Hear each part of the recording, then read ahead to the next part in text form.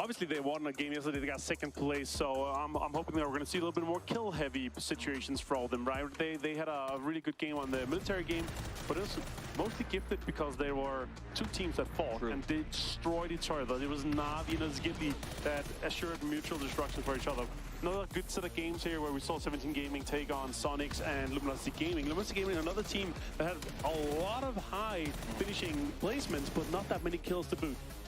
You're right. It did seem like they were playing a lot more macro. They weren't interested in taking some of the fights that we saw teams getting more aggressive early on. Right. This is that Howl win that we talked about previously. You can see that fight between Ghibli and Navi going up on the hill. And Howl just had a good spot. They made the most of a really good position, and that's kind of how it seems like their MO.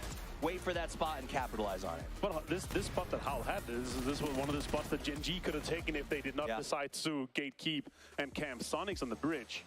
Now, if you're playing fantasy at home, your rosters are locked in. There is still time to change your captains. But just a reminder for the scoring structure, 2 points for kills, 5 for survival, and you do get points for damage, 1 per total 100. So a kill basically is 3 if you do all the damage yourself. Exactly. If you jump in with a shotgun and you do everything like Heaven did yesterday, that's 3 points per kill right there. So we have been tracking our performance here in the studio as well as our players' performances. These are the top 5-point players throughout this entire event. Impressive. It's changed a little, but the thing that's killing me is Kickstart and Sneakers on the far left. They're the most highest performers, but they weren't yesterday. No, yesterday they let everyone else catch up to them, but Heaven and him has, of course, huge performance for them. Yesterday makes them jump into the top 5 of the overall throughout the whole tournament so far. This is our picks. Happy with mine. I had Kickstart yesterday as captain. Still have him captain. I believe Luminosity is going to pop off a little bit more today than they did yesterday. I've been riding a Shrimsy-shaped pony this entire event. Why stop now? So the captain badge will remain on his shirt. The brawl for the bottom has changed. Cameron has actually made some big gains as he chases Paper Thin down. Built, I think, a large part of that on Salute. We saw some Danawa action yesterday and Uba turning on at the end of the day. Yeah, Heaven popped up for him too. Had a huge pick for him too. More than 40 points gained yesterday, though. And also catched up. You catched up. We're tied. Yes, we are. Yeah, I'm only within like 0.4. I'm technically in front with like point something. James had a 60-point lead at the start of the day, and I actually saw him type in Twitch chat, I will never lose first. So, yeah, I screenshotted it, James, if you're watching, and I can't wait to send it to you later. I had one game yesterday where I jumped him, actually, and he was like, oh, I'm in shambles. Total leaderboard. This is what really matters. Navi starts the day in first place with 54, but it is a tight race. The top 4 are very close. There's a little bit of a drop-off, but honestly, it still feels like maybe with the exception of Third Eye, everyone needs one good game to get back in this. Yeah, there's no team with 75 points and a 20-point lead down to everyone. It is extremely close all the way through. One great game, even for Twisted Minds. One win with double digits, and they're straight into the top 4 quite easily. So it's super close. Usually day 2 in grand finals, that is where the difference is being made. We're going to be obviously halfway through after 3 games, but once we're done with today, we could see and have a potential favorite going into the last day. We're back into the MMM rotation, starting off in the lush meadows of Erangel. And now let's do this. Let's put you on the spot a little bit. We see how close this mid-pack is. Are there any teams that you're watching in the mid-pack that you're saying they could make the move today? Maybe here's their recipe for success in doing so?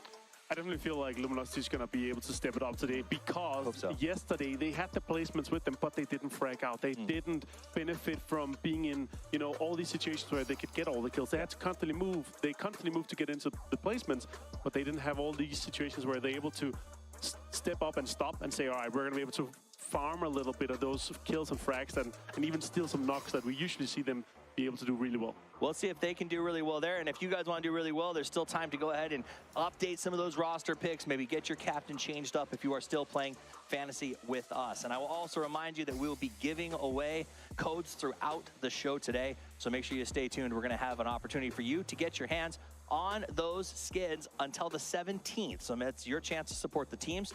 25% goes towards them. And in just a moment, get your fingers ready. We've got a code coming for you in just a second. So while we take a look at that, while everybody watching is rushing to put in those points, now we talked about Luminosity. Hopefully they do well. There are other teams in the mid-pack like Cerberus, Tiamba, that I don't know if I don't know what to expect from them. Right. Cerberus in particular. We saw Hamas play so good during the last stage. Yesterday just felt a little bit out of sorts. A little bit, yeah. And they also have not been feeling super well, so they're all playing, they're feeling a little bit sick. So hopefully they've gotten a little bit better. But also Twisted Minds, another team we saw at PGC last year, do super well. They have been at globals. They have so much experience. And going into the last game, they're looking like a potential winner of PGC last year. But then Navi came in and snatched everything away from them. It's a reality of international play. Sometimes you have to deal with the struggles of travel, strange food, new places. We'll see how these teams deal with day 2 as we get going in just a minute.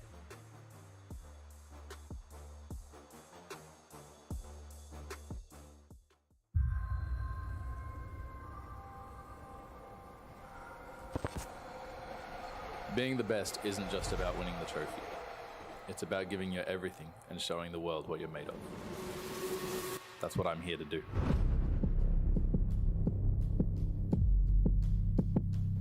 저희가 패자조에서 이게 되게 초조하고 긴장했었는데 결국엔 저희가 올라갈 거라는 믿음이 있었기 때문에 평소 실력이 그대로 나온 것 같고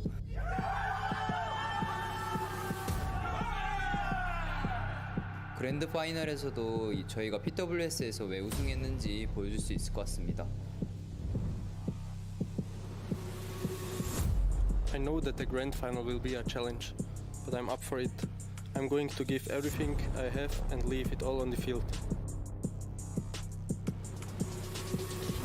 我们在小组赛中经历了起伏，但我们成功晋级了总决赛。我们不会把这个机会当成理所当然，我们会全力以赴，放开来打。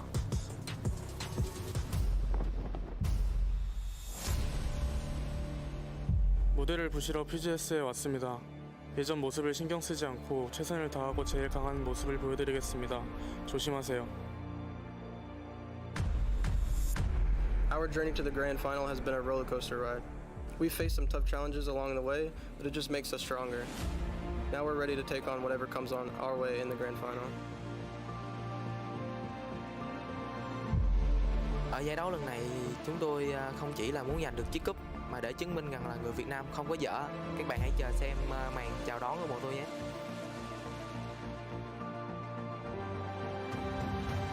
We have overcome all the problems we face, and now it's time to grab our champion. We are ready.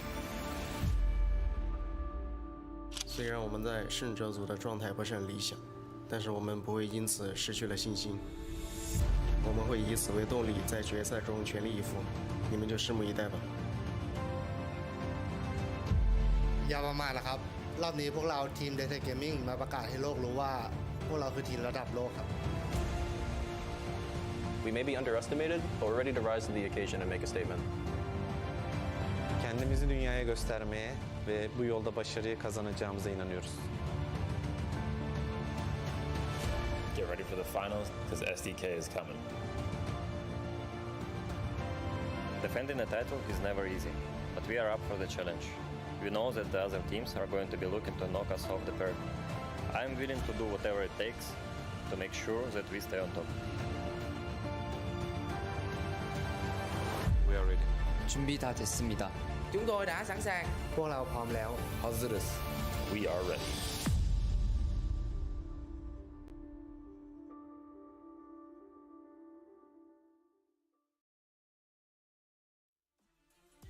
Two more days, 12 more games to go here at PGS1 until we find out who will be the champion of the new era. We get ready to start off the day. It is Paper Thin and Cammy D coming at you, and I am super excited today, Cammy. Yesterday was such a good day. The matches were so close. The teams, the leaderboard, everything is so tight right now. Yeah, definitely. There are definitely the points pretty far from first down to 16th place, but the road there, the line there, there's like virtually zero gaps. There's like a 10-point gap between 3rd and 4th, and then from 15 to 16. But it's such a clean line, which just shows that while some teams, of course, played better yesterday than others, like things are pretty packed in, and I think it's only going to take 1 or 2 games, maybe someone winning a team fight that they otherwise wouldn't have, etc., to really flip what the standings look like now. Yeah, it really goes to show you how stacked this lobby is, with how linear the point progression is. Yeah. So certainly, you know, anything can happen. I mean, Gen G came out yesterday, wins 2 games. They're not even in first place. So this is about consistency. This is about keeping a high level of play.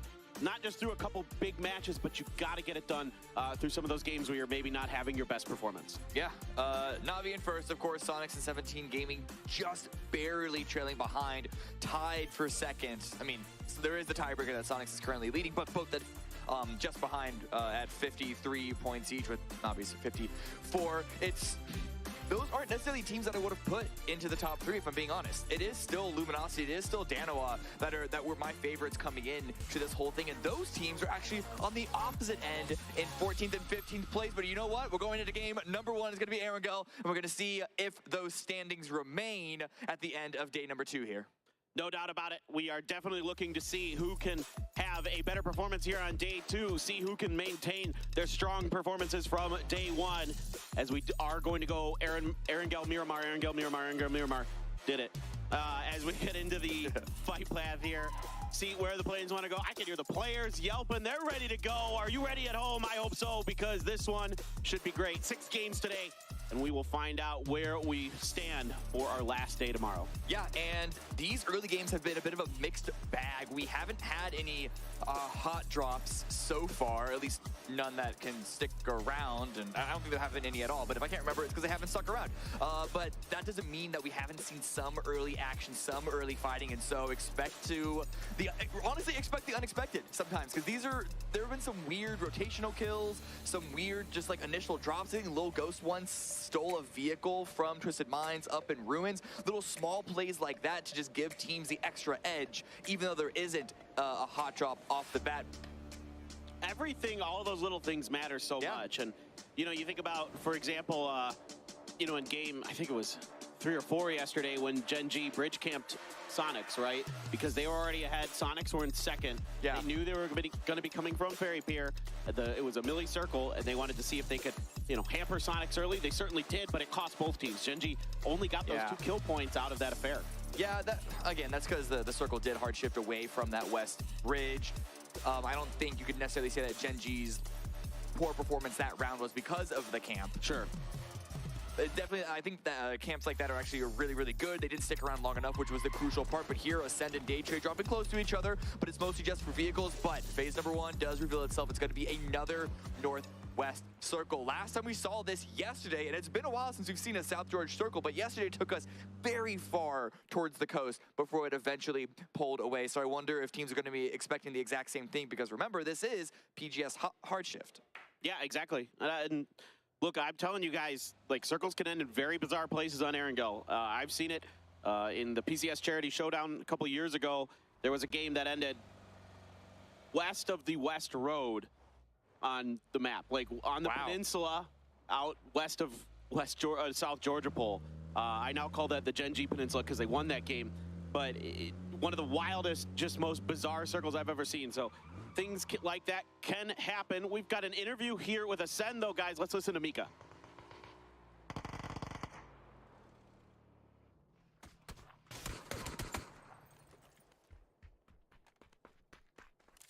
All the way to Milta Power.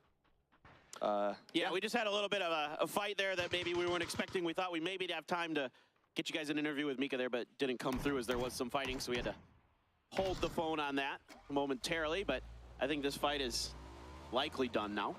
Yeah, just catching Sneakers off guard. I thought that Luminosity might have been trying to go to Novo, but they were going to go across the bridge to Power. They got punished for it, but here is an interview with Ascend. Because I think we were pretty solid. We just kept our hype and kept playing like we did, and just improved on minor things. So we as a team have really high expectations, and we didn't come here to like get a top 6, top 8. We went here to like for sure get finals and for 100% go for that first rank. And if we can do that, that would be just amazing. Well, I mean, I think, you know, for Ascend, like I was talking to Kovo, he said they're pretty happy with their performance so far. Obviously, they think they can do better.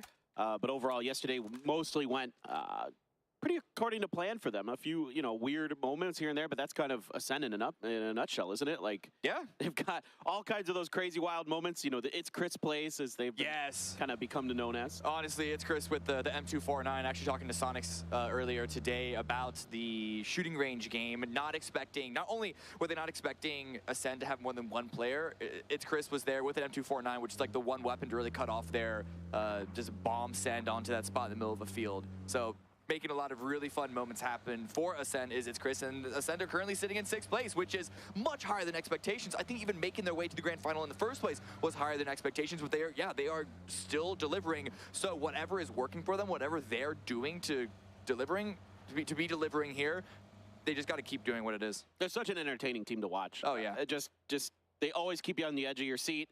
They keep the players aware. You got to keep your head on a swivel to make sure that you're aware of the Ascend's positioning at all time, because you never know when you're going to get backstabbed by them. Tianba going to be sitting pretty. I'm not sure if they're the team that let out a whoop when the circle popped. It was either them or Cerberus. One of the two let out a very happy yell with this first circle. I mean, Tianba are a very loud team. So I would wager to bet that it was them, and they're already setting up shop. This is a very strong compound. We haven't seen this become a crucial building in the late game for quite a while, and I think partly just because of the shifts away from water. But this is actually a totally different spot. On the south side, they're doing a 2-2 split across Georgia Pool Mountain. Yeah, this is a huge split for Tianba. Now, sometimes you can get away with rotating around that northern edge of the mountain, but we've seen before that it doesn't always work. I mean, I think it was yesterday that somebody got cut down, or maybe during the group stage or something. I think it was Adder got killed trying to wrap back around that mountain. But it is dangerous to do. But if it works, if you're able to find the center circle like you were talking about, circles do gravitate towards that northeastern in relation to the mountain, the northern compound. Yeah. Sometimes we saw yesterday close to the hospital. So we'll see if that pays off for Tianba. Yeah, we're seeing a couple of splits be deployed here. Obviously, Tianba is the widest, but Ascend now with a couple of positions on that west coast that they're coming in from the southwest side of things. I don't think they're going to be pressured as much as the east side, just the nature that the terrain approaching this circle is going to be, but a lot of teams posting up around that mountain. Very few teams are on the north side of the river, and unless we see a hard shift on phase 1 or maybe phase 2 or maybe phase 3, then it's probably not going to go up there. So everyone's basically going to try and find room here. But if you're not already on Georgia Pool Mountain, you're just basically going to have to go in Gatka or Ruins, which kind of sucks early. Yeah, no doubt, especially Ruins. But yeah, both are really not the most ideal spot to start in the circle. We'll see what it wants to do with the next one. Ghibli is going to be a little bit late, of course, due to getting caught up with LG, momentarily LG as well. Yeah. Still out there by Mill to Power. Yeah, they're currently driving north towards Lipovka. This is not for loot. They seem pretty looted up, and they should be looted up, especially with 3 people looting Mill to Power. There should be more than enough to go around for them. It's more just to try and find an angle of approach that it's not going to get punished, not going to get cut down in rotation, because already losing Snakers is bad enough. They definitely don't want to be losing anymore. And for a team like Luminosity, who has struggled, at least yesterday in the grand finals, partly because they kept losing people early, this is not a great sign for them, but they're doing whatever they can to make sure it doesn't continue to happen for the rest of this round. Once they get established in phase 1, phase 2, then maybe we can start to see them really get activated. But right now, with the nature of the circle and how late they're coming in, they got to play like on the back foot and give credence to the other teams inside. Yeah, no doubt about it. We'll see if they can have a bounce back day for sure. I saw 4AM briefly on screen there. I think they're a team to watch out for. They've had a really consistent tournament so far. They could absolutely start to have another just kind of one of these days where they're just kind of racking up 4 or 5 points per game, and then all of a sudden they put up a big one in there in the lead. I mean, for Angry Men, it looks like they're in a rough spot because they're in 10th place, but look at the points total. They're 31 points. 4th place is 43 points, and like that's one good game. That's one solid good game. This is exactly what we're talking about with like how stacked this middle section is. There's no real separation happening on the leaderboard just yet, and I'm sure, I think Martin was saying this on the desk, I'm sure at the end of the day, if not even halfway through, we're going to start to see those separations of the tiers of play of like, these are the teams playing for first, these are the teams just trying to play for top 8, etc. But at the moment, it's still very much up in the air. Yeah, no, absolutely. Today is kind of the moving day, so to speak, for the lobby to see where this one really is going to shake out for the finals, who are really going to be the contenders and the pretenders. Over towards Dono up on the north, Yeah, yesterday was the day of trial, sort of testing things out. Today is when the game plan needs to get locked into place for the best level of execution going into tomorrow. The teams that had a couple of bad early rounds yesterday, they ran out of time for that. Now the teams at the top, they can still have a couple flubs here and there today, but if you really want to contend for the top, you got to make sure that you stay on your A game the entire time. It's a bit of deja vu here, Cammy. We saw this, except it was STK in lose position. Дивимося, кіберкотлети нагибають. This time, and Onyx relaying the information. Donawa setting up with a very similar look here. Perfectix is driving right in the middle of Donawa, though. Somehow Loki can't find the spray initially, just enough at the hillside. Keeps Perfectix off of him. But Salute is here. There is a covering fire from Lou on the low ground, but that's a really nicely placed grenade. And so the first knock is going to go for Donawa. This is pretty interesting. I mean, this is literally what Donawa did in a very similar circle the other day. So Twisted Minds here maybe expecting that Donawa would try something different based on the results of that, because it was only Salute and Soul left at the end of that fight. Now those two did rack in quite a few points, a few salvage points for their team. Now Lou under pressure, but Tulans, they had no idea. They should have known he was in here, but Loki quick for the trade at least. They knew he was in there. That was a run out for sure to try and bait out. Зараз окрім цей подивимось і будемо в рангах потім нагибати. How to activate yourself in a 2-versus-1 advantage. The rest of Twisted Minds, they are scrambling to the wins and take it very, very low. Spyro also goes down. So Twisted Minds, a team that needs to have a good game to put themselves up with the top dogs here. Gonna be a rough one for this round. Turn to Howl. They did lose a player, and Circle Phase 2 did still favor this mountain and that river. Ooh, a grenade there. A parting gift for Howl as they try to continue away from Cerberus's mountaintop position. A lot of teams going to be on the move with this circle, heading towards, getting these compounds, getting these spaces that are so valuable in this part of the map, as a lot of people are expecting this to be maybe around Tiamba's initial northern split. As you can see, Tiamba driving in that general direction, and Onyx did fall for Donawa on the backside. LG kind of trying to punish Donawa a bit. Yeah, looks like they were crashing into that spot to the north side. STK getting a couple of kills here too, but Tiamba in this position, they've been condensed down to a singular spot, but do not lead that to make you think that it's not going to be a powerful position. It's not going to have the high ground that Cerberus are now contesting for, but at what point will they be challenged enough angles that their influence is going to be limited? This mountain is such a crucial part of even phase number 2 right now. We have Day Trade coming up. We have Ascent trying to swing on past. Navi and Sonics on the south side. Things could get hairy on the high ground there pretty soon. And this could still be a 50-50 after the next circle. There's still a world where this hard shifts north and things get really dicey. Sonics and Navi going to be dusting up. Grenades are out, but they're going to come up well short of anyone in the Sonics. H-Win going to try and get up here on the roof. Some shots into players of Sonics, but no critical damage done. Ooh, H-Win not spotted on the climbs, able to get the shot, but just quite can't get the knock. That was going to be a crucial knock for Sonics. О, це цікаво, навіть Соніки. And you can see the response now is to try to grenade the back of the house. They can't quite find the angle, and now Navi is going to have to settle up and heal up for a moment, regroup and reset. H1 did take quite a bit of damage. Mime as well. So now the tempo might have shifted briefly in Navi's direction while Alia put some shots at Cerberus. It's hard to say. Neither team were able to get the knock against the other, and now Daytrade and Cerberus shooting third-party shots down that way. So both teams kind of just forced to cower and play defensively. No one's going to be playing on the roofs now because of Daytrade's angle on the northwest, but look at H-Win and Uba both just checking on the north. Tycon gets the knock. Himas gets the finish. As Howl's trying to find some of those grooves in the side of the mountain to hide in. Only Apocalypse left in that groove right now. This fight doesn't seem to be really heating up just yet. I don't think either team really wants to commit to this. I mean, these are two teams, literally our top two teams. Yeah, both of them in a 1-3, almost in like a yin-yang sort of arrangement here, alignment here. Uba for Navi and Mine for Sonics, sort of trying to get those first initial knocks, but it's still utility coming out from both sides.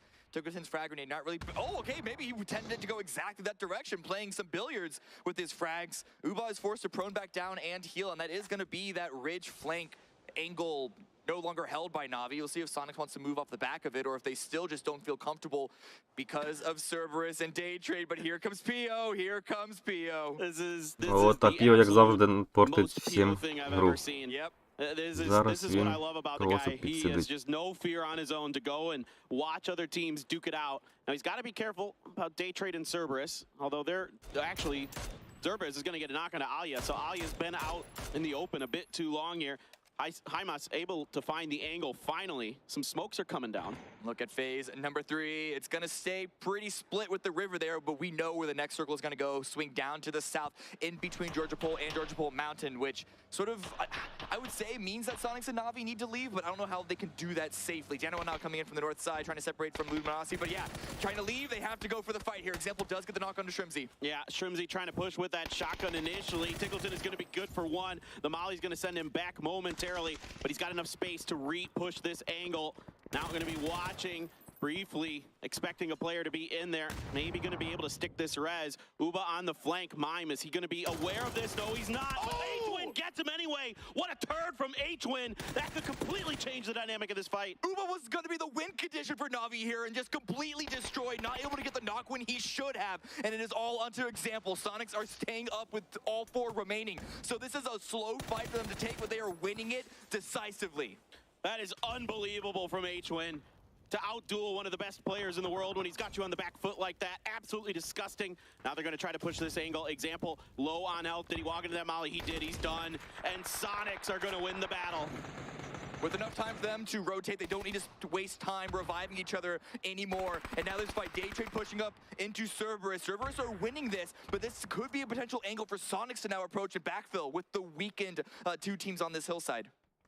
Печальненько, я думал, Нави зарешает. They're out of the lobby. Belmoth with a hell of a spray up the hill. It's actually Tiggleton who's going to find the knock with the SKS, though, onto him. Nuren's flushed by Isaki, so Puchil's all on his own, trying to get a spray. He does. He finds the head. Can he find the point? Yes, he can. He's at least got that going for him, but he's not going to get any further. Pent up from STK is going to claim this point. Yeah, Puchil's did good to get that final kill point, but once it was down to a solo, the chances of doing any more than that were very, very slim. And we'll see what Sonics, again, on that south side want to do off of it, because Cerberus weren't really that wounded to make that push a pretty easy one. Gen G, on the other hand, they've actually slotted right above that, going up the middle section. And here is that rotation for the Sonics. It is going to be towards the east, but perhaps a similar angle to Gen G. But 17 have a pretty wide spread on this low ground position. Might just want to set foot in this bowl here and wait for phase 4, but at the same time, that is Gen G just salivating for the shots onto the low ground.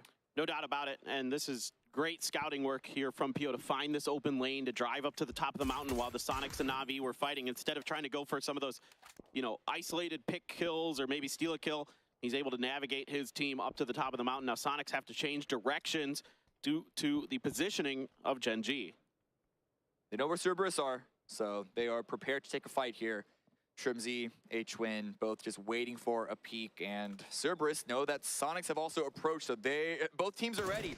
Both teams are waiting for the shots to come out. The shift is going to, as expected, hard shift down to the south, which means that both these teams can commit to this fight without having to rotate too much. A good knock, an immediate follow-up grenade is going to get Mime removed, but Shrimzy with the trade. Cerberus 5 kills in this round, but only Duckmai and Hisaki are in the unknocked status. Well, they are trying to keep Sonics off their backs. Duckmai trying to stick the heel. Looks like he should be good for it, I believe. Isaki has to go nuts. He's got one. Can he find any more? H-Win has been phenomenal this round so far, but Tiggleton's down. Duckmai springs into action. It is just H-Win left right now, trying to come up and over. He's got one. Can he find the last member? The point is good, but now he's getting shot in the back by DG98, and it's going to be Pio who claims the final member of the Sonics. It was only a matter of time before Gen G would come to third party on this. They had the high ground, and they knew there was a fight breaking out. Cerberus with a little bit of a revive, a little bit of stabilization. I don't know if Hisaki's going to be salvageable. Duckman's going to try and make a run for it, going to try and stick it. It's close, and I don't think Gen G are in quite grenade range to start. Gen G, як завжди, як підсосники грають. The control for Cerberus is almost zero now. You gotta hope that Gen G is going to find a way to keep Cerberus blockaded. But Cerberus with 3 back up is a formidable force, no doubt about it. Ghibli trying to get into the triple warehouses. Penta out in the open. Pio just needed to find one more bullet, and he had him. Got 20 damage on that shot. Can't find any more. Doesn't want to stick around too long. He's a bit exposed from that angle. Good for SDK too. They're conceding space to Ghibli because that specific warehouse is not in the zone, and Ghibli unable to make any more headroom through.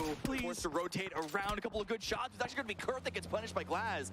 Ghibli aren't going to stick around and try and confirm that kill though, because they need to go for their own little space to try and survive here. But that still is going to put a damper on SDK's own vie for control.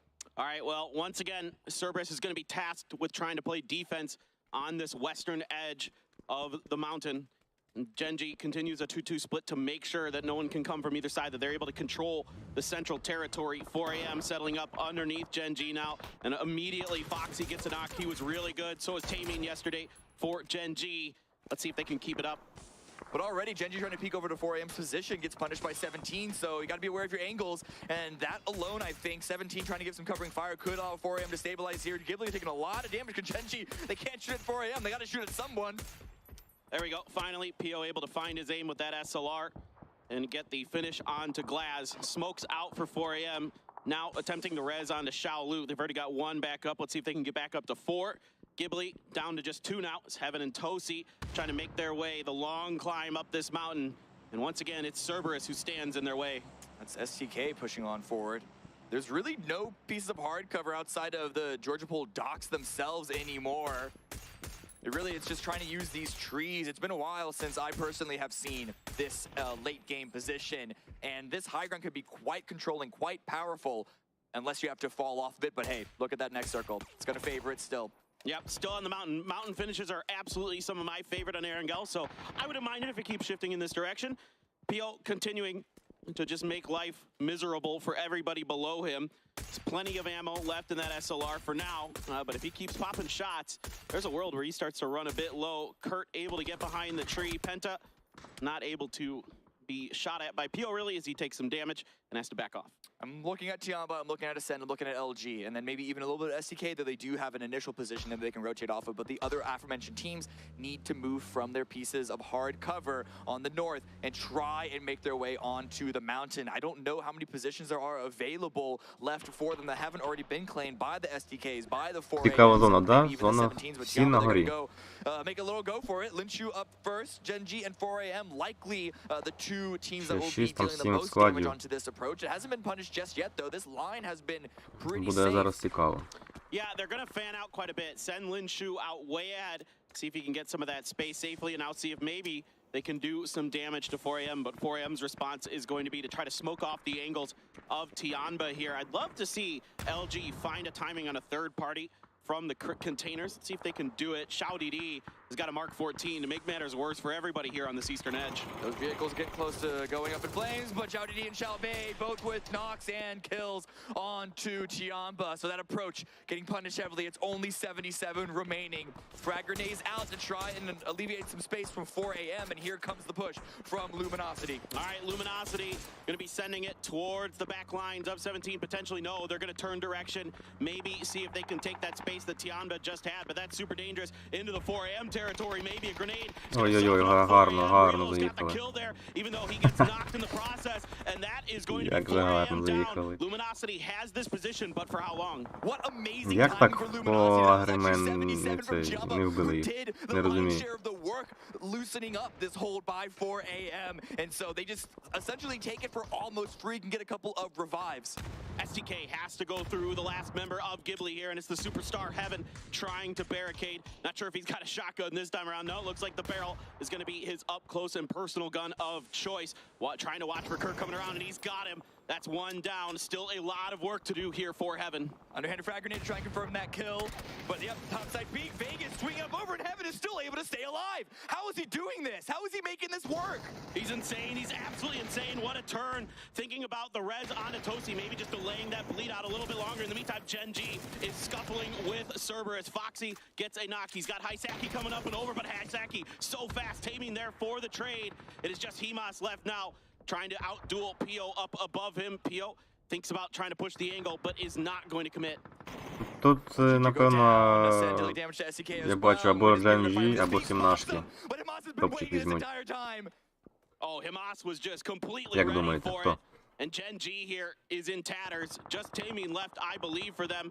Ascend now is their turn to try to make a break through Ghibli. Tosi is back up and running for old Gibble Wibbles. And hey, Ascend, man, they've got a Groza. This should be doable, you would think. This next zone shifted far north. It's no longer the top of the mountain, and 17 have the best position here. They were dealing all that damage to Luminosity. They now have full control, essentially, of this east side. It's only a few teams that are all going to be pushing for the top of the zone here. It's Taman getting the revive onto Foxy, I believe, but what remains of Ghibli and then the 3 members of Ascend, there is no way that all 3 of those squads will be sharing this space. Yeah, this is great for 17 if they can not lose any players in this situation. Controlling one side or other of the mountain here is really, really powerful. See if they can get Xiaobei back up and running. Ghibli has work to do. Genji continuing to barricade this western side. Tosi just a little bit better than Foxy, so that sends Foxy packing, looking for the heal. Tammy now going to take his turn at it, try to find a timing. I think he might have gotten stunned. The grenade catches him right in the back. That was such a good flash grenade. He had Tosi dead to rights, but the timing favors Ghibli here, and they're going to continue to push with the blue at their back. They have no other direction to go. And, I mean, Genji, they're staying alive. They're playing their life. That's exactly what they need to do, but with the re-peak, it's going to be another knock. Tosi's just a little bit better right now. Is he going to get famous? He is! Tosi takes Genji down. Йоу, What a play це from Ghibli Ghibli. по їх щось не ригає, чи що? Я не розумію, що вони роблять. I don't think Tosi is going to get revived, but Ghibli, Я в all шоці. grand finals has just been squeezing every single point out of the rounds they can get. They are certainly Джин ж мали закривати, ну, це ж очевидно, як то кажуть. incredible play from Ghibli to make bad situations somehow go in their favor. 17 now running around out in the open. Still though, they got the res onto Xiaobei, so Спишемо на те, що це перша гра, не розігрались. Third Eye still in the circle. Just vibe for a little while, see where the next one goes. Yeah, 0 kills for Third Eye so far, and you can't blame them. That spot doesn't really have any angles of value. It has like one maybe little sliver of a window facing the mountain, so can't really do a lot of damage. And with the spread that 17 in particular have on them, the peaks keep getting punished. And at some point, they're likely going to have to send themselves out of that position. But those vehicles that they had there look to be quite damaged. So I think they, for Third Eye at least, this round is going to be mostly just milking those placement points. Yeah, I mean, it's hard to keep vehicles safe in this particular compound. Heaven trying to get in, not going to happen. That is going to be Ghibli going down in 5th, but a remarkable performance from them in this game. Yeah. As we look to center up once again, right on top of Apocalypse almost. 17 already in first place off of this round so far, and they are in a really good position to make that gap even wider. Still 4 up for them, and they're in a, and like they have eyes on a lot of different players. Apocalypse has been staying alive, but Ascend coming in from the west, they need to try and vie for position. I don't know if 17 is going to allow that to happen easy. And then of course, again, Third Eye, how are they going to get out of that compound unless they have healthy vehicles or a lot of smokes? I mean, and even in those 2 cases, it's still not going to be an easy push. Yeah, exactly. With so many high ground positions still available, it's really, really tricky for them to come through. Props to Apocalypse for getting some salvage points, getting what he can out of this. Who knows? Maybe he was left unchecked for a while in this game and can strike at the end and really turn this particular lobby on its head. Here we go. Third Eye now going to try the smoke wall that you were just mentioning, and then maybe try to drive the UAZ through it. I'm not so sure that UAZ does not have good tires, and they're taking damage already. Loco's trying to get the last bits of damage under the tire through that window. But yeah, Adam's gonna get in the dossier. Everyone's loading on in. Vox is going up first on foot to make it to that rock. It's just Are they crossing going to be able to get the speed to break the fence? Oh my God. It was close. I've actually never considered that, but yeah, you do need to have at least a little bit of momentum behind you. It just struck me. I'm like, oh, this might not go fast enough. But Lil Ghost, I think, is in grenade range of this rock. Just came up short, though. I thought maybe he could get it there. Brex is going to find Apocalypse and take him down. Here come the grenades. They're huge. Xiaobei gets one. Here comes some more. Third Eye is down to their last player, and they are gone. Xiaobei is going to clean up Third Eye. Man, I mean, Third Eye, that was the only option that they had, and they really should have expected this result. 17 with such a good spread and the range for frag grenades, but now Ascend versus 17 fighting for first.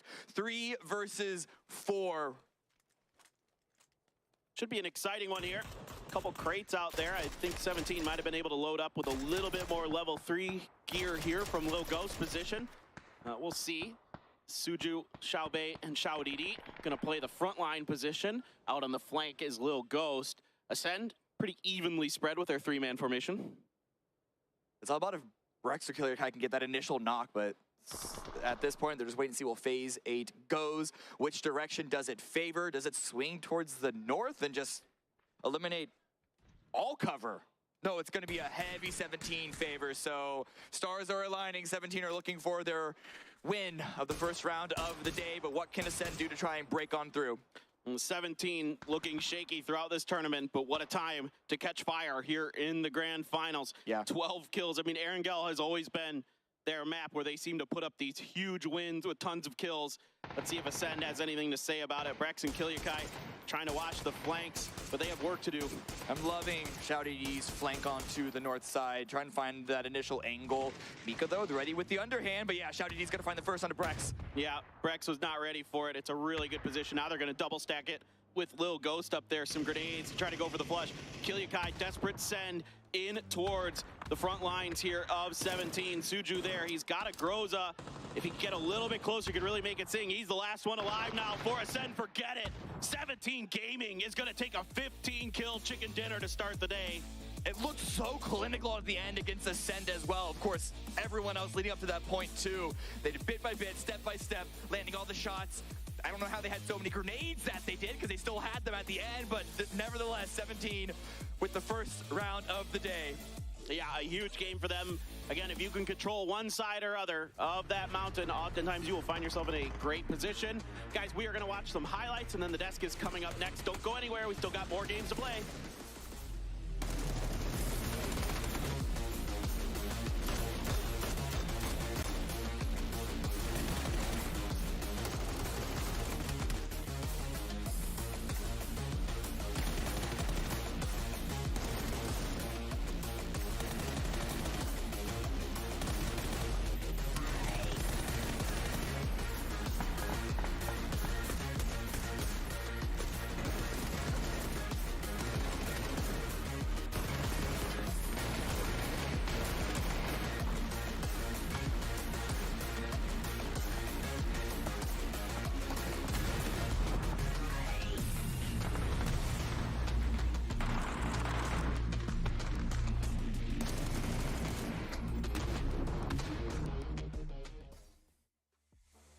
It's a win for 17 as they come out with a massive chicken dinner, and I say massive because it was 15 kills and the first Everest circle we've seen at this event. Yeah, fantastic ending here. I love the Everest endings where we have these high ground, but they were dominating. They took control of the eastern side of Everest very early on, and they were winning every single fight they took there. That was really well executed. A little bit sad they didn't get 2 more kills though. 17. 17, no, it would have wrapped a nice little bow on it. But for a team that came in here in 3rd place, they're going to be very happy with that start to the day.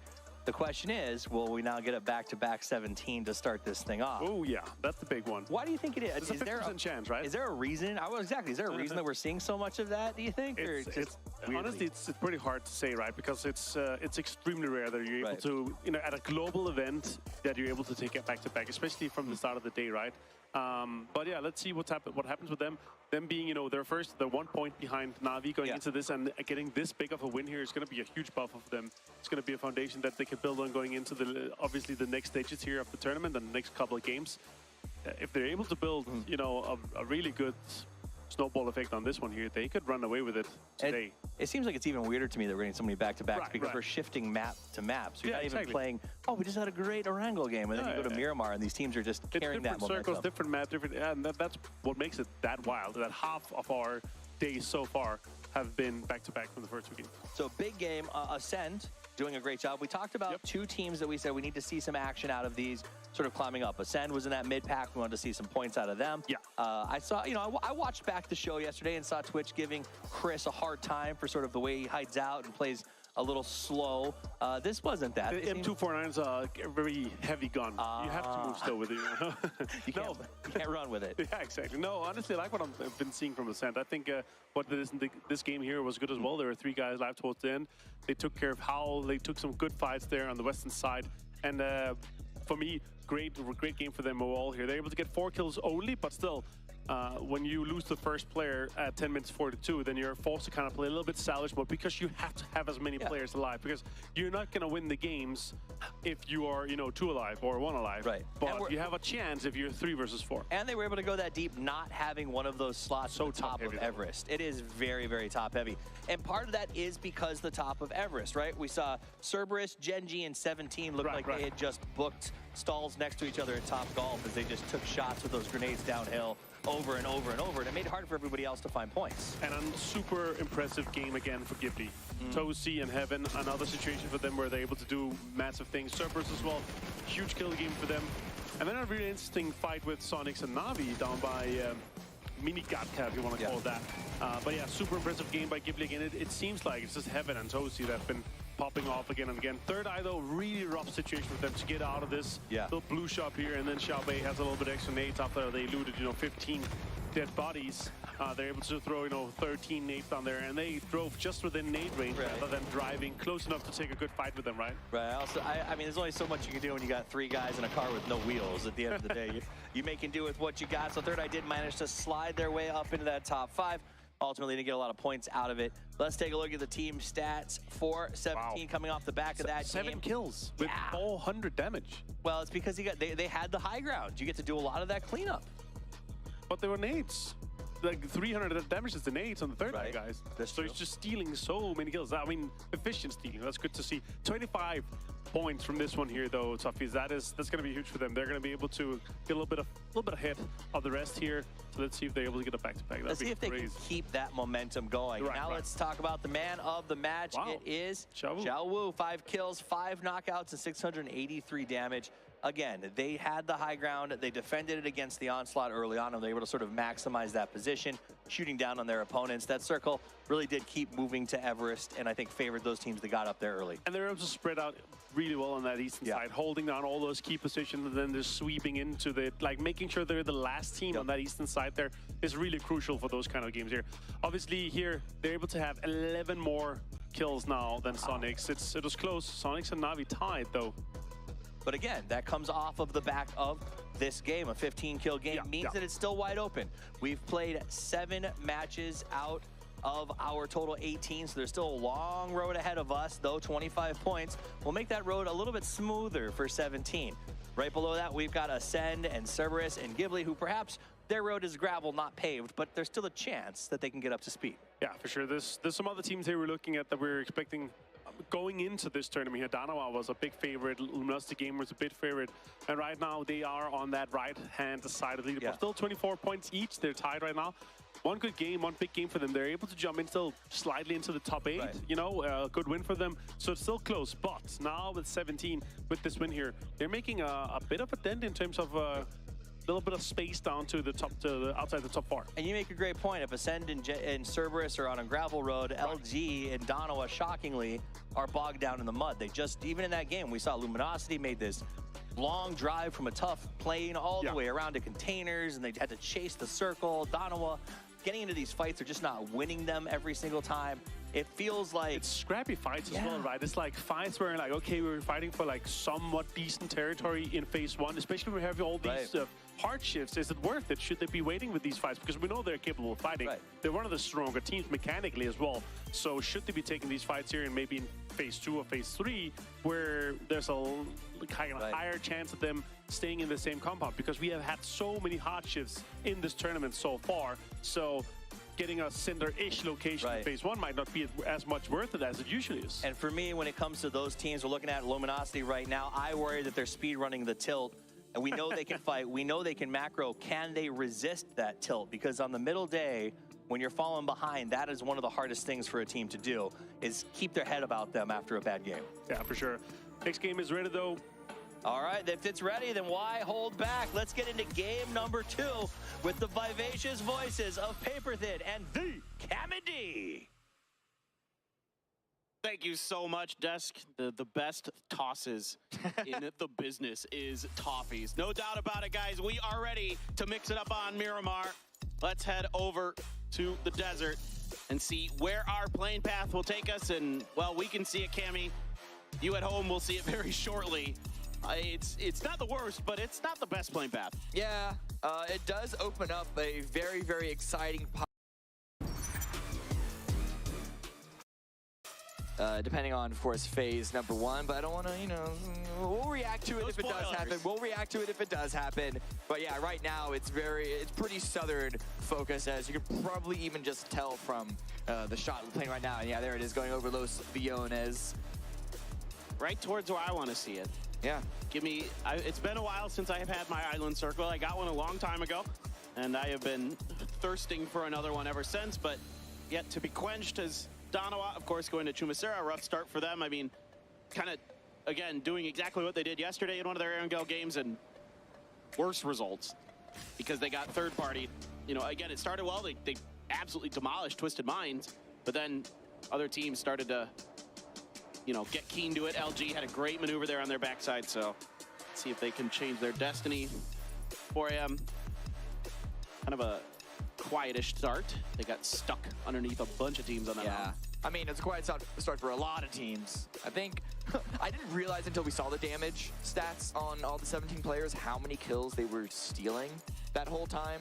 So I think a lot of teams tried to have put the effort into making a much bigger game than they were able to. But when one team comes out with the win and 15 kills, that's very few points to go around for everyone else. But there it is, phase number 1. It is not going to be even the potential for an island circle. It is still a lot of water in play, however.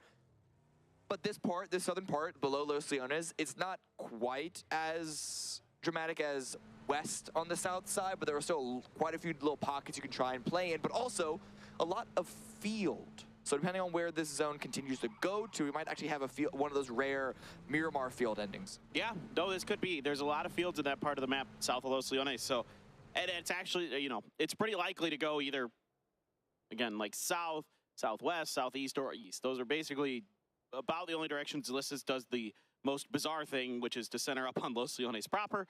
Get those every once in a while. I mean, I feel like it wouldn't be a PUBG International event without at least one Los Leones. Yeah, you gotta give it to us once, right? But these circles have been so weird and off the chain that it might just be missing that one. Yeah, it's we're so used to having like one Los Leones now. We're like, well, it's gonna be weird if we don't. Yeah, so that has to be this tournament. Exactly. This one might actually end. I'm looking at the 80 field to the northwest of Los Leones as the ending spot, just because of how many hardships these games have been giving us. The hardest of hardships. I know. All right, I'll just keep going in that direction. I'll keep that one in my suit pocket here and save it for later in the hopes that it needs to be revealed. Sonics, Impala, right on the edge of the current circle. So curious to see how they approach this particular game. They've been keen on Miramar to go aggressive towards the center early, at least in the circles that are close to them. Yeah, I'm just checking all the drop spots, the predicted drop spots, and what we're currently seeing on the map. And despite the southern plain, only Ghibli is actually making an adjustment here. As you can see them now rotating down along the south sides. This is a all right spot to loot, but we've seen it where multiple teams alt drop here in the same round, and that gets quite hectic, but at least for this time, Ghibli should be okay. Cerberus, they are one of the teams that's opting to continue to drive north to go to their drop spot, which means that this southern circle is not going to give them too much time to loot unless they want to come in really, really late with the blue. Yeah, and strong games for both of those teams in that previous match, despite not getting as deep as maybe you'd like, but they played really, really well in their own respects. You know, Cerberus defending that mountain, Ghibli fighting for it, claiming it, and still making everyone's life a nightmare in and around that area. And it's Ghibli in a nutshell, people. They are scrappy. That's what got them here. They are just kill machines. They are the most fearless Korean team I think I've ever seen. Day trade, who chills, looting on up. Again, it's pretty quiet of an early game. From yesterday, I expected there to be more action, but game number 1 just before now, and then so far hasn't really been pretty loud. I think it just comes down to the fact that what we said, day 1 is about like sort of testing. Day 2 is when you really get your game plan on lock and you don't really go for this. Okay, what am I talking about? It's heaven. It's heaven, of course. On to Pau. Again, these were the two teams that were the most likely to hit each other in this South Los Leones.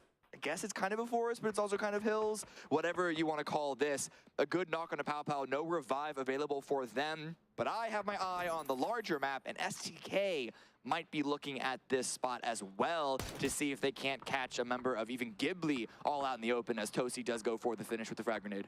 Yeah, Tosi should have Pau saying bye-bye. Indeed, he is gone. And yeah, Linshu tried to get there to save him, but was not meant to be. Heaven's still firing about 250 meters or so, 260 meters.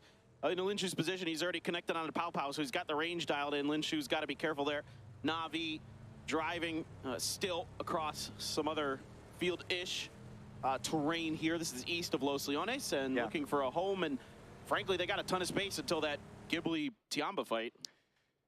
Honestly, I think that Knock and the Toasi's push for the confirm there was probably the latest that you could have confidently gone for that. Because I'm looking at the map, and there's a lot of teams that are already arriving south of Los Leones. So if they were to try and really run out in the open much longer than now, good chance that they would get third party by, I mentioned SDK, but we also have Daniel rotating in, Ascendus coming in from the southwest side, Nave, as we just saw, coming from the north. 17 now actually in Los Leones itself, but of course on the south edge of it for the high ground, trying to replicate what they just had last game, which is stealing a bunch of kills below them.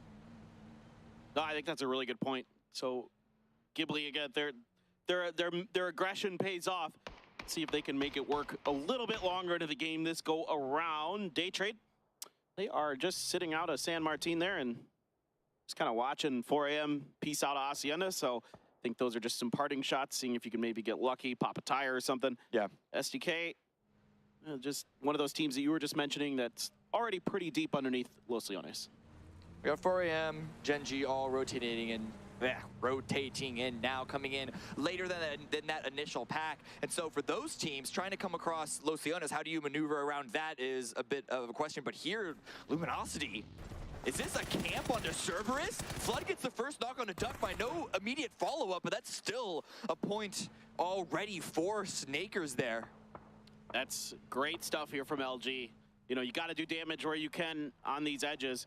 And to take a team Cerberus down a peg like that, certainly worth for them, as they just, I think they're, from what I can see on the map, LG is just peeling off that road camp, and now Cerberus is scrambling to figure out what the heck they just got hit by.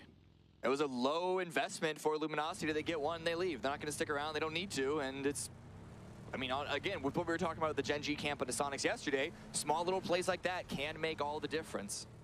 Absolutely. I mean, those are things that can start getting the momentum going. I mean, little plays like that, you know, who knows if it was a coach or a player that came up with that idea, but I think it's a good one for a team like Luminosity, which thrives on momentum. Absolutely. I mean, and that's more or less where Luminosity drop. They usually around Minas Gerais, so they're very familiar with that area and how to cut off rotations there, but you always got to prepare a few. If it's not the coach doing it, most teams have also an analyst that just, it's almost like their entire job, it feels like sometimes, is looking at other teams' rotations and seeing what they can't catch off guard. And it's a lot of work for what only gets really utilized once or twice. But again, could be a tiebreaker. It could be the start of a momentum. Kills are more valuable than just the point that they give you. That is dealing damage to an opponent. In this case, друзі, хто приєднується до перегляду, не забуваємо ставити вподобаєчку. Буду дуже вдячний. Later on in the game, so do not discount the potential snowball effect that one singular knock and flush could get. Yeah, I mean, I think it's really something that can be overlooked easily, is that how valuable kill points are in the overall scope. I mean, you're talking, you know, through a grand finals of 18 games, maybe the top team is like 180 to 200 points or something like that.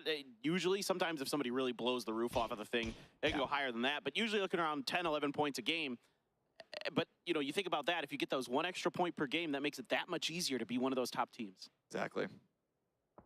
Well, after that little bridge camp, nothing much to note has really happened here as we wait for phase number 1 to finish. Less than a minute, and there's only one team that is outside of the zone, and that, of course, is Gen G. To no one's shock, everyone else is just adjusting their position. Third Eye maneuvering around.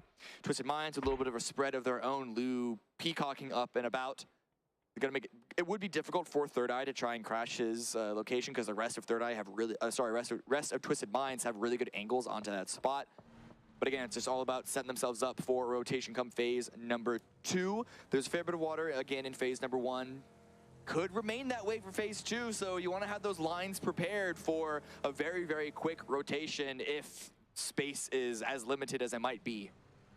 You got to feel like Gen G's got to be one of the best driving teams, just because of how much of it they do. Like, you would think that, like, they got those reps in. Exactly, they're just like masters of driving. But yeah, they'll be coming in late to the north, so if it is that hard shift up, we'll see where it wants to go. Oh, southwest. One of those directions that it can go. I mentioned there's about 4, and this is one of them. This is great for Twisted Minds, of course. Don't need to tell you all that. They are already grouping up into a much tighter 2-2 split. Third Eye, of course, also very, very happy off of this, because they're going to be on the easy side. All the pressure is going to be coming in from the east. Luminosity is already on the rotate, coming in, trying to wrap around north side of Los Leones with Gen G. But Sonic's now at the bridge camp. Cerberus just cannot catch a break. Mime here is going to get some help from Tiggleton and H-Win. Cerberus down to their last player, Hebos. He has to peel off this rotation and now play salvage. The rest of his team is down and out. Can Tiggleton find another one to connect? No. This is just a disastrous game for Cerberus. Meanwhile, Donawa has one down. They have put a 2-2 split across this ditch that Howl is trying to drive through. Howler breaking away from Danoa, but it's Twisted Minds with more angles onto that skill field down to half HP. These shots from Batulin almost getting another, and Lou as well. Just trying to line those final bullets up. Can't get any more follow-up knocks, but it's phase 2. Howl are already limited in their playable space, dropping a bunch of smokes. This is not looking good for them to try and even salvage as much as Apocalypse was able to as a solo last game. Yeah, and you can see Batulin's is keen. He knows how bunched up they have to be in this dip, and I think he is smelling blood. Thinking about a grenade, potentially. Yep, here it is. Let's see if Batulins has got the distance ranged in. A little flick of the wrist, and out go the grenades. The first one comes up short. The follow-up a bit deeper right into the vehicles. Splashes into Howl. Batulins here, if he has any more, might go for it, but no. Couldn't find what he wanted, and it's going to back off. It's too risky. Who knows how long until another team comes in. Here's Schofield. Oh, he gets a little bit of a love tap, but he's okay. He's okay. They lost their vehicle, though. So that means that they're, if they even consider exiting, it's going to be even harder now. But I like how Batulin went out for the attempt, but didn't overcommit. It is in an open field. No one has really wrapped it onto the north side just yet, though. Genji and Luminosity, as you can see, are eyeing that direction. But who knows how long until that would have been the case. So even with a full squad wipe right in front of them, Twisted Minds don't want to give up their own player health. No doubt. Now, if you are a Howl fan and you want me to give you the half glass full prognosis of this situation, the circle is extremely likely to drift back in their direction eventually because of the unplayable terrain on the west. Yeah. So if they can stay here and survive, there's a world where they have a pretty decent game. Yeah. Again. But that's tough. It is. It is. The thing that would be favoring them is teams like Danoa, teams like 4AM and Ascend, third-partying each other to really not allow anyone to get in a position to punish that dip because they've stayed alive so far. But oh, Danoa, they want another crack at it with the grenades. Loki, that's a smoke. Loki, please switch it up. Some spray now from Soul. The follow-up with the grenade does some damage, but the M4 rings true. More grenades begin to come in here. Twisted Minds doesn't want to let Donawa take these points. The volley is coming down. Schofield knocked here by Lou. The Mad prone, trying to hold on for dear life. But again, you saw how much damage Danoa was receiving from Twisted Minds and 4AM. They only had a small little window before it got quite too dangerous, and that could give the Mad an opportunity for their revives. If Donawa can scrape together one more good grenade, they can probably take 2 more points here. See if they can find it. Circle is going to drift away already. Didn't have to just yet, but move away from that land ratio terrain on the western edge. Already over towards the east. So now things are pretty much, I think, just about everything in this is fair game. Luminosity now, after a long rotation, they're a bit of a 2-2 split. Snakers and Reload here, the two that are in the zone. Kick and Flood should be coming in pretty soon from the north side, and Sonic's on the southeast. They're drifting through the more hilly, rolling terrain of the South Forest. Navi just north of them. There's a bit of a field in front of them to get into more of a central position of the zone, but it's clear for now unless Chiamba want to just cut in front. Yeah, Sonics is going to try to play low ground to high ground here. Yeah. That's a pretty good way to play these circles, I find. A lot of teams have some success, but there are certain circles like we saw earlier where GEX got a win in the group stage, that the high ground can be really powerful if you work it well. Of course, 17, very happy right now, sitting up on the northern side of this circle, but they have a trek. They have a lot of teams to cut through with a lot of compounds. Dropping off that cliff is kind of cutting Day Trade's momentum, but they're not getting punished for it, so that's good for now. They find a little bit of a dip. They don't want to go too far because it seems to be quite blind where they're sending it to, but Gib Lee could have a spot. Glass is already on the roam to try and find an off angle. We'll see if that ends up getting punished by 17 or maybe even STK. Yeah, 17's busy shooting at SDK right now. They're shooting a couple different directions. Dono is trying to put shots into 17. There was a knock here onto Navi, but they've got the res. Just kind of Sonics in movement and transition. We're able to find a knock, but 17 is in a, or excuse me, Navi is in a safe enough spot that they can get that res no problem. Vegas is back on his feet for SDK. So a lot of teams able to find safety in this circle. Of course, there's a ton of compounds. There's a ton of ridges. Lot to work with right now. A lot of revives after these knocks. It's just been sort of teething pains for a lot of teams trying to get in right now. It's only Gen G that is really the full squad that has yet to arrive into a stable position in the circle. We'll see if they're able to find some space given by Third Eye and Twisted Minds, but as we saw, that open area between those two teams could be quite difficult for them to slot in without getting punished in a similar fashion that we saw from Howl. Gen G were in a good spot, I'd say circle 2 with the way it shifted because there was a lot of that northwestern edge available, but it's all been cut out from them. So now they have to potentially do some fighting. Twisted Minds is going to be the first team ahead. Gen G, I think, likely to stop at these hills, yeah, underneath. But then you got Third Eye to worry about, or Pio is just going to send it. Where is Pio going? He's rolling around, and it's actually going to be bait to allow DG98 to get the knock into Batulin. And now Pio pops out, tries to get some damage onto the roof. And again, they're just drive-bys are dealing so much more damage than you ever would have expected. This is an insane move from Gen G. Taming going to get one, looking for Lou out the door. Can't find the follow-up with the pump. Puts a shot there, expecting the repeat, did not come through. And now it is just Lou left for Twisted Minds. The struggles continue in the early game for them. Taming chasing hot on his heels, and he's got him down and out. Taming with 2 kills, 4 for Gen G. Should be able to get these reses unless Third Eye has something to say about it.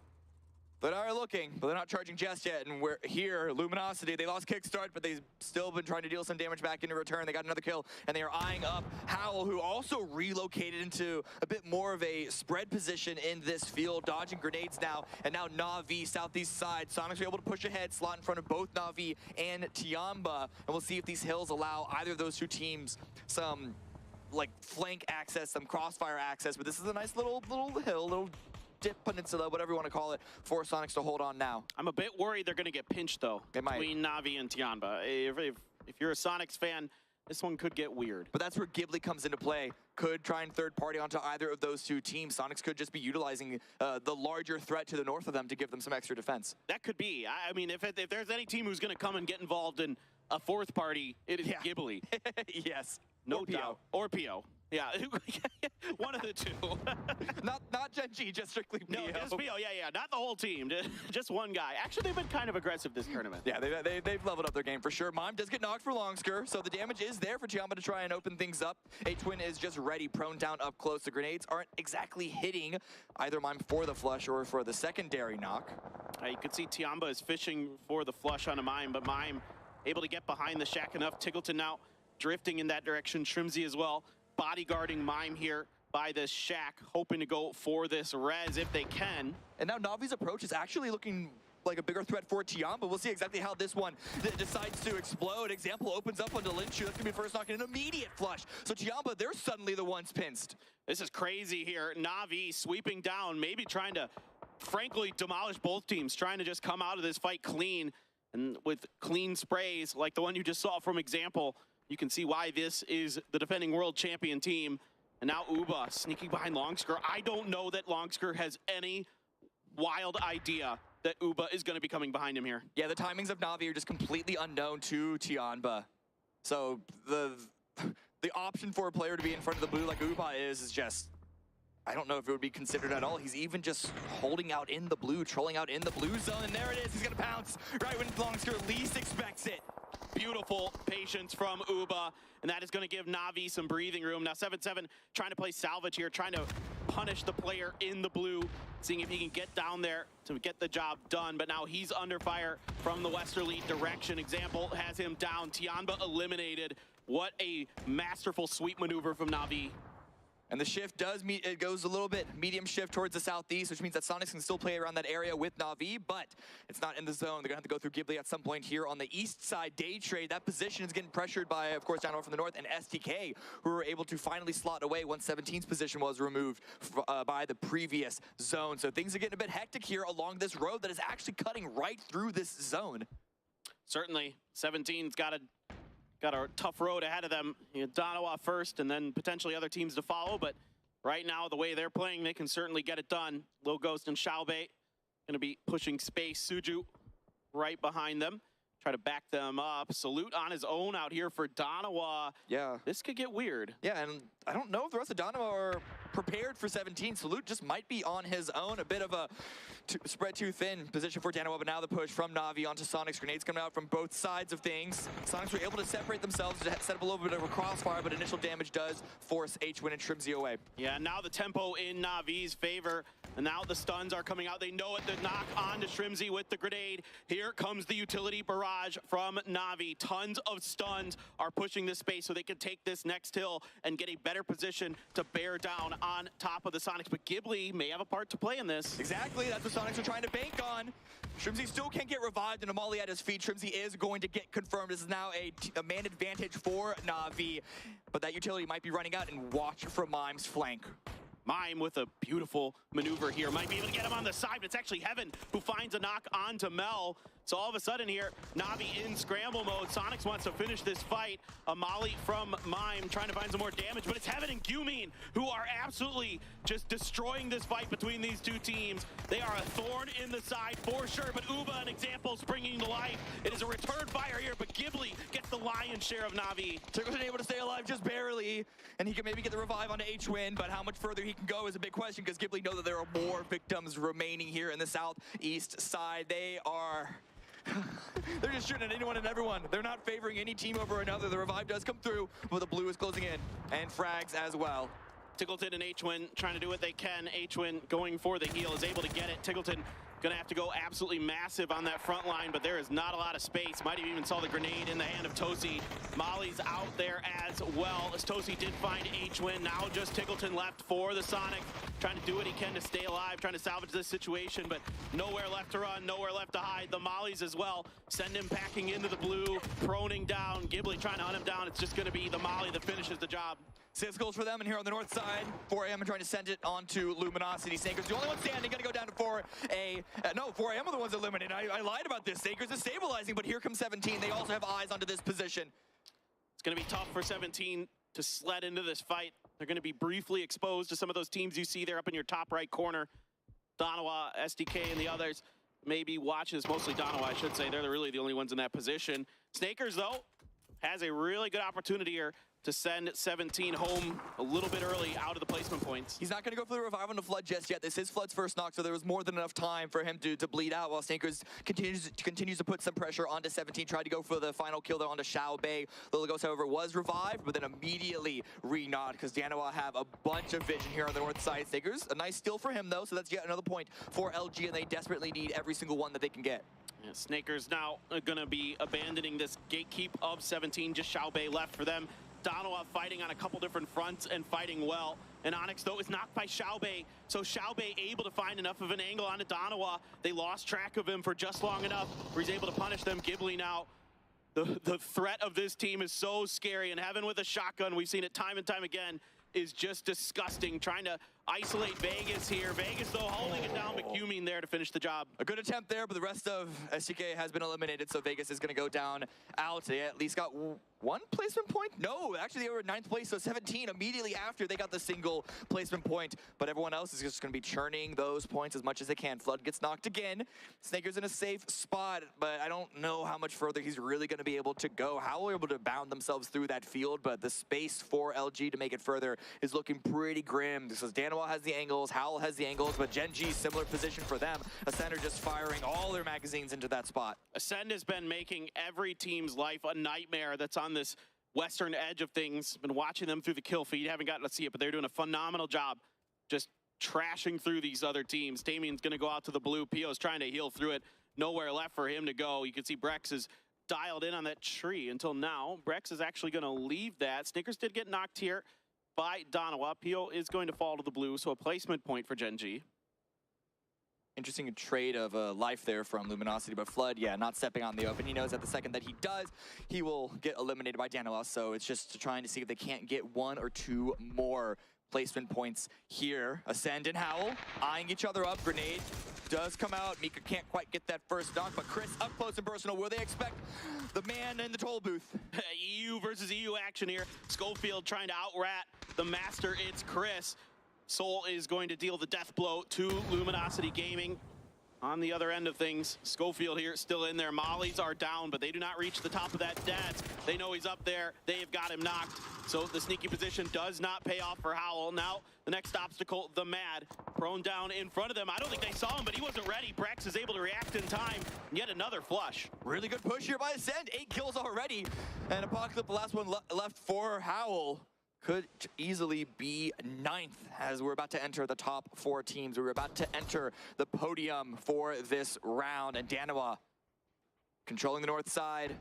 Daytrade and Ghibli basically just sharing the south, but both the Ascend and Danawa are going to have to cross that road at some point, and we'll see Daytrade likely going to be cutting them off at the heels. Yeah, the good news for some of these teams is that no one's like barricading that dip on the other side of the road yet, so there is space, but Ascend is just tearing through these other teams like a hot knife through butter. They are 9 kills deep now as they got another knock on Danawa, looking to continue to just wrap this edge and just sweep. It's a good call. I mean, it keeps Apocalypse alive, so he's happy for that one. But with the knock on the Danawa, they know that that's the bigger threat here on the north. And so to try and take this fight and cut them out of this round before they have to cross the road is a really good call, but the timing just did not work out. I thought that knock might snowball Daytrade into fighting, into third-partying that, but it's not going to happen. Apocalypse was attempting to be discovered by Ascend. They were never able to do so, and now they're going to completely change direction. They're noticing that Kilyakai with some great information. Kilyakai taking a lot of space on the south, and Daytrade, the reason why they didn't third party is because they knew Ghibli going to be wrapping up behind them, and they wanted to focus on this fight. They had to focus on this fight, and Ghibli now pounce. Utility comes out. No, not just yet, but Glass finally opens up on Endurance. Yeah, Glass with a good opener, takes a lot of damage in return. Heaven is just a master right now. 4 kills already, switches over to the sawed-off. He is not afraid of anything. Up and over, gets 1, looking for the finish. He's got it. Ghibli takes down Howl. Ghibli, Heaven specifically, is just going massive in this grand finals. He is not stopping. He is not just a one-hit wonder. And it's Chris is taken very low. They did lose Brex Ascend, while Apocalypse also went out in 5th, but Chris out in the blue, potentially unexpected by Danawa. He is the master of doing these plays. He's got 1, he's got 2. Finally, Salute is able to deal with him. Danawa not aware that it's Chris. Loves to rat in the blue.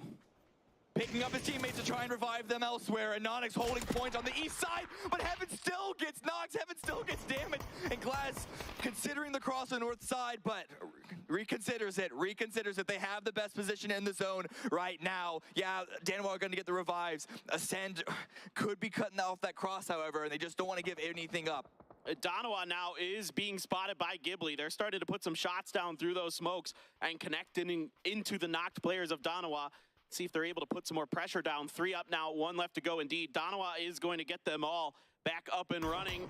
Mika trying to put some damage into Ghibli, but Heaven is just too damn good. Too good. Glass trying to find a different flanking angle.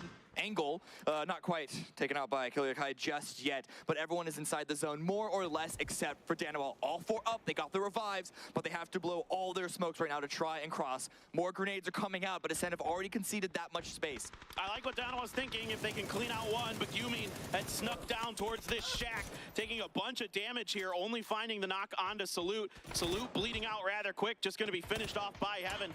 So Danawa down to 3, trying to make their way across. Heaven with this 3x spray, able to at least sit Soul down momentarily. Now it's suddenly quiet, just for a brief moment. But Ghibli aren't going to let it remain that way. They send a vehicle in to try and really jockey for even more control of that central position. They want to keep Danawa separated and isolated from each other, and that allows Kilyakai the opportunity to get even more damage onto them. Now, level 3 gear as well for Kilyakai, making life difficult for Loki. A stun, knowing that Danawa wants to reaggress off this angle. Soul is going to go have to go absolutely massive, and Onyx still on the other side of the road, locking it down. I saw like 5 mollies in Loki's bag. So not much in the way of frags, but potentially some space clearing utility. Soul's good for 1 before he's traded out right away by who else but Heaven. A single knock goes between the other 2 teams, and Ghibli are capitalizing on it, just trying to find new angles, making sure that no one can stay safe or even feel safe at all. But Kilyakai is not giving up without a fight. He will not go quiet into the night. You love to see it. Kilyakai, though, going to get spotted on the edge by Heaven, and it's over. Ghibli is going to do it. A massive 17-kill chicken dinner, and this team is to be feared. Oh, 17 gaming, you thought 15 was a good win?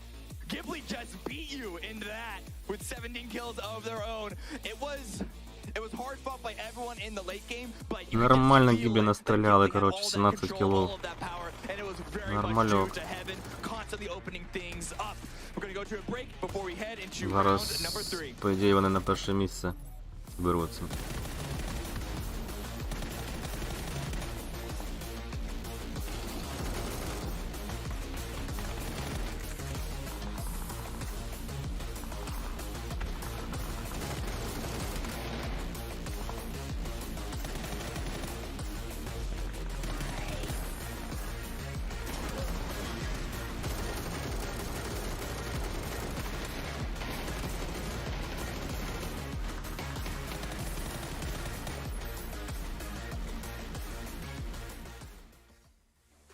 Welcome back to PGS1, co-hosted by Crafted and VSPO, where Ghibli is having an amazing day as they walk away with a chicken dinner on the back of just, it's a stellar single player. I mean, the whole team's doing amazing, but Heaven is just like on a different level. It's crazy, honestly. He's had such a good tournament. It's we've heard him.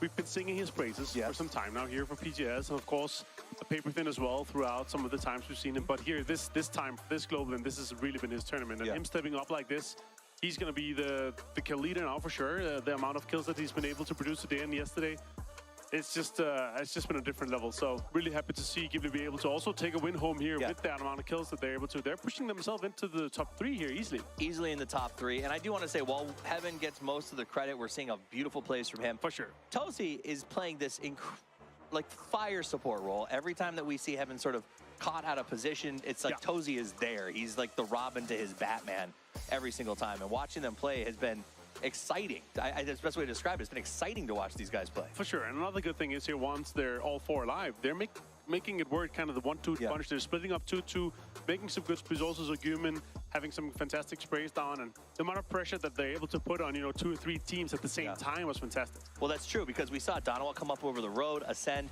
had a good back push over by that shack, and Ghibli didn't seem to care. They split 2 and 2, and they stopped both of them dead in their tracks. It's one of those things where you watch it and you say, well, they may not be in first right now. Right. But by the end of day today, I don't know how you slow them down. Because remember, we're going back and forth on our maps here. It doesn't seem to matter if it's sand or grass. These guys will not let anyone pass when it comes to those points. I mean, how would you stop? If you're watching, like, how do you fight Ghibli right now? It's hard, right? He's winning, and they are winning in general a lot of fights. They're winning 1 versus 2s. They're winning their 1 versus 1s. So it's hard to stop them. A good change is that, of course, we're going to different map. It's always hard to keep that momentum once you're swapping maps a little bit. Also, we're having different endings, a southeastern ending. I'm loving what I'm seeing here rather than having that same kind of northeast. Yes, thank goodness. Yeah, northeast endings that we've had on Miramar so far. So it's a good change of pace.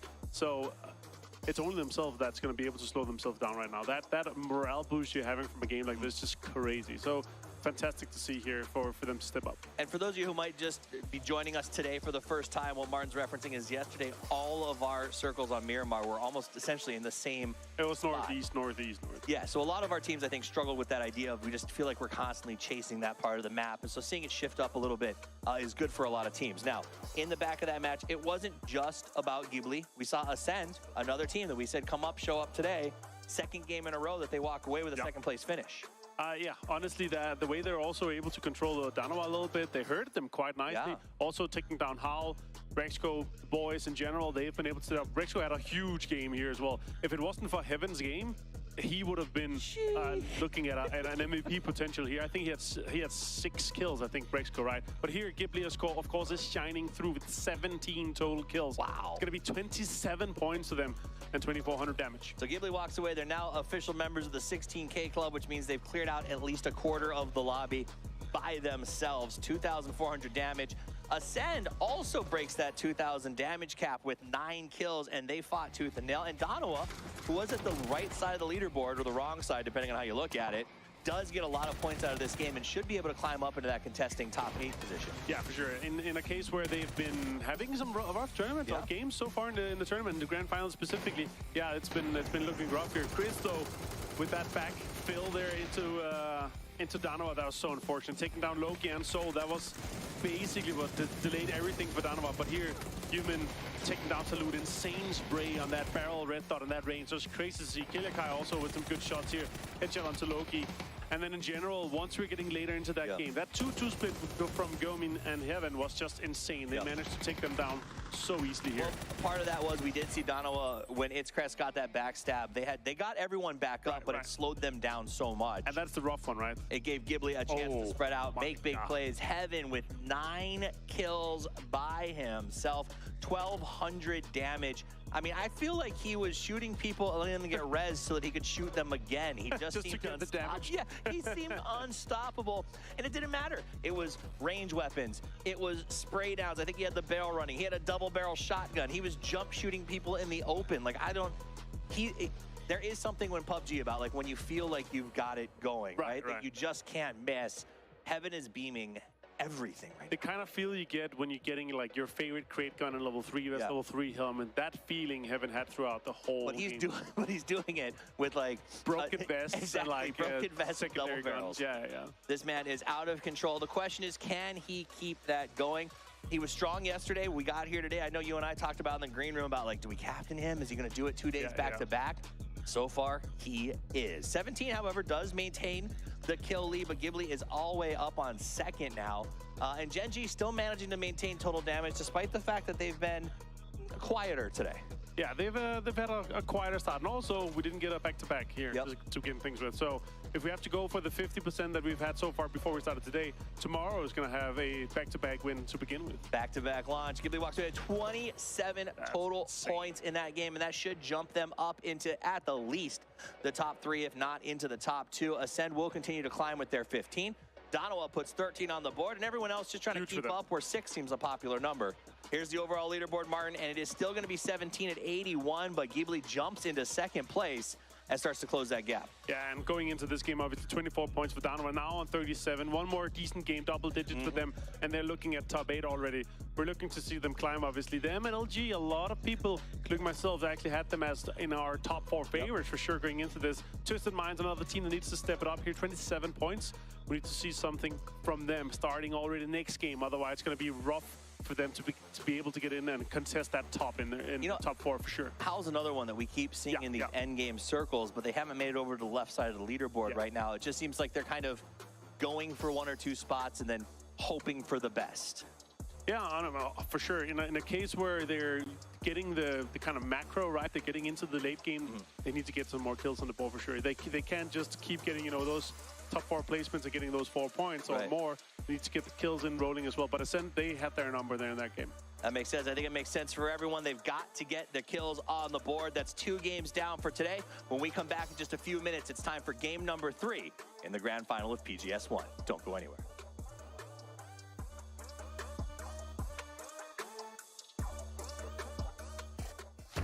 Now we can be in the game to play PUBG ourselves. 我们设计了我们脑海中一直想要很炫酷的皮肤。兄弟们，现在登录游戏就能看到我们精心设计的皮肤了。If I encountered a player wearing our skins in the game, I would feel like proud to see that.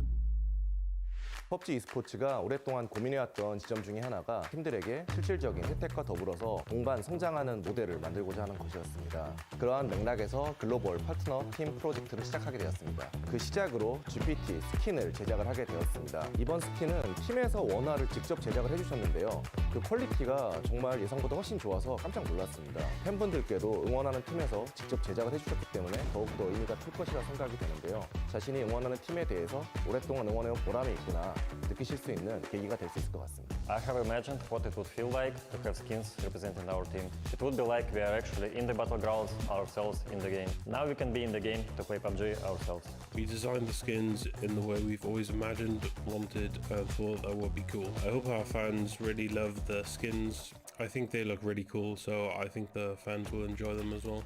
Well, the big challenge is to create something that represents the brand and it has to look cool so the fan has the desire for it.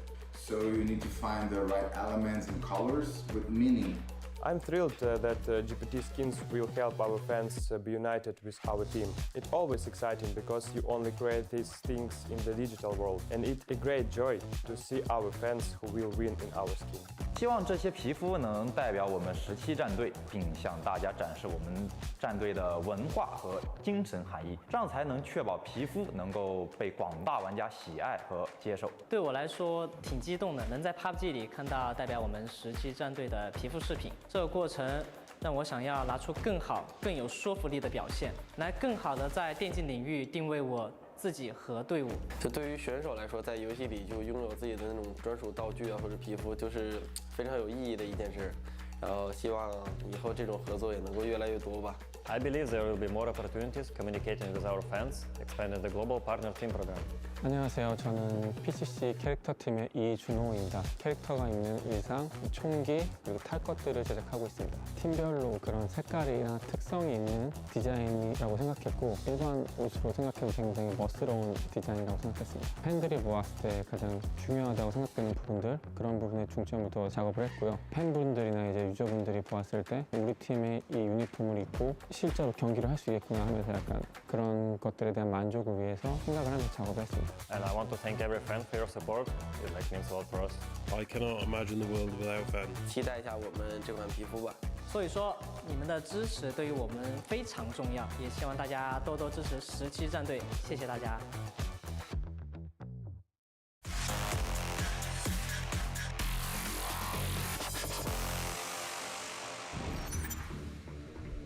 Xavier's position in particular is really tricky for Ghibli.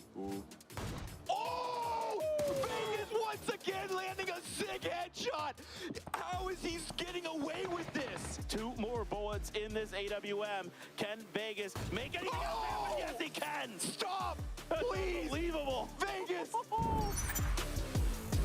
They're desperate to eat the points. They're set in 15th. There's Guman with the first. Instantly, the flush to follow. As now Sinan tries to find another, but Guman again finds the third as well! It's on now. It's on this maneuver for these teams to go out with a bang and not go out with the win for the Sens coming on in. Oldless with the grenade at the ready. It looks good! Oldless takes down 2 of New Happy. For Akkad, still at her, holding the line, gets another. All of a sudden, this push for for Third Eye looked good, and now it doesn't. But they're losing players themselves. It's not going to be a free grab. It's not going to be an easy continuation of this game despite being a center spot. And it looks like Sun Sister also want to take part in this. Petrichor Road actually backed away. They realized that, oh, while I say that, it's actually going to be Third Eye eliminated. Oldless swinging around the corner. This, I mean, like you said, FaZe needs points, and now they're walking right to the guns of Genji. Taemin is making them pay, getting 3 headshots with the SLR.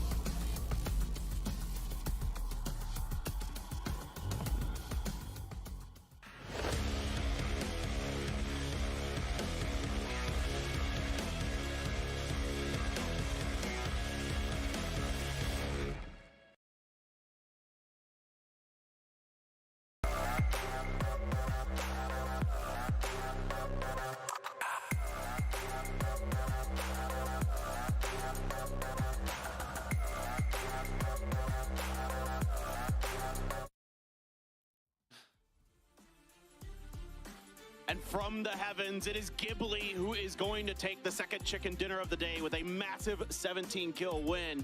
So yeah, sure, 17 got the first game, but they were outdone in the follow-up. Oh yeah, absolutely phenomenal performance. Everyone out there with Heaven on the fantasy team claiming checks as we speak, because he has been delivering phenomenally throughout the grand final so far. He's insane. I mean, I know he was really darn good. I've known it for a while, you know, on teams like GNL and Veronica 7 and others, but now this is by far the best version of him I have ever seen. The confidence is just flowing. Definitely. We do have codes in the bottom, so if you haven't already, make sure to get them in. You can see, get all the the clan tags down there. Make sure to get it in. Nice skins. They look amazing. You would not want to miss out. Yeah, you got to look good on the battlegrounds, man. That's what it's all about. True. I'm still rocking my PGC skins, and they are just... purple's my favorite color, so PGC last year was like, chef's kiss for me. But yeah, we get ready to move over to Erangel, Toby. And, you know, two teams have put up huge performances, but, you know, still the leaderboard in the middle is very, very tight. It sure is. It sure is. And because no one outside of those select few at the top has been able to really join that separation, as you said, still plenty to be fought for some of these teams that haven't really gotten things going early on in the tournament. I know we're looking at 4 AM, but I really briefly want to touch on Danoa, a team we have seen practically nothing from in the great finals. I feel like up until this last game, they finished in top 3. They had some good kills in there, able to stop some rotations, the Danoa style of play style, able to set up shop next to Ascent as well and deal with them too. Maybe, who knows, maybe that's the momentum boost they need to Soul and the boys for them to kind of get things going again.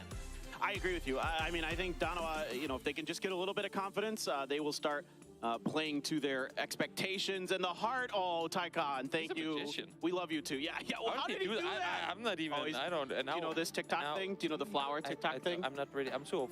Sorry. It's the only reason I know it is because of one of my friends in Korea. She likes to do those TikToks where it's like you put the hands in front like a heart, and then you turn it, and then it's like a different picture behind it. Oh, fancy. So it's more magic from Tycon. The more you know. Yeah. The more you go. TikTok me. Who would have thought? One of the boomers here on the desk would know the TikTok memes. Yes, if one person I did not expect to teach me about TikTok, that would be you, Papes. That is for sure. How they managed to sneak their way into a top 5 position in the previous game as well. Very Howl-esque way of doing so. They're bringing back the ancient Turkish kind of play style of let's go center, but not crash the spots that everyone else is eyeing for. Let's crash that one spot that no one else is going to go to, and then get top placements off it. It worked this time around. Wasn't a phenomenal game, but still placement points on the board. It reminds me a bit of old Gen G too, but here we go. True. It is time to get Erangel, the third game onto the day, underway. We move over towards our grassy pastures. I'm Cloris. Sorry, I had to get one in there. So a little bit of a tribute to the man who's now sat in 3rd place in fantasy. That's right. He's falling. Now I can start making fun of him again. Down to the bottom with us. Join the casters. That's where all the fun is. I'm looking at this plane path and already now kind of theory crafting circles off of it. It's really a pretty simple plane path, but I'm thinking I just don't feel like we've been everywhere on Erangel in these finals so far. But then thinking back at it, we kind of have. I think it's just because Miramar has been so east skewed for the most part that I think Erangel has been the same as well. We've actually had a pretty decent variety in terms of where endgames have taken us on Erangel. Yeah, eventually the laws of averages caught up on Erangel. Exactly. On Erangel. It's like, look, I mean, I think sometimes people fall for the gambler's fallacy that the circles are like going to do certain things, but they have to remember that like the sample sizes are not huge. Exactly. And so it can be deceiving, and you can get caught in that sort of, it's almost like superstition that the circles are just going to do a certain thing. Exactly. Conspiracy theories based on circles are dangerous to try and live by because they will get you one way or another. 17 flying on down, had a phenomenal Erangel game up towards Everest earlier today. We'll see if they can repeat that success. In the meantime, move up. Try and see if you can claim a vehicle. Take us over towards the west, but there should be no commotion. As we've seen so far on Erangel, not a whole lot of commotion unless if we had some of those incredibly brutal plane paths. Yeah, I like what the Sonics are doing here with Tickleton, making sure that they get an extra vehicle. Because sometimes the Fairy Pier Road, a little bit sparser than teams would like in terms of grabbing those vehicles. So certainly, I'm very happy to see the Sonics take it's a mild risk, but it more than pays off. Oh, definitely. Circle pops just southwest of Pachinki. A lot of fields in this area of the map. I'd argue that more than half of what's playable terrain down here is actually fields in one way or another. And quite a few teams out towards that east side that will have to transition their way on through. But I would say if there's any area of the map that's the easiest to get to, arguably here, but any area to get a good end game position in early, maybe not so much here. Yeah, no doubt about it. There you can see our top 5 kills from the previous game. Soul getting in there, but I mean, this is just bizarre. I mean, not bizarre, just bananas from having 42%. I mean, Breck's in there having a really solid game, getting overshadowed with a phenomenal performance in his own right. We have had a few, and right now, of course, I can't remember it off the top of my head, but we had a 1,300 damage performance in the losers bracket, I believe, as well. And then we had an 1,100 one in group stage. They're just these individual performances where when the stars align, when you get the circles going your way, when you get the momentum going from the start of the match, these players, I feel like over half the players in this lobby could have a performance like this. It just requires those few things going right for you. I agree. I mean, there's so much talent in this lobby. Yes. It's just beyond belief. And that's why the leaderboard is, you know, relatively close in the middle of the pack. Of course, now Ghibli shooting up to second place with that insane performance. And got a replay coming up here. Let's see what this is. Oh, this is of course. It's just nuts, dude. The thing is, when they initially engaged on the Sonics, I looked at it. When they initially engaged on the Sonics and Navi fight down towards the southern side, he had 4 kills and 78 damage. I saw him get 3 of Navi, and I was like, how is he finding all of them? Oh, wait, he just tapped once on each of the players. But then the damage got racked up as the game moved along. And maybe those 3 early kills was just him saying, you know what, I'm feeling it now. Let's see if we can go more aggressive. And an aggressive Ghibli is something I love seeing. Yeah, again, I've said it before, and I'll say it again, and it doesn't seem to matter what iteration of Ghibli it is. They are the most aggressive team in Korea for the last couple of years, bar none. And you can see why. You know, they went with some question marks around this roster change coming into this year, bringing in some younger talent, going, you know, a little bit off kind of the traditional sort of like superstar Korean players like Adder and others. You know, Deva is like a really good IGL and those kind of things. But this team right now is, on the back of Heaven in particular, absolutely just demolishing other teams. And the desk touched on it too, the duo of him and Tosi. I mean, how they're just able to flatline all the opposition coming through. I'm still curious to learn more of Guilman's and Glass's influence in these fights, because we tend to just keep our eyes on Heaven whenever it pops off. Tosi has had some moments too. And then Glass, I mean, once you have that kind of, not necessarily main bold action player, but when you have a bold action player that can hit the shots needed, you've seen him pop people out of vehicles as well, to initiate the fight, like first bullet fire, boom, you're already in a 4v3. That just makes it so much easier for the likes of Heaven and Tosi to pull up and do the damage needed up close. So Glass, in those fights, already delivering right from the get-go. Yeah, exactly. And it is super interesting because Glass, if you guys don't know, used to be Nefiex, a player who never got to international lands, really. I mean, he made it to some PCSs with various teams, but he was more known as a kind of like that mechanical good player, but he was never on teams that really like had coordination or exactly. And so like for me to watch him perform the way he has with this team as kind of this now support player, like a role player, is really encouraging that he's willing to take a step back from being the guy on his team and be that support player for like Heaven and Tosi. And honestly, I think that's something pretty much all players could learn from. I think everyone, regardless of how good of a fragger you are, should play support, at least for a little while, because that gives you a much better understanding of what you can expect from your teammates. There's so many times where you see someone just YOLO into their opponents, die instantly, go, oh guys, why weren't you there? Like, why didn't you help me? But once you've been there, it's like once you've been in customer support, you don't blame people the same way when things don't go your way, you know? When there's a line at the grocery store, once you've been the one sitting there, it's you don't complain the same way. As someone who spent some time in the tech support world, yes. You see, yeah. Yes. So our tech support of PUBG is support players. Confirmed. Exactly. I mean, you'll have to see it. And it's kind of like yesterday you were talking about Alia, where he's more of a specific type of role player, but you know, when he has impact, it is so noticeable. It can turn the tide for the entire team. Exactly. Well, Donawa is going to be driving around the Potato Mountain. Howl, not much they can do about this other than listen to the passing vehicles. And eventually, once they are gone, then the Mad can go back to doing other things. Yeah, they will allow them to pass on through. So Donawa going from one team now into the 4 a.m. split. Not expecting there to be any shots fired here either. As I say that, of course, first bullet headshots comes through as crazy. Maybe thinking twice about peeking that window again. They both headshot each other there, so you'll see this driving path a lot for a lot of teams. In this circle, it is a safe-ish path, and you can see why. There's not a lot of trees. The angle of the hill keeps you obscured from 4M's compound for most of the duration. It is literally the Erangel Highway. I called it this like 4 years ago. One of my first ever breakdown videos in all of my PUBG analysis life was of how you rotate hot east to hot west, taking this highway that Dano was taking. Then, of course, once you go past Pachinki, different directions you could head in depending on where you want to go, where you're forced to go with the circle. But Dano, perfect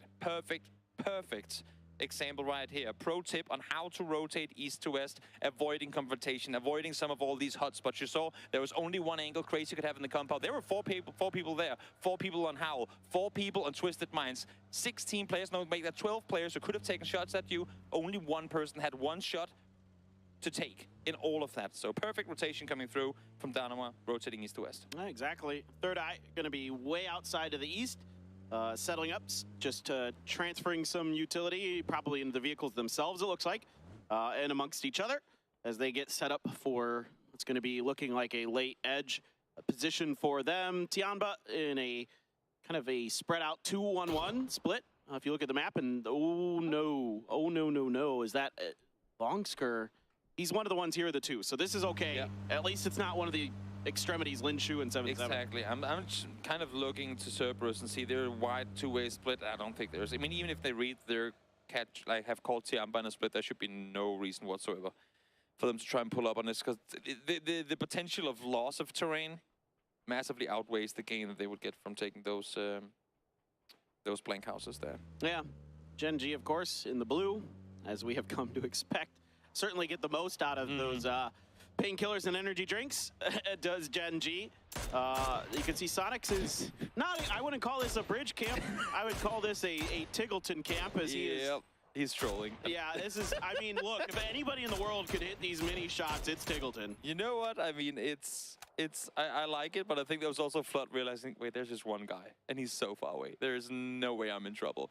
And now the rest of the team are coming in. I would actually have loved to see Take be the one to continue shooting, but in the meantime, Mime and Shrimps to reposition, because Flood clearly made the call. It's just one guy. He's hard east. We're fine. But if the other guys reposition in the meantime, could have caught the rest of the team mid-transition. But as you can see, Sonic's not really too eager to bridge camp this time around. Yeah, it's got to at least put the fear into LG's mind that there's a bridge camp. Like, so I kind of like the idea from the Sonics in a way that it forces LG to take their time and stop and think about what's going on the other side of the bridge. Always got to play those mental games, especially here at LAN, where, you know, teams just feel the pressure even more. One bad game, one bad spray can be the the downfall of a player's kind of mental state in these tournaments, because they know how much is on the line, they know how many people are sat out there judging your every move. What do you mean? What do you mean? What do you mean? Twitch chat, so Twitch friendly. Chat, So friendly.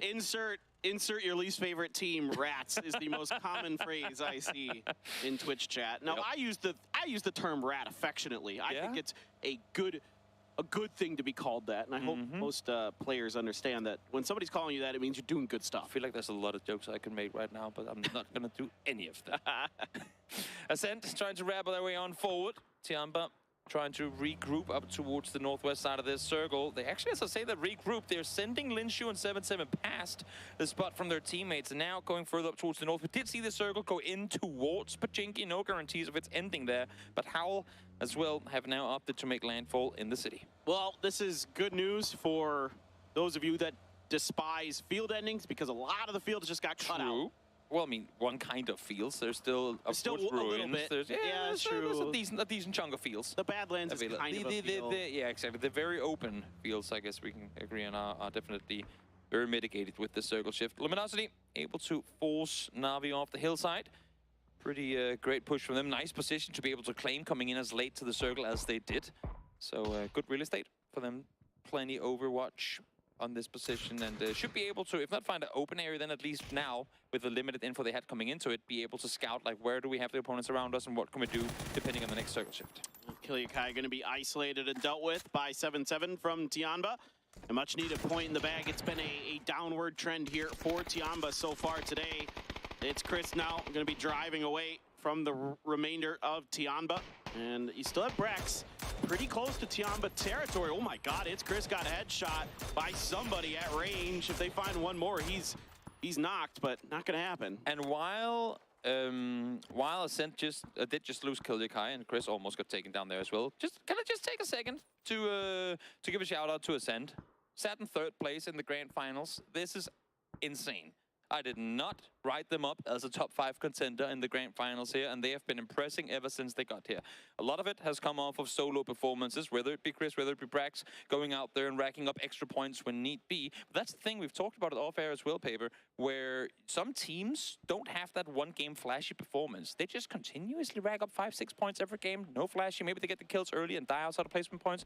But if you continue to do that, all those other teams that, yes, they got a 15-point game, but the next 2 were 0-point games, you even out with them, and that's part of the reason why Ascend currently sat in 3rd. Yeah, I mean, the thing I think about with Ascend is it's like, expect the unexpected. True. They're so fun to watch because they're just all over the place. They do stuff that I don't really expect, but they make it work, and they're just a treat to watch. They don't play PUBG in a way that any other team in this event does. No, it's... if any team to compare them to, I mean, they've done this yesterday as well, both Third Eye and Danawa in their entry to circles, like very edge early on, and then whenever they see their chance, whenever a shift goes their way, you have to bomb it center. That's kind of been both the play style of, well, all these 3 teams in all their separate regions. And, well, so far, at least in the grand finals, Ascent are the ones succeeding the most. Yeah, this time a little bit of a change of strategy for Danawa as they're centered up.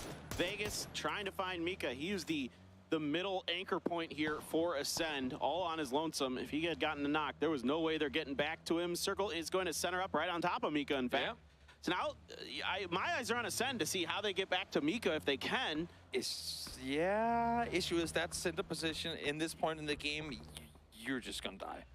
I love this Brax go pushing out. He was quiet in that combo for a long time and finds the double off of this too. Tianba never went uphill to clear. They found Killiakai close, thought he's gonna be solo. We called them in a split. Nah, Brax was there all along. This is what I'm talking about. Expect the unexpected. Longskirt trying his best to make Brex be punished for that maneuver, but not going to happen. Daytrade trying to cut across Cerberus and Danawa territory. Duckmai had already hit a nasty bolt shot earlier, looking for another. Soul trying to put some damage into the backside of Daytrade.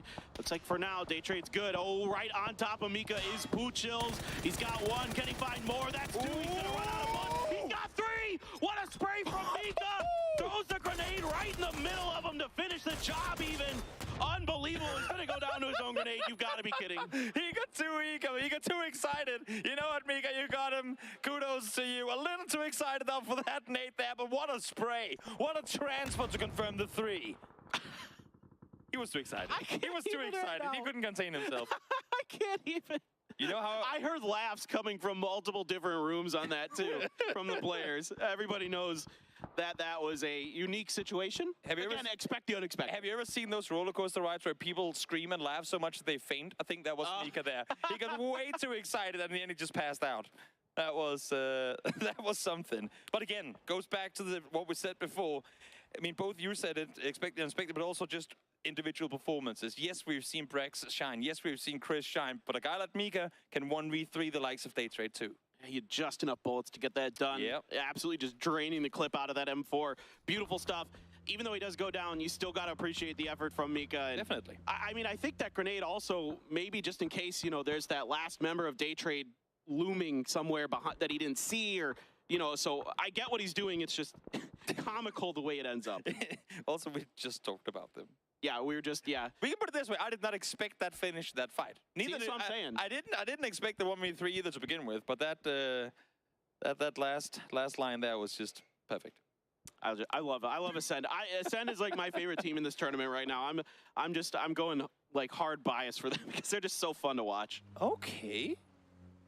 I'll write that down somewhere. Not picking Don't Ghibli. tell Kovo. Not picking Ghibli in second over Ascend. Don't tell Kovo. I'm gonna tell all of EMEA. We got him, guys. We got him. The Korea bias #1 has gone EMEA. I love it.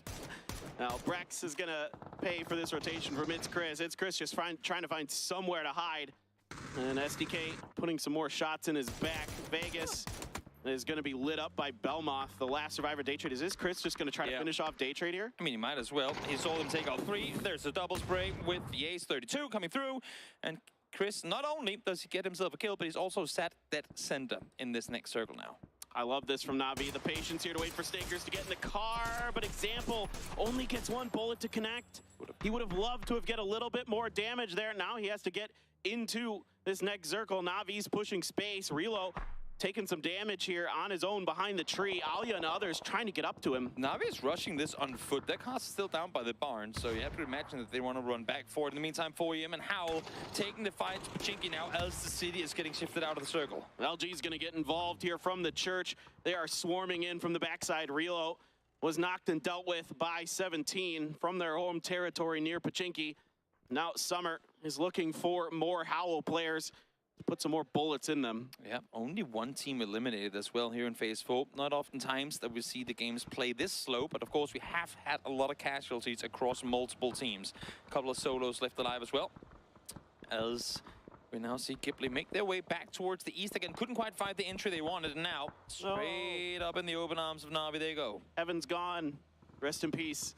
And Chris is as well. He's done pretty darn good so far today, so I guess Evan is, yeah, it's Chris gone, so Ascend is gone.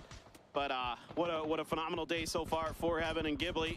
Ghibli, the 2 survivors, looking for something in the middle of this circle. There again, this circle's tough. There's not a ton to play with. Not a lot at all, especially not with the likes of these solos and duos coming in and claiming what little space there actually is to work around. You have Pow side on one side, now Glass and Tosi over here on the other. Safe to say that anything you want to claim at this point in this circle, you have to fight for. And speaking of fighting for, here comes Third Eye. 1 down, 2 down, Vox finds the third. And now Summer takes out Adam. It's just Vox left alive. And as I say that, Xiaohai peeks on over. Quick, clean sweep from 4EM, the only way they could do it too. Here comes Navi trying to make a maneuver off the back of all this chaos. Schofield is going to get the knock on a Summer. Melt pushing in. Around the corner is Example and Alia, but they're taking damage in the back. I think that's LG shooting them. Navi is falling apart, and they are just gone. And this is huge. I mean, it all comes off of the fight with 4EM. They were able to take out Third Eye so fast that they could reset for the fight against Howl. Now LG comes in, but they didn't push fast enough. Instead, they can turn around, take the fight to Navi, and now third party up here on the northeastern side. But look at Gen G on your minimap there as well. They're slowly creeping over towards this east side, hearing all the commotion over by the church. Yeah, some big grenades there from Urin, but he's going to go down to the blue. Schofield alone for Howl now, but we've seen them profit from these situations before. He's going to get the flush on to Summer, looking to try to maneuver over towards the remainder for him. They just got the res. He just guesses. He finally finds Xiaohai trying to stick the res onto Crazy in the middle of the smoke. Schofield has to go for the heal.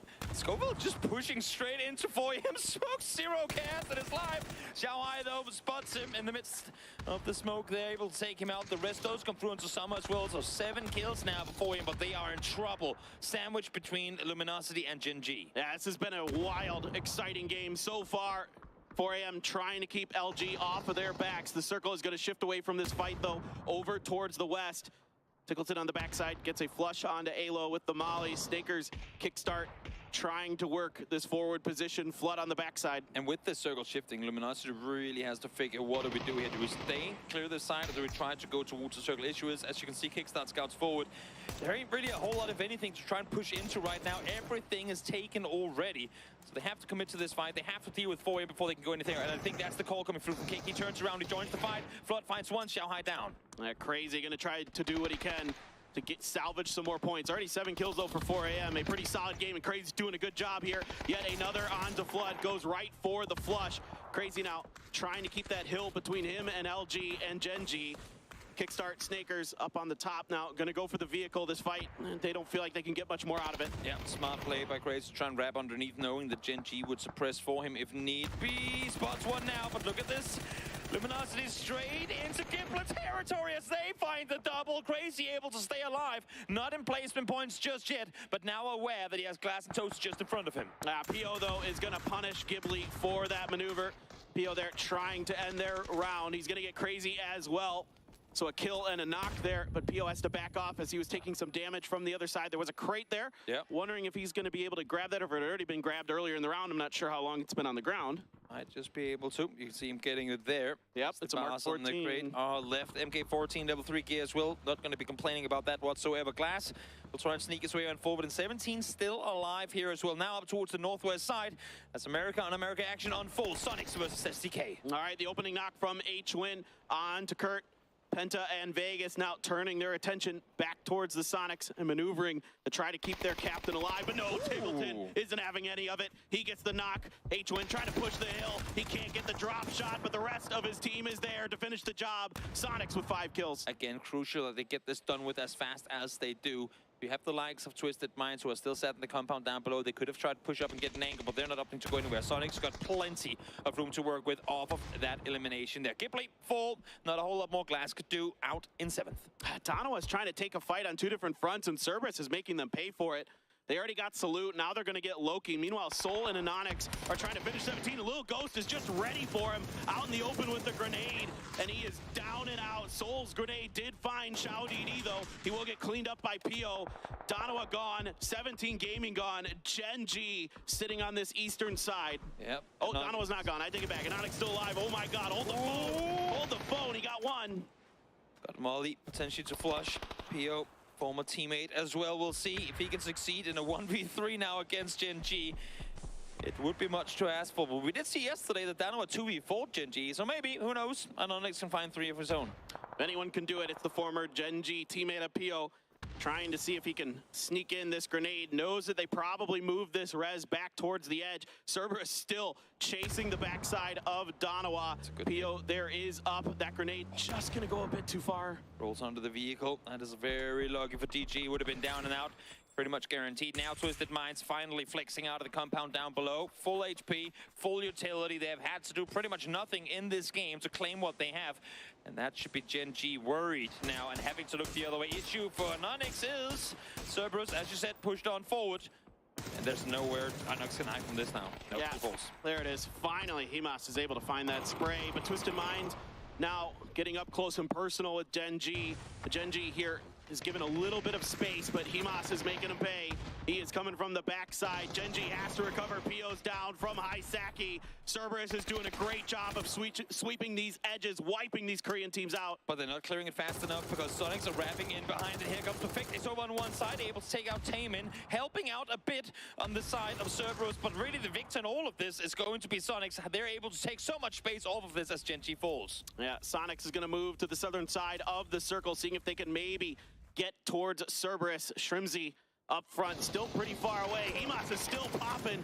Himas is keeping Cerberus alive. They've got a res now. Haisaki back up and running. Oh, Himas now down out in the road. A spin from Lou. Gonna run out of bullets and have to change direction. Shrimzy finally shows up to the party and takes Haisaki down. Yep.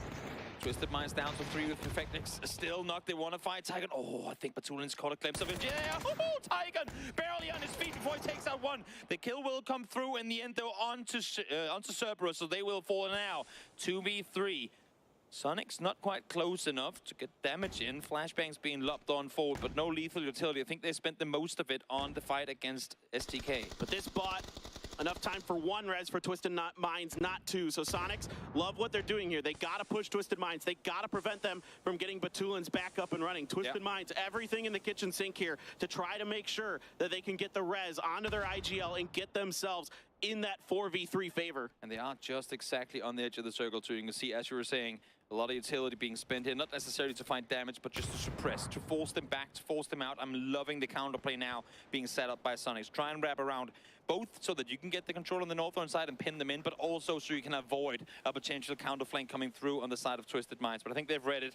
They're running down the same ridge line now as well. No eyes for Sonics, else that ridge stays high enough for neither of the two to see one another. No, did they see Take on the top? I don't think they did, Toby. I hope they did. I mean, I think they're aware that it could happen. Batulin's coming out here. Shrimzy gonna get some damage, a little bit more into Lou. Let's see if Batulin's can return fire. Yes, he can.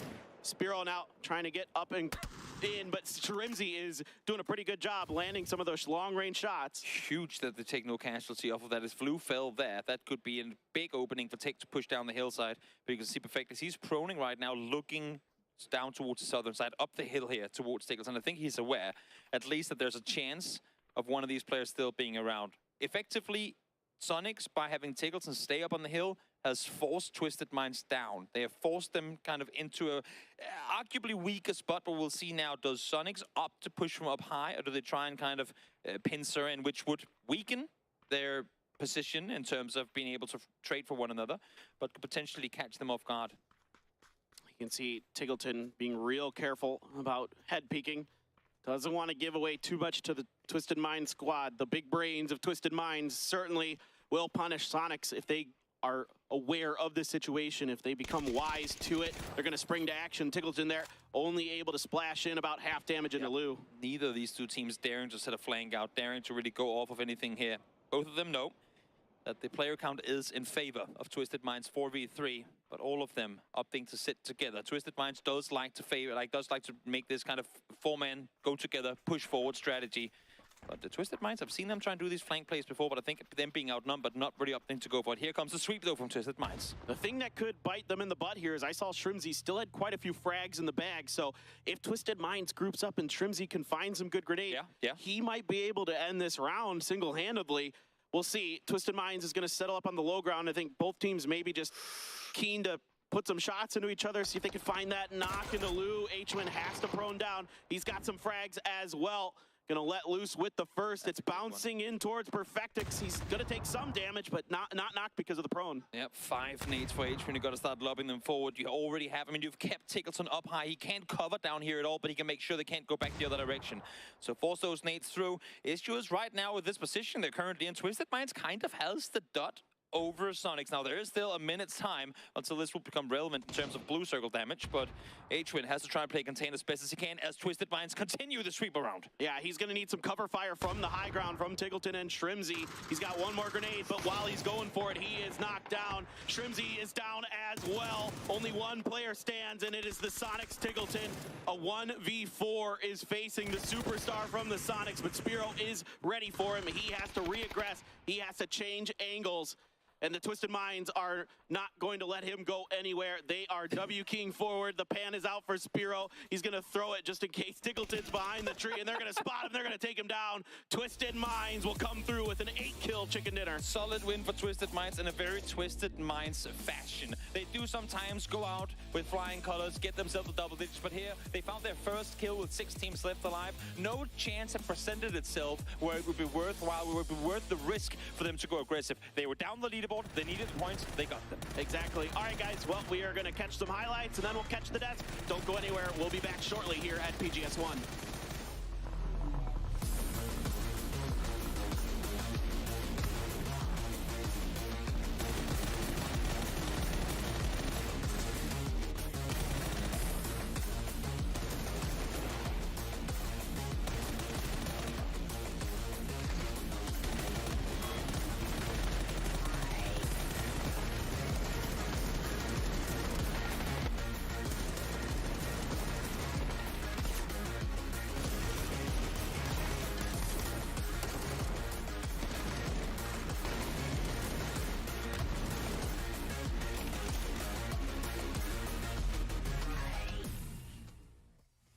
It's a chicken dinner for Twisted Minds as they showcase their big brains and what may be the closest thing we've had to a chess match at this event so far. Sonics versus Twisted Minds in that end game was, there was a point where I thought it was over. Twisted Minds had 2 down when they finished off. I think it was Cerberus went out in third. Yeah. And it was just the way they had those smokes deployed. They forced Sonics into an alleyway they couldn't finish hit, and then just the flanking and counter flanking. It was beautiful. Yeah, the only upper hand that Sonics had in that case was when those 2 knocks were on the ground, and it's just so rough to push through smokes. Like if it was the 2 knocks and there was no smokes, no riches, no nothing, they're gonna push it through. They're gonna take all the utilities they had and just commit it. But yeah, in that case, I actually loved what they were doing. All the smokes, all the fake smokes as well that we were able to see. Yeah. They were sending them down to kind of make sure they had an exit. So super well executed for Twisted Minds there. But then when it comes down to just a straight up force 3, it's going to be super easy for them to close it out like that, especially with an opening like they did. Well, and it was beautiful, too. We saw it was almost like a pawn sacrifice when Lou and Batulin went down and sort of drove that car around trying to bait Shrimzy out. But he fell back. He saw the trap and avoided it. H-Win tried to come forward and make a sacrifice play with those grenades, but didn't quite get the hits. It was back and forth. I pity our casters in that game for having to sort of just be in it for that long, because it really was just two good teams with great strategy trying to outplay each other, and ultimately Tiggleton could not take the 1v4 at the end. No, and especially when you think like the guys who know they want it when they're taking the pants out and trying to throw it the threes we saw, like there's so many cases like that. Also Petulins there, he looked happy. Good to see kind of check into those guys when it is. They've been down on the leaderboard, and now with this they could put themselves into the top 8 quite easily, so let's see what happens with that once we get to that for sure. Yeah, it's a great point. Sonics is doing well in terms of leaderboard. Twisted Minds, on their hand, came in 12th place today, so we're going to see in just a minute how many points they're able to put up on the board, but with a finish like that, they should be able to climb, and that's what you need today. On the second day of play, you really want to finish in that top 8, maybe even 6, so that you set the stage for the 6 games that we play tomorrow. It's not over yet. We've got a couple more to go, but seeing Twisted Minds sort of making moves after a tough day yesterday is encouraging, I think, for a lot of fans. Yeah, for sure. Like here, when you have a 3-day grand final, you have to be within striking distance once the second day is over, right? If you're talking like top 8, top 6, some teams have had some pretty decent days here to the start of the day, and if they're able to, you know, have that, you know, 20, 30-point gap, it's still huge difference in terms of prize pool once you move further up. Talking about gaps, let's talk about the gap that no team could seem to beat, and that was that road just outside of the church. Not a lot of options. 17 was in the warehouse. We saw Ghibli show up there. We saw literally everybody. Luminosity was so desperate they jumped in a car and drove to their death. That was a tough circle, right? Yeah, for sure. In a case where it doesn't end inside, the circle doesn't end inside Pubg, you kind of want to avoid it. There's so many teams. There is just on the edge of there trying to fight their way in here. But yeah, Twisted Mind 8 kills on the top there for the win. That's 18. Cerberus again with another banger of a match. 9 kills and third for them. It's super impressive to see them up there. Yeah, Cerberus put on their big boy pants and came to play today as they put up a huge amount of damage. 9 kills for Cerberus. So while they weren't in the chess match at the end, they never let off. They came out of that sort of road cross. They did a couple of backstabs. That was that road we were talking about right there. And here we go. Himas starts sort of opening fire. And from then on, they were just very aggressive.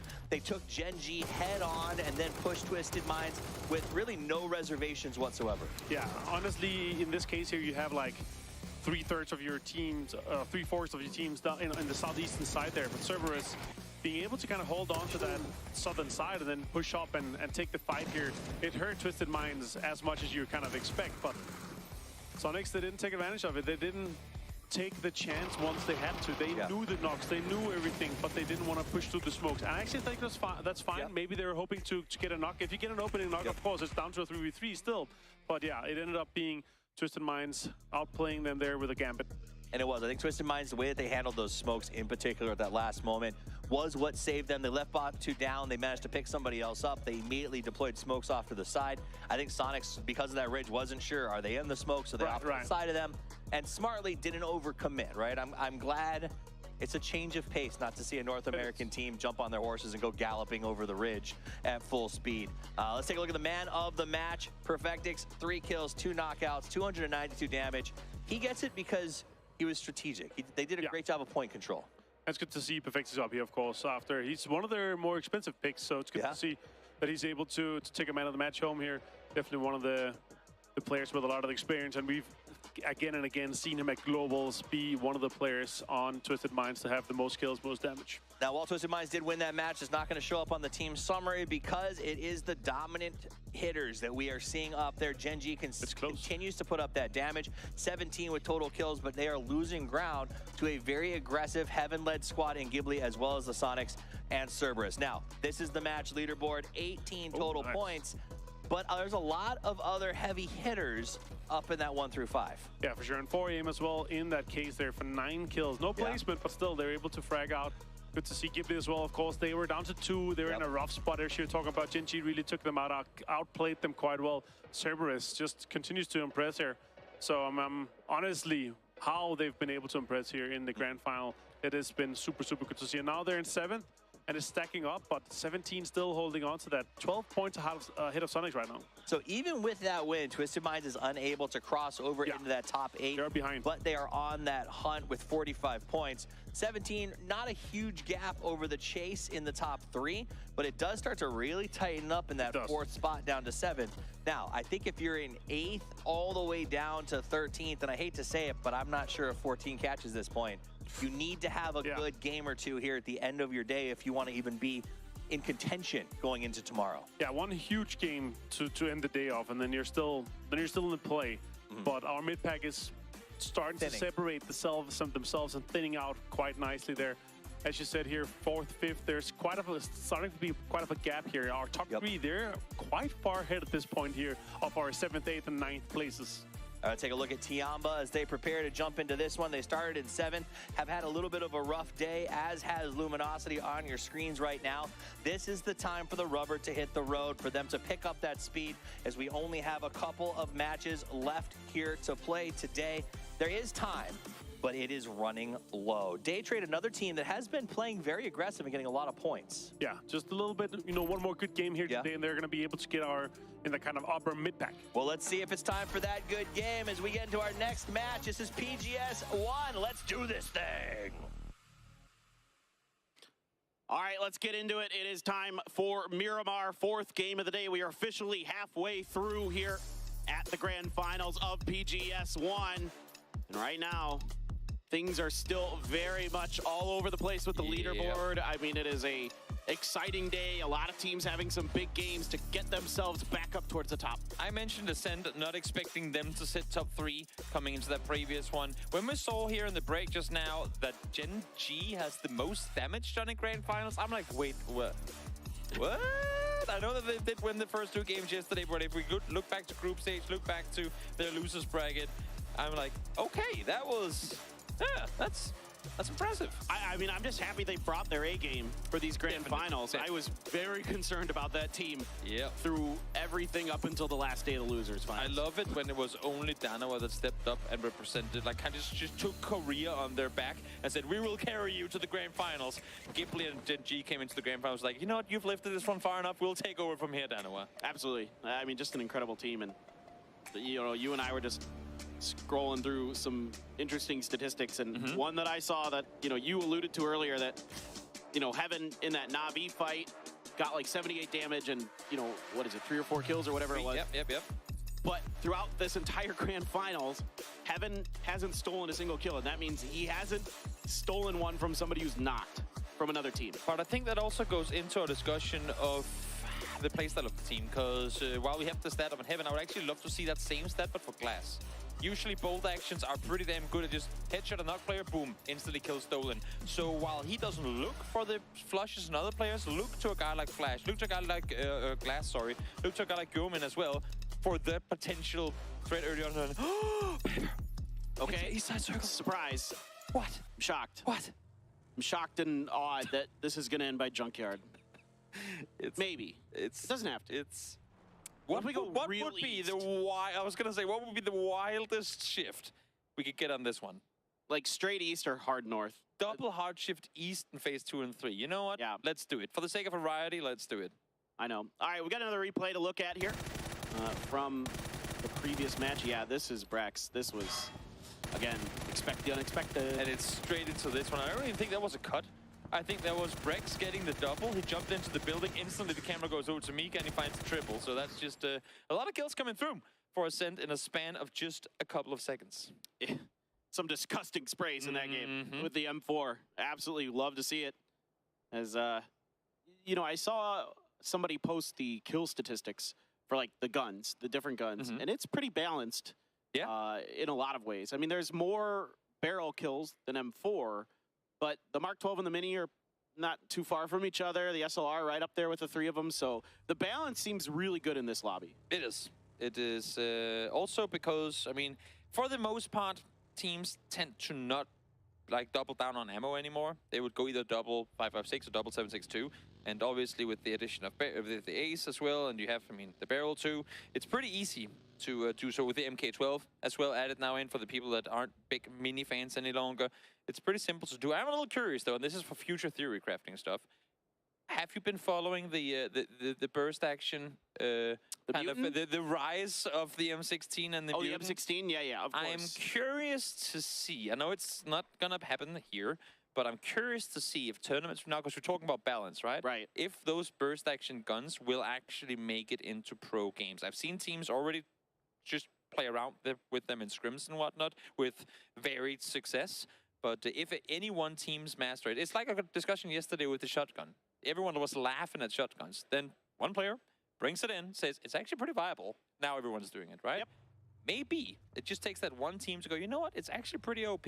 Have some success with it, and we'll see everyone play Mutant as their main rifle in the PGS2. Well, all I'm going to say is the player that we identified as our culprit for the shotgun meta, I have watched a lot of his streams, and he was definitely doing things with the Mutant when the new patches dropped, where they changed it. So certainly a trendsetter is the face of Fuzz. And LG has Hisaki just out there a little bit. Kick going for some shots. Hisaki under a lot of pressure, but no damage just yet. No damage, but at least Serper is now well aware that Luminosity has at least 2 players in this position. It's always interesting to see how Luminosity opts to split out of Junkyard, because of course you want to maintain control of the Junkyard proper, but which positions do you prioritize outside of those? Yesterday, we saw them play down into the Saloon. We've seen them play out the west side as well, and now we have Flood and Kickstart up on the eastern side of that Junkyard Valley. So trying a little bit different things, a little bit of variation to, I guess, remain unpredictable. Yeah, absolutely. I mean, the Junkyard's pretty, I don't want to say easy to lock down, but it's not the worst compound to lock down in the game by any stretch of the imagination. As 17 sitting underneath the noses of Twisted Minds, underneath Minas Generales, and Howl will be opposite of Na'Vi here. Are they going to get close to Mel, or are they just going to stop at the edge of this road? I like that Howl this early on doesn't fully commit to the compounds down below like we've seen other teams do in the past, but they actually send people up over the hillside early on, because those compounds, as great as they are, as soon as you shift north, if you don't have a player up the ridge line, A, you're probably going to get camped.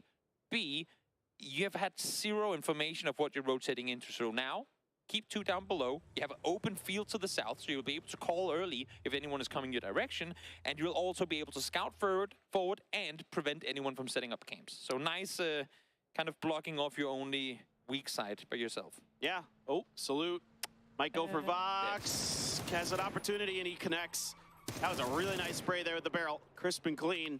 Didn't even have to turn past to his left. It was just right in front of him. He's going to find it. Sometimes 4 bullets is all it takes. And now the rest of Third Eye, man, they have to change direction here. They can't keep going down that road. And I'm loving that Danawa is doing this, because as you've said in the past as well, Danawa likes, especially in and around the Picado teams, try and set up some of these camps, try and do these small pushes early on. This is Danawa saying, we're set right now in 11th. Sure, we got some good points in the previous game, but we're set in 11th. The game isn't going our way. How about if we can start off every game with a point that costs us literally nothing in terms of risk? How about if you just slowly, 1 minute after another, can play into it with a little more confidence? Ooh, we got a kill early. It was easy, but it was a kill.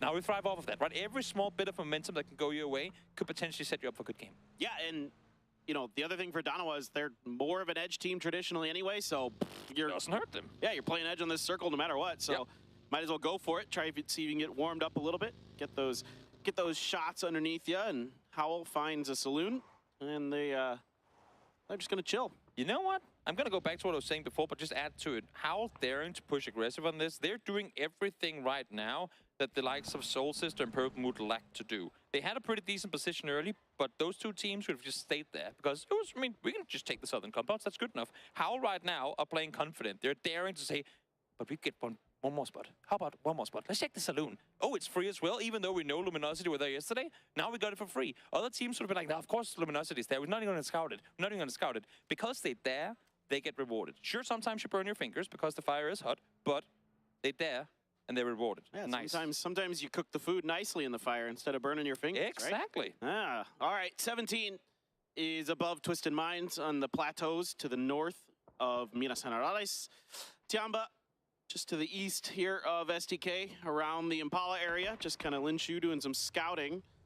And there are some shots there at the other players behind him. I think that's 7-7 that's getting shot at from forever, I think by Hwin, H-Win. Hwin. I need to start calling him H-Win. That's what I think he prefers that. H-Win's pretty cool. I think he's all right with you saying Hwin. No, that's a sounds like sound. You're trying to spit. Yeah, but that was not the sound I was trying to make. I was just like someone just going really fast past you. Okay, that's good. I like you made it into something completely different. He's a fast guy. Yeah, I made it sound like I was spitting in my mic. I don't. You know what? I said he's a pretty cool guy. He's probably larger than most things. I don't think he appreciates being called the sound of someone. I don't probably wouldn't like. Yeah, no, probably not. But here he is, the man of the hour, Mr. Peeking on forward, trying to track the rotation of the opposition. In the meantime, Danawa, well, they found one before. Why not continue beating the team that you've already wounded? Vox fell early, Richie falls now, Danawa 2 points up, and again, with limited to no risk involved. Yeah, this is beautiful stuff from Salute, playing on his own. And I'd say if there was any criticism I had of Danawa so far today, it would just be that sometimes when we get later into these games, they're just a little bit too spread apart for my liking. They're trying to take kind of two battles on two fronts with 2-2 splits. Yes. Fine. I mean, it isn't the worst idea. It's gotten them further ahead in the standings, no doubt. But I think they could close out a few more games, potentially, if they can find just that little bit of extra synergy. The four-man Danawa steamroll strat is something we've seen be incredibly terrifying to go up against in the past. So I agree with you. Maybe stick together a bit more, and then once this kind of situation presents itself that is necessary, you do those flex plays. Vegas with a level 3 gun, name a more iconic duo for this event. He has been just the guy with those Grozas, with those AWMs. He has been absolute magic leading up to the grand finals with some of those guns. So keep our eyes on him, see if he can do anything. Circle is, yeah. Hashtag predictable. Yep. I mean, now it's got to go either south or east. So yeah. I mean, the next one can still go anywhere. I'll keep my hopes up for some fun variety. If not, then we can say one thing for sure: all these teams have gotten incredibly good at rotating to junkyard. That's true. Well, 17 is going to take the shanty town just to the south of the junkyard. The junk shanty, the shanty yard. Shanty yard? I like shanty yard. Shanty town? Jamestown? Oh. Oh, that's what you said. Just like his fantasy team. Shambles. LG. Not much they can really do about 17 right now. Maybe try to get Suju. Yeah, they tag him with some damage. Salute, though, continues this magical solo journey, the never-ending journey of Salute. They're 2-2 splitting this as well. We just talked about it, how Danawa has been very aggressive on their splits, and it's come to bite them in the butt a couple of times. Loki is going to run straight in. He's done. To the open arms of Pow Pow in just a short moment. No shots been fired. Oh, my God. Oh, the timing from Salute to peek into the door as he ran on in. That's bananas. I thought Loki was done. That is the most fortunate timing I've seen in a long time. I mean, if that's planned from Danawa, then tip of the cap. That is absolutely beautiful. Although it doesn't look like they're going to stick around and go for the flush. So Pow Pow will be resabled by Lin Shu. Salute taking some damage from, I believe that's Na'Vi. You know what? I love to credit Danawa for absolutely amazing plays, but that was absurdly lucky. He was repositioning his vehicle. Salute goes, oh, is there anything I can help with? Oh my God, there's a guy behind you. Shoots him. They get to leave. And you can see in the speed they were leaving too, they wanted that position. They get to live with this guy. Yeah, well, Long Skirt has two members of Third Eye. Oldless getting close. I think undetected here by Long Skirt. Adam is going to be keeping Tianba busy. Oldless trying to take that moment to strike, but Long Skirt is just faster. A grenade as well will get the knock onto Oldless, and Adam out in the open, has to get in the vehicle and leave. There is nothing he can do to save his teammate. Third Eye heard those shots fired and saw the knock and the kill feed too. I'm not sure exactly what they were expecting to accomplish by wrapping down in this direction. Even saw, I would assume, seeing the vehicles leave. But of course, it's always easy for us with the eye in the sky and vision of all teams around us. We don't know exactly what's happening in the player booths, as these rotations are called. But Adam, now, solo player left alive. For Third Eye, it's not exactly been the grand finals they would hope for, but as they've been mentioned earlier as well, I don't think many people expect them to be here to begin with. So let alone the fact they have made grand finals, and now have a chance to make something happen, is big for them. Yeah, I mean, you'd love to see a bounce back from Third Eye, of course. For sure. Boxy with two members of 4AM right in front of him. DG flanked out behind, PO out in Narnia. You know, this is kind of the MO of Gen G now, is we're back to the what I consider quintessential Gen G. PO out on his own. Yeah, exactly. Yep. And the other three just kind of doing their own thing. You can kind of tell. There's this bar that you reach where the further PO is from his team, like it goes by increments of 100 meters. The more confident they are, the further away PO is. And right now they're at like a solid 1 kilometer confident. And they have a lot of info. Oh, Himas just has Heaven lined up. Heaven just, I think, might have gotten distracted by Tycon there on the other side, and Ghibli trying to keep their superstar player alive, and I think maybe just barely they're going to get him in the door. Barely. Get it? Yeah, that's good jokes. Good jokes. I did like the bait, though. You can see Tygon actually did bait the attention. He shot twice, forced Heaven to peek for a second. Himas shot from the other side, so they knew there were people down there wanted to get the kill. I think Himas is going to be a little bummed out he didn't take out Heaven, because of all players on the server, you don't want to have a live next to you these days. Heaven is playing pretty well right now, and you don't get too many chances of killing him. And phase 3 already removing a lot of their land ratio terrain down to the southeast. And Donowa is going to find a spot on the edge. You do have Day Trade fanned out on the edges of Minas Generales, maybe vying for that position. We'll see. Ascend swinging around Howl right now, trying to find this saloon, and they do. That is as free as can be. Howl just wrapped down towards the southern side. Ascent gets himself a freebie on the edge of the circle. We know that this one is going to shift away from Tianba, and it's going to shift away from Minas. So expect this circle to go somewhere between Na'Vi and Howl. Potentially a northeastern shift could come in as well, in which case we just go where we've been a billion times before. Yeah, this is just going to move away from the northwest corner, is basically what's most likely to happen. Ah, yeah, that's right. There's a mountain in the south, so somewhere center. Southwest, northeast, center. Yes. Those are your basic 3 directions that is most likely to go. It doesn't have to, but it's extremely likely to do that. That's why we always talk about it that way. Like, if we say it's going to do this, well, understand that we mean, like, 98% it's going to do this thing. Like, it's never a guarantee in PUBG. That is true. Tackleton peeks on over. Again, Sonics and STK, they've been kind of running shoulder to shoulder for a good while now. Now they're somewhat tangled up with one another, as well as H-Win is creeping up behind Vegas. And they, looking at where they're looking right now, they have no clue that H-Win is down here. Issue is, H-Win is jumping around. I don't think he has any clue that, I don't know who's infiltrating whose lines here.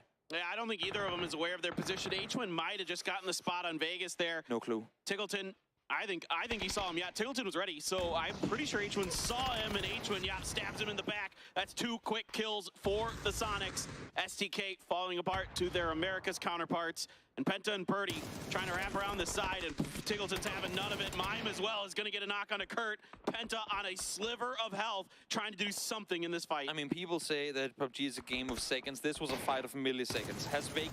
Had Vegas gotten the first shot over there, had he been the one to find the peak, this could just as easily have been STK instantly wiping out Sonics. So, fortunately, for, I believe it was Shrimsy, caught Vegas on the split. H-Win gets the suppress, and they get the fast double.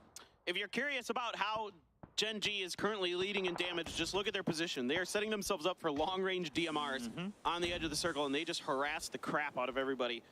Himas, sawed off, watching for LG. There's one player above him. It's Flood inside, and that's why they're ready for the up-close and personal battle. Himas and Tycon gonna swing in. Flood up above, opting to fling out the molly. Love to see what they're going to do on the inside of this. Tycon just going to hold the line. They're going to hold it for a while. It's going to allow for Luminosity to regroup. Luckily for both teams right now, no one's really opting to aggress, so not too much comes through. As I say, that Himas does fall to Flood. As we pan back down, Tycon wanting to get in, but you can see actually Dogma now running down the mountain from the other side. It's not really an easy angle of approach. I don't think Tycon gets a chance to rest. You'd have to expect that Snakers goes for the kill. If that was an intentional bounce from Tycon, that was brilliant. Yep. He got a ton of damage in there, and I have to assume it is. I don't know if he was trying to get that up in the window or not, but hard to tell from our perspective there. As the smokes begin to come down, Tycon, a lot of work to do, but still a sawed-off that dangerous shotgun sitting in the back pocket. Himas now crawling in to try to be res. Snakers, does he know Duckmai is coming? Exactly. He managed to run down the entire open face of the hillside. You can see Snakers is currently repositioning himself. He knows exactly where Duckmai is. Issue for Duckmai, he has no clue that he's about to get ambushed by Snakers. As I say that, he's not looking his direction. Now he spots him, finds him. Easy peasy, double headshot confirmed. Here comes 4 AM though. They want a third party this fight. It's been going on for quite some time. And as is tradition in PUBG, oh, maybe they're going to drive around. I think they're going to wrap, yeah, exactly. The issue is, where do they wrap from here? Maybe backfill Gipley towards the east just to have a scouting position? I think they're going to split here. Yeah, I mean, sit far north side, wait for something else to pop off here. Maybe a kill going the way of Cerberus as well could be their entry to the junkyard proper. But I think they're going to sit in the valley, at least for now, while we take our eyes back towards this 3v2 with Snaker still outside. Honestly, I thought they had a decent chance here as Kickstart gets Tycon down. Himas is gone as well, so LG able to deal with the problem. in their own buildings effectively. I thought maybe 4AM might have an opportunity to try to go for something there, but I think without any knocks in LG, it was too risky. Exactly. Uber now finding damage on towards Gen G over on that western side. He's solo player though, so Issue found the damage but fell instantly after, and the rest might just be coming through. As I say that no Pushos able to find the first. Second one should follow. You can see Na'Vi not in a position to support the solo player at all. I have no idea how in the world there was too much else going on that Uber got across that road and just, I think he ran. Just it's like the chicken. Why did he cross the road? To kill Gen G. Yeah, I mean he almost succeeded. He ran, but I want to know how he got there safely. Like it was. Oh, that's what you're asking. Yeah. It was, I'm not an analyst, sorry. I can't. That's too much for me to break down. Yeah. We'll leave that to Martin and Toffee. Exactly. Maybe they'll break it down.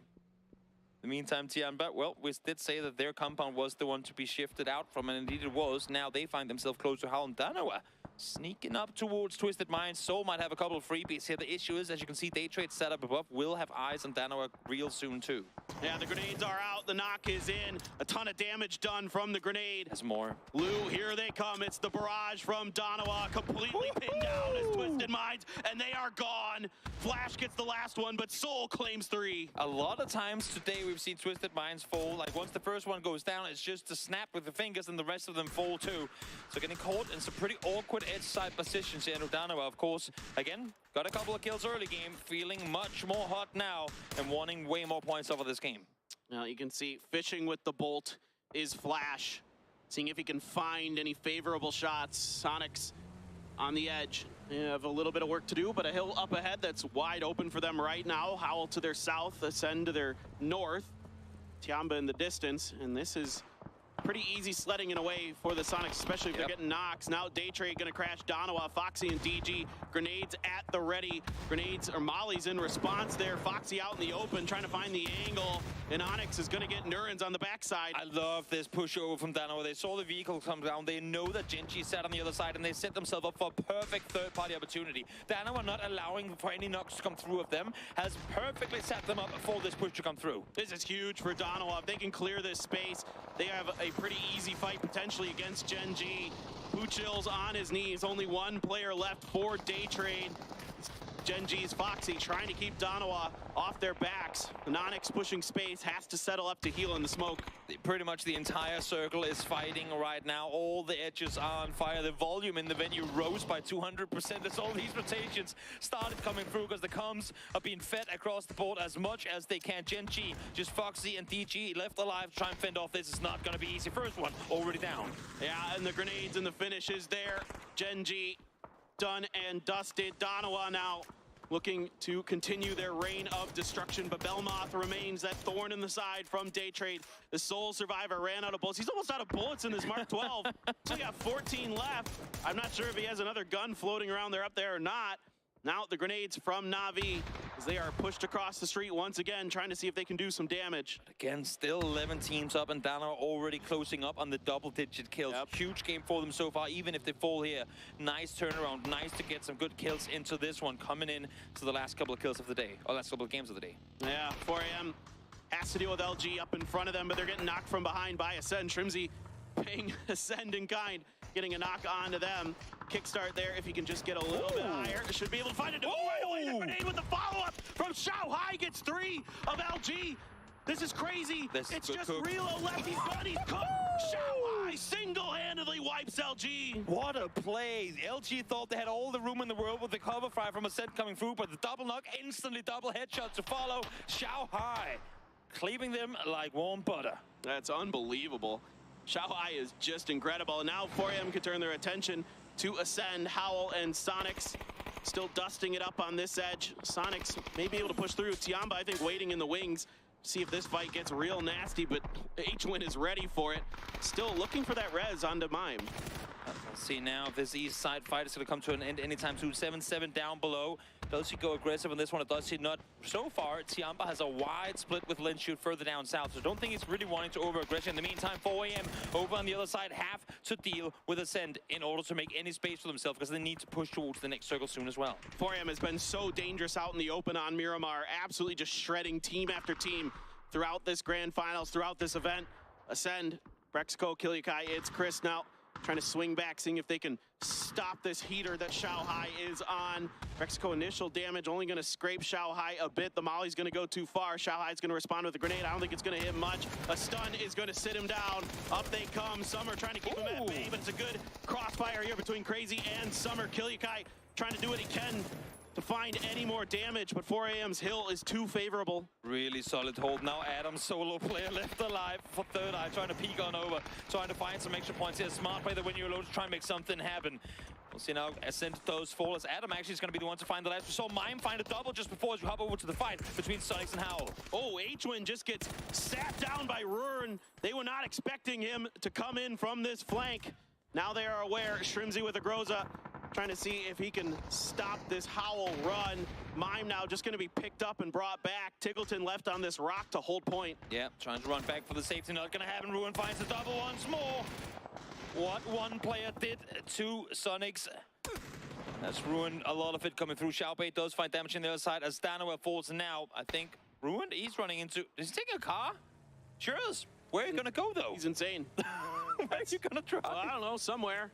Right towards Adam from Third Eye, maybe? Yeah, I mean, there's a tip to be played right here, and that's exactly what he's going for. We saw Face in the losers bracket try and commit to this one, too, but Nates came in and they went down. We'll see how long Ruin can make this his home. Yeah, well, I mean, to get here, no easy feat for Ruin, so credit where credit's due. Oh, yeah. He just destroyed Sonic's chances at maybe getting pretty deep into this game. Seen a couple of these individual plays that have been absolutely nuts this game. Shanghai already dead, but Crazy and Summer, no slouches. 4 kills between the two of them. Summer is going to send some shots into 17, but 17 sitting up on the north, sitting pretty. Have barely been forced to fight close at all this game. Already sat 12 points ahead of second place. 17 is looking to get a real good game here. Let's see where the next circle takes us. Does it favor our current first place team, or does it shift down towards the south? Nope. Up towards north. All right. Okay. Well, I mean, 17. Certainly it's seeming like day 2 is their day. And now the Mollies come out to try to finish that knock. I think they're going to miss the mark. Yeah. One short, one to the left. Stuns. Oh, they got the angle. Suju gets a re-knock. Summer, though, good for one. Can he find any more? He is on his last legs.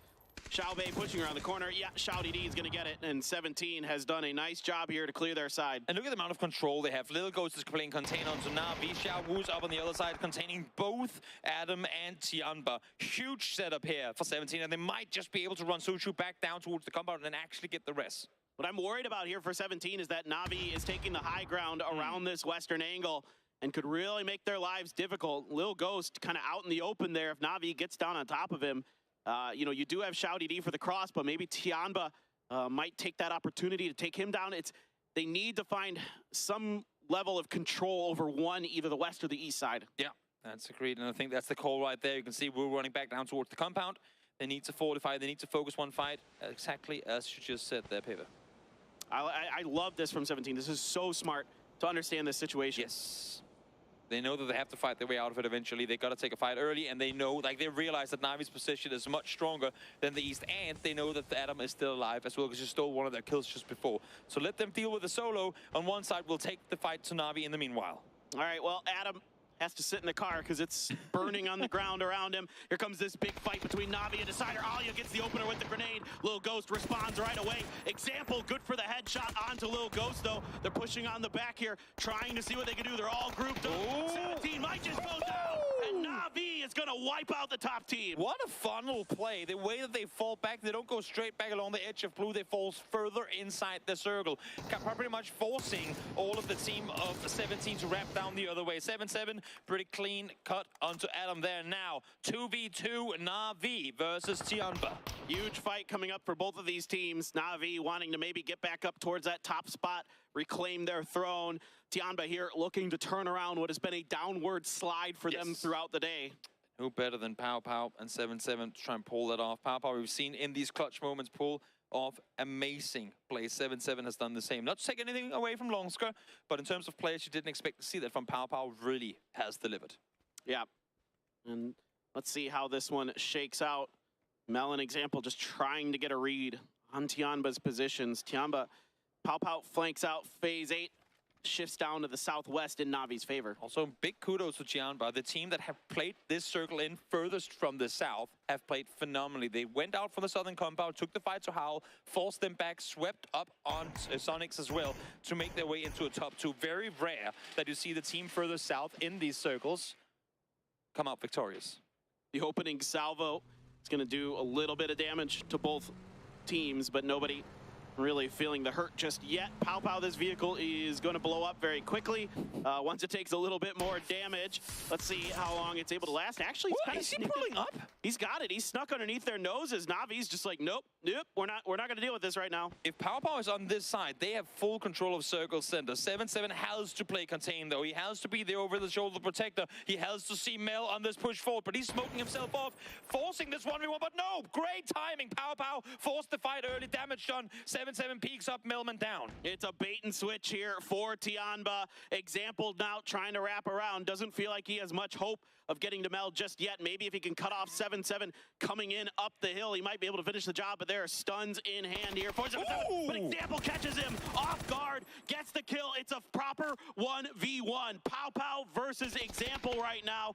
Pow going to be watching up at the hill. Gonna see the head there is Example, but Pow doesn't like it. He's gonna back off. Pow doesn't have a helmet left either. He might just be running back down towards the corpses down below, see if he can find a helmet, swing back up. Issue is if he runs off now, he loses all control of where Example is positioned. Example has a lot of smokes to work with. One molly, only one smoke here for Pow. Other than that, things about even. The difference maker could be the barrel versus the M4. We'll see. Pow now starting to swing out. He's going to see Example. If he can just get the spray under control, he's got the win. But no, Example spots him in return. Damage done to Pow. Waited just a little bit too long there. Trying to peek on over now. We'll see if Pow can get his shot coming through again. Does find the helmet. This is huge for Pow. He ran back down the hillside to get his level 2 helmet on. Level 3 key on Example as the reses, or as the heals come through once more. I like the idea of the flank around from Pow, but damage hasn't come through fast enough for him to solidify the position.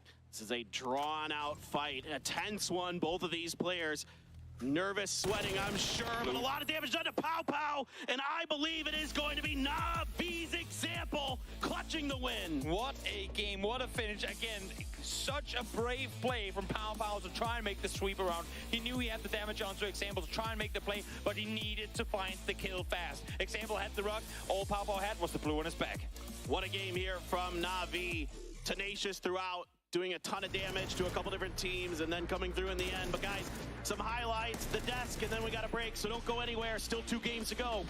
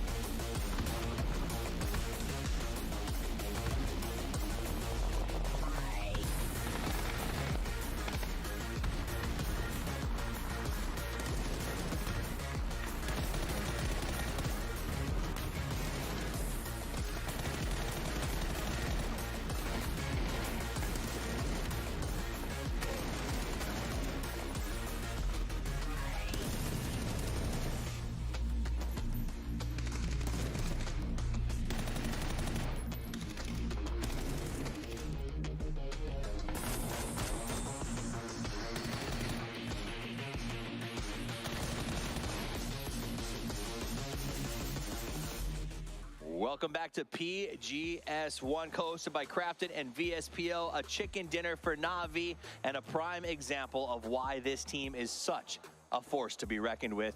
Now that was an endgame, Martin.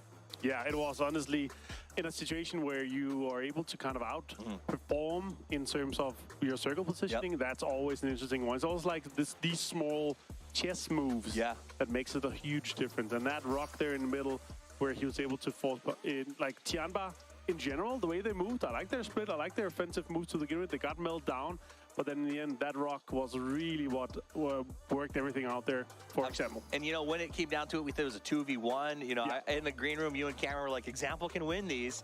And he did. He forced that 1v1, got that isolation, and then it became just a really fascinating match to watch. Ultimately, Example came out on top, but both of those players...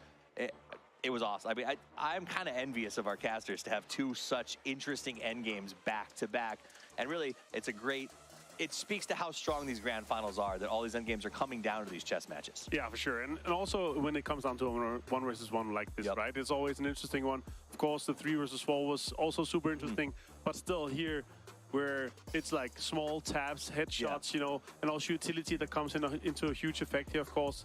You have the stun grenade and the smoke that is able to kind of play around that, but the blue was just coming too fast. And Example knew that, so he played to that. He made sure every time he got hit just once, you heal immediately, don't take any honest fights or anything, so that's interesting. It was cool. If the last game was a masterclass in overarching strategy in an end game, that was a masterclass in how to play it as a solo and sort of see everything as it comes. So beautiful win for Na'Vi. They're going to get a lot of points. I think a lot of teams might be happy that they were able to stop 17 from picking up that chicken dinner as they have been moving up that leaderboard aggressively today.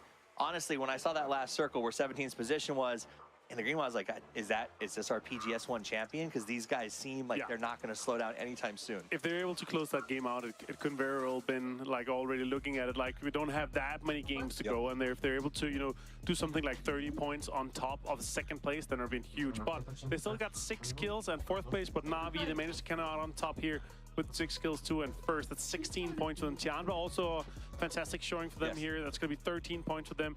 21 smokes used versus Navi's 1 smoke used really talks to how much effort they had to do. They're trying to clear out Adam as well from Third Eye. He got 1 kill. Well, the team got 1 kill and Third Eye got 3rd. So also some points going their way. Well-needed points for sure. You know, yes, well-needed points. I'm not sure what the climb looks like, his options. We'll see that in the leaderboard in just a little while. Let's catch up to the end of that match with the recap. Howl Esports does manage to get to 6th place. Again, they keep finding themselves in these sort of top 7 positions, getting points here and there, but they're not doing what our top teams are. When they get to this final 5, they're picking up their aggression. They're getting really fast moving. And here you see 17 and Na'Vi. Na'Vi had to clear 17 before they could even think of facing Tianba, and they really did it in style. And Na'Vi, once they go to these fights, it's just ridiculous how strong they are. Such a strong, clean fight from them there. Even in a situation where 17 Gaming is pushing in, they're coming in with utility, they're getting a knock there in the opening, there are 2 trim, but also here, of course, coming down to the very last fight here. I'm a bit impressed with Pubg from Tianba, but Tianba, they're not able to close this one out here. The positioning is just too strong from Example here, having the circle benefit. Yeah, you know 7-7 would have liked to have been a little bit closer when it came down to that 2v1, but he didn't. Again, it wasn't his fault. He was holding the off angle from the previous fight and was just hustling to try to close that gap before he got caught. He got the opening on Melman, all right, and then you're putting in a 2 versus 1. That's where you really need to get together. And you also saw he was trying to run there, but Example had a pretty good spot at the off angle position. Let's look at the MVP. It's very likely to be Example for this one. Yeah, it is 661 damage. As we're talking about 5 knockouts. Absolutely. Huge one for them here. He deserves it, though I will say, and shockingly to me, he got a little bit of help from what seemed like hesitation from Pau at the end. We saw him with that 3x. He got a spot on Example before he saw him. Now, granted, he pulled the trigger and Example turned and flicked insanely fast. But you can't help but wonder if maybe that first shot had landed, or if he had pulled it a little bit sooner, would have been a different game. A stronger spray there, like a double headshot with the 3x there, that could have been the difference maker. 17 though, still in the lead here, 8 kills on top of Sonic's 49. The Sonics though, they're able to get on top of the damage, finally taking that away. So obviously here in this case here, we're able to get a lot of teams with double digits. Dano as well with 9 kills and 1 placement point. So it's good to see they're able to put on some points compared to what we've seen from them so far. Today has been really good for them. Yep. And we do see Ascend ended up in 10th place, but again, they knew they were out of placement. They went for some kills because of the location. Got a couple points. Same with the Sonics. Trying to find points where they can. Day trade. Same idea. Let's take a look at the overall leaderboard as we go into our final 2 matches of today. There's still 6 to play tomorrow, but 17 is looking like a juggernaut with 95 points. Remember, they were able to get 4th place in that last game, so they just continue, no matter how it goes for them, to put points on the board. And I don't know, I mean, first off, I'm impressed to see Sonic so close to them. Remember, Sonic's left the drop spot, let 17 have it, and still is playing very well out of there. But 17 with Pachinki Picado, they just don't seem catchable. No, and also on top of this, there's also a little bit of another gap coming in here. Gen G down to Tianba is also 12 points. And then our mid pack is separating themselves from the top pack, right? And yeah, there's some teams that have the chance. You have to have a good game if you're like 5th in the right now. You have to have a good game to catch the top. So obviously, you have to end the day strong. We have 2 more games here, and I'm really looking at some of the teams that are looking at that mid pack there. And if you're able to get 1 more good game in, you're able to still be within striking distance off the top. It's okay to be in the mid pack, but you have to keep pace with the pace setters, and that's what the next two games are going to determine. Can you stay at the front, or do you fall off to the back? 2 games left to play. This is the PGS1 Grand Finals, co-hosted by Crafton and VSPO. Don't go anywhere. We'll be right back with more action.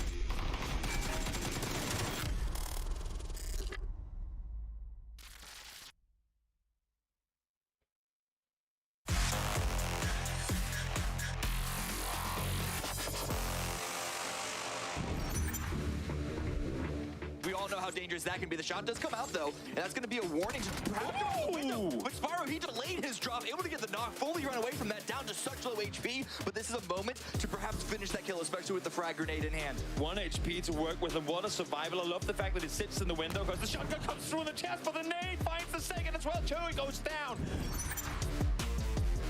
With full control of the hillside up above, shooting over the top, finds the first one. That is Pushil's down. Yeah, Tiggleton and company. Oh my God! Engagement might be overwhelmed, but AZ with the underhand grenade. This one could be good. Oh, he gets the knock, and now he's going to push out and get another. Looking for the third, looking for the finish. The 1v3 on Adanawa. Salute is hurt, but he is prone. He's going to throw a molly right on top of Salute. This may be the end. Salute is burning, but I think he got a first aid off just in time. Has to wrap to the outside, but no, the molly was good enough. What a play from AZ. It's not perfect. They're getting knocks against them, but they are making it work time and time again. But Apocalypse with a very, very good return knock on Kurt. Nice double headshot coming through, gets the flush instantly as well. Molly should take out room. We'll see if the man can do anything. No, Halo able to find the first. Apocalypse not in the position to cover him at all. Vegas now spots the second down to have HP. They know the connection was there. Push forward, aggress forward, get the final kill down. Slow HP, no! Halo as well, so they are not down just yet, but oh, Halo is found. Exactly, man. The team's aware of exactly what's going on here. Apocalypse crawls for input. Let's go for the flush. Yes, he does. Again, first game of the series. It's only 12 matches total. You want to optimize the amount of points you can get here. Penta, Nate locked on out, doesn't find the first man. Able to stay alive. Penta, though, taking down. Peaks the second time around. Apocalypse hits him. Keep seeing them cheekily pop up in some of these final moments, so not too bad to be able to get yourself a few points. There is a world where they make grand finals, and quite honestly, I'm going to be truly frank with you here.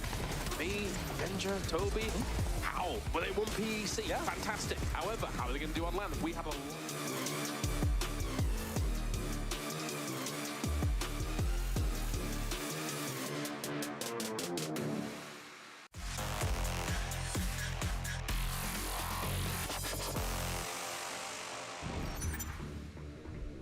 Xavier's position in particular is really tricky for Ghibli.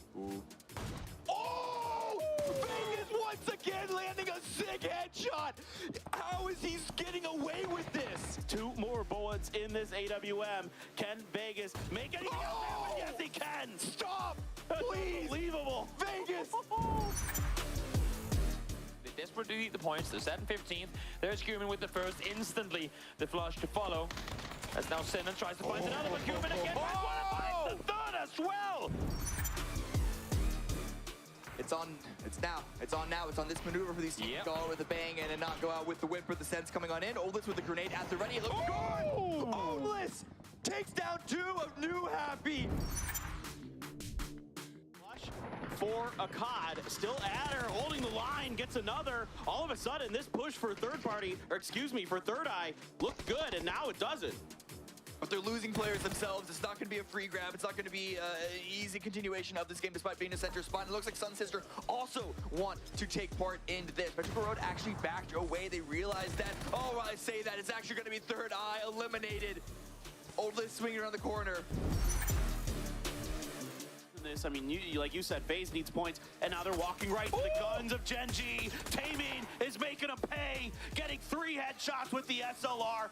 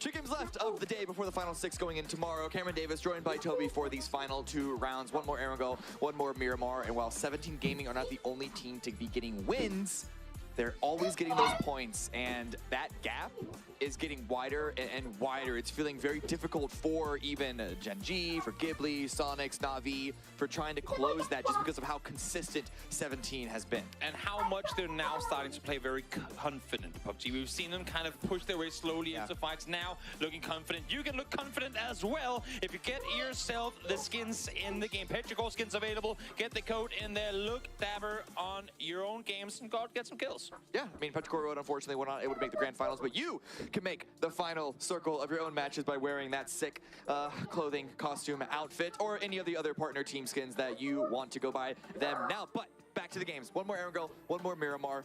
Do we think one of those teams outside of 17 is going to be able to really start to put a little more pressure and at the very least end today in a tighter race? Because if 17 start tomorrow with that big of a gap, you just know that they're going to have so much freedom to make ridiculous plays. I'd say Na'Vi is one of those teams, never count them out. They could go out 16th here with 0 kills, they could get 20 kill game. I cannot call that because Na'Vi has become unpredictable in that way. What I will say though is, and I said it in the end of last game too, Dano are now slowly starting to get some early games going their way. We saw how hot they were when they were hot, literally making the server look like fools. If they can go back to a good Erangel off of a pretty good Miramar they just had, they could be gunning their way straight up towards the top. Dano are hot, we're hot, the game is hot. We're gonna go into Erangel now, the last one of the day, to see who's gonna take the penultimate chicken dinner of the night. Things are getting down to the wire. There is no more room left to play with here. I guess you could, if you wanted to argue for the teams at the bottom, that they had those, what is that, 10 rounds of warm-up. No more warm-up anymore. Yeah, please not. Especially not when the top teams are looking as good as they are. Had it been a super even race across the board with no one able to separate themselves yet, I'd say great. Now the warm-up is over. Now you get things going. But there are already teams that are looking unbeatable in individual matches. So by all stretch of the imagination, play as well as you can. Because if you don't, you're probably not going to win PGS1. Yeah. One thing to note is that while there is that pretty big separation from first to second with close to 20 points there, everything else is still looking pretty linear down the way, even though the bottom obviously is like a full quarter of the points that the top has. It still just shows that everyone is in the mix, everyone is fighting out here, and you know, any one good solid play can just totally continue to change the leaderboard. Also because, I mean, with the exception of a very few teams here, most teams are pretty aggressive, especially when it comes to late game. Most teams know how to play a proper end game. So whenever you see a team don't come away with a win, they usually get, if not double-digit kills, then close to it. We're seeing Na'Vi, Ghibli fly close to one another. I think this is just going to be a vehicle grab for Ghibli. At least I hope so, because if you're sat in the top right now, trying to contest another team in the top, there's too much on the line to risk 17 running away with everything just because you want Navi's cars. Yeah, this was a bit of a northern plane path, so the teams, especially on the top right of the map, do have to drive, make a bit of a distance, including Luminosity, which at least this time they're able to make vehicles. And if they're able to go through Third Eye's position, get to their drop spot. But Luminosity has been really big victims of early frags, early kills going against them. So that's, I don't know, if they can make it to build a power with all four, that's at least an early advantage. But is that Third Eye chasing? I'm seeing them drive in behind them, but all of Luminosity is in the same car too, so I hope not. One thing that I will say though is, as much, it's kind of ironic how as much as I'm going to stop my senses there because we will see a replay. So let's see what happens on our screen real quick. Oh, this Xiaohai play. Oh yeah, speaking of Luminosity, it looked like they were finally, you know, revving their engines up, getting their feet back under them, trying to get those confident plays, and then Xiaohai just tears them apart, really. This is such a hard part of Miramar to play around because there are ridges, but it's also quite open, as you saw for Luminosity. But still, yes, it is going to be a chase. Third Eye chasing Luminosity down. This is a fight for the bottom, but Third Eye is still going to try and take it. The headshot comes through onto Snakers as well, able to continue forward, though now Flood, no tire. 3 people in the car, 2 guns shooting at him. Somehow Flood has taken no damage in all of this. Tries to continue going, but not going to happen. Reggie able to find him. LG just cannot catch a break, and that goes back to what I wanted to say coming into that. It's insane how they have been gifted every game in terms of first circles on Miramar, and on Erangel, at least today, they have had no luck with the first circle shift. They've had to like either all drop or, as you see now, try and commit to multi-power, one player short, and know they're going to have to go like Everest at some point soon. It's not been an Erangel day for Luminosity. Yeah, it's the circles are the same situation with the plane path. Talking to Trevor from the very beginning of this whole tournament, when it was difficult for them to get to their drop spots off the plane path, it's not an excuse to do poorly, but when you come off of a bad game and then you see the next plane path, or in this case, the next phase 1, it just makes it really hard to stop yourself from tilting. And then again, Flood goes down. These guys are veterans. They're definitely veterans, but even the most veteran player would struggle to not tilt with just the constant, like, paper cuts that Luminosity have been dealt. That is where the legends separate themselves from what might be phenomenal players. The players that can kind of best the mental aspects of we're not supposed to be able to come back from this and actually manage to turn things around. There's still 7 more games for Luminosity to play. Again, group stage, they won group stage. They only lost 1 player. That's what I'm trying to build into the hype thing for them, you know? Still got 7 games left. They won group stage. We saw how they just made a dumpster fire of every other team in the lobby throughout group stage. That Luminosity can still show up. Even with the player short, they can still show up, and they can still make it here in the final game and throughout all 6 games tomorrow. Yeah, you can never count Kickstart, Snakers, or even Relo out. There's just waiting for that pop-off game for them to get their confidence back. But let's focus on the rest of the lobby now. We'll check back on in them once they finally make their way to the zone, because they're going to be arriving last, even later than Gen G, I imagine, who are perpetual, fashionably late rotators. Probably. In the meantime, we're seeing Na'Vi rotate 17 doing the same thing. We did see just briefly Chris make his way up to the west side of South George. he still has Micah and Killikai and Primorsk. And while I know that there's not really any teams on the west coast right now other than Ascent, it's still a little worrying that they're currently sat 4 miles apart. 17 already taking control of Georgia Pool Mountain. Same thing with Cerberus, so a bit of a repeat from that very first Erangel game, at least in initial position. And this phase one is a bit more north, though, so I think we're going to see a bit more initial positioning on the north side. In fact, we see Twisted Minds going there. Danawa now rotating through Yasnaya. They're also on the north side of Erangel, north side of that river. Going to be playing it a bit safe because they don't want to contest for the limited space available around the Georgia Pool Mountain if they don't have to. I love how Twisted Minds is currently sitting up. Oftentimes, when you have a team sat down in and around Cube, you see the remaining players play the hill closer to the water than where Twisted Minds is right now. But Twisted Minds just got dealt with by Danawa in the games yesterday in this exact position. And speaking of, Danawa are the teams making their way in West now. They don't want to go back and make the same mistakes they did yesterday, today. So already kind of adjusting their positioning in a very similar first circle, saying if they're pressuring from the same angle they succeeded with yesterday, at least this time around we'll be ready for it. Yeah, a lot of repeat rotations. Just because we've seen this circle so many times before. This is exactly. I mean, we've seen repeat circles before, never in this area in the past couple of events that I can recall. But it's all about sort of getting those reps in and recognizing patterns in your opponents. You can do as much preparation as you want, but those models in your head are always going to be changing throughout the event. And at this time, this is, what, day 9 of PGS1, the 10 total days to play before we crown our champion. At this point, you know, patterns surely have emerged by now. Definitely. We saw Adam on our screen just before, and while Third Eye has had a pretty difficult grand final so far, credit where credit's due, he salvaged a ton of points in that previous game. They took casualties from Dalma early on, and still Adam managed to make third, netting his team extra points. So good job on Adam to get something going for Third Eye, where not a whole lot was. Problem is with Third Eye is that I think we've seen them salvage into a podium position a couple of times. I think actually they were up there on game 1 of today. But those are really the only points that they're getting. Yes. They're losing players, they're losing fights, and they can salvage a little bit, but they need to have those big games. They need to start winning those team fights. And now they're driving through a little bit of a split by Gen G. Not set up for defense here, so Pio's going to get into his vehicle ahead of time and try and drive away so he doesn't get caught off guard and potentially surrounded. That's still just the presence of another player in the area could throw Third Eye for a loop and cause them to slow down their own rotation. See Isaki catching Puchils, wrapping through. Doesn't want to take any early shots. Makes sense because he's isolated as well from his team. Snakers in the meantime trying to wrap on through. They've already lost one glass for the sake of the sanity of luminosity. Please don't shoot. Thank you. Yeah, that would be the most tilting. Imagine just double headshotted out of the car. Well, we just can't catch any breaks today, can we? Basically, LG, I don't know if they would really catch them off guard, catch them by surprise if Ghibli were still here, but they're just going to be rotating through anyway. But Sonic's now trying to get a couple of strays on a rotating day trade. Flash drop very, very low. A really nice knock from Shrimzy. Likely going to be a confirm. I don't see Day Trade really attempted to venture out there to go for the revive. It would be quite risky of one, but I think the smokes are being thrown by Belmont. And yeah, in the vehicle, but Shrimzy's got the lineup. Yeah, they have push shields up on the hillside too, and I think that's what's forcing Sonics to play from inside the buildings. For the most part, we are seeing the lasers come through from the hillside as well as Cerberus, probably with 8Xs and DMRs, try to find damage down below.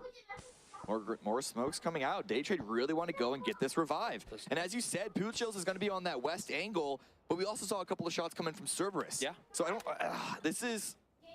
know if those will be worth it, but I think with Sonics backing away from this, under the cover of H-Win, they're pulling up. They're stealing the spot. Absolutely. They're seeing the split. This is a great read from Sonics as well. They saw the flashes, the smokes being thrown from Neurons. That's an easy call. There's just one guy here. He's throwing smokes, trying to help out. If we commit to this one fast enough, we will have a good fight in our favor. Shots push the player to the top floor, and grenades are flying on in. Norns is on 20 HP. Another one comes in from Tig. Still can't quite find the knock. And at the very least, they try to get the revive. Yeah. Onto Flash in the middle of the field, but the pressure onto Norns has gotten quite hectic. Now Shrimzy up on the second floor to watch the cross through those windows. Credit to Norns for buying his team time to get the rest, but can they come to his rescue now? He jumps out. Smokes do tend to kind of deny some audible cues. We'll see now if he gets seen. Spotted there by Mime. Damage done both ways. Adrian's Norrens is still very much alone, so it's going to be in their favor. And look at the tickles and pressure. Going to be trying to follow up from the initial damage that Mime did, but it's going to be Himas with the knock on the Norrens. Sonic spot that, and they're going to be capitalizing with the space. Norrens for sure is not going to get revived. Let's look at this fight between Third Eye and Gen G. These rotations did come to a head here. Oldest Fox, only 2 remaining, but they've surely dealt their fair share of damage to Gen G. They ran side by side for a while. It looked decent, but then once team started shooting, and all of a sudden everything fell apart as the circle takes us towards South George once more. Oldest, Nate lopped on over, not finding anything as GG is now forced to push on forward, but nice damage going through from Vox, helps out, and that is going to be Gen G out in 16th. Great line, great spot, and they have the time for at least 1 revive for Third Eye, but they're going to have to get on the move because of that hard shift towards the west. Everyone else is already lining up towards that position. STK, Twisted Minds, Jamma already have a spot in those warehouses. That's where STK played from this position recently, so hopefully they have the scouting prowess to be able to recognize that. STK sat in this 2-2 split, trying to fend off against anyone coming close towards them. Chiamba will be able to regroup inside the warehouses, but now here comes 17. They were able to play warehouses last time they were up and around here, but forced to play South George proper.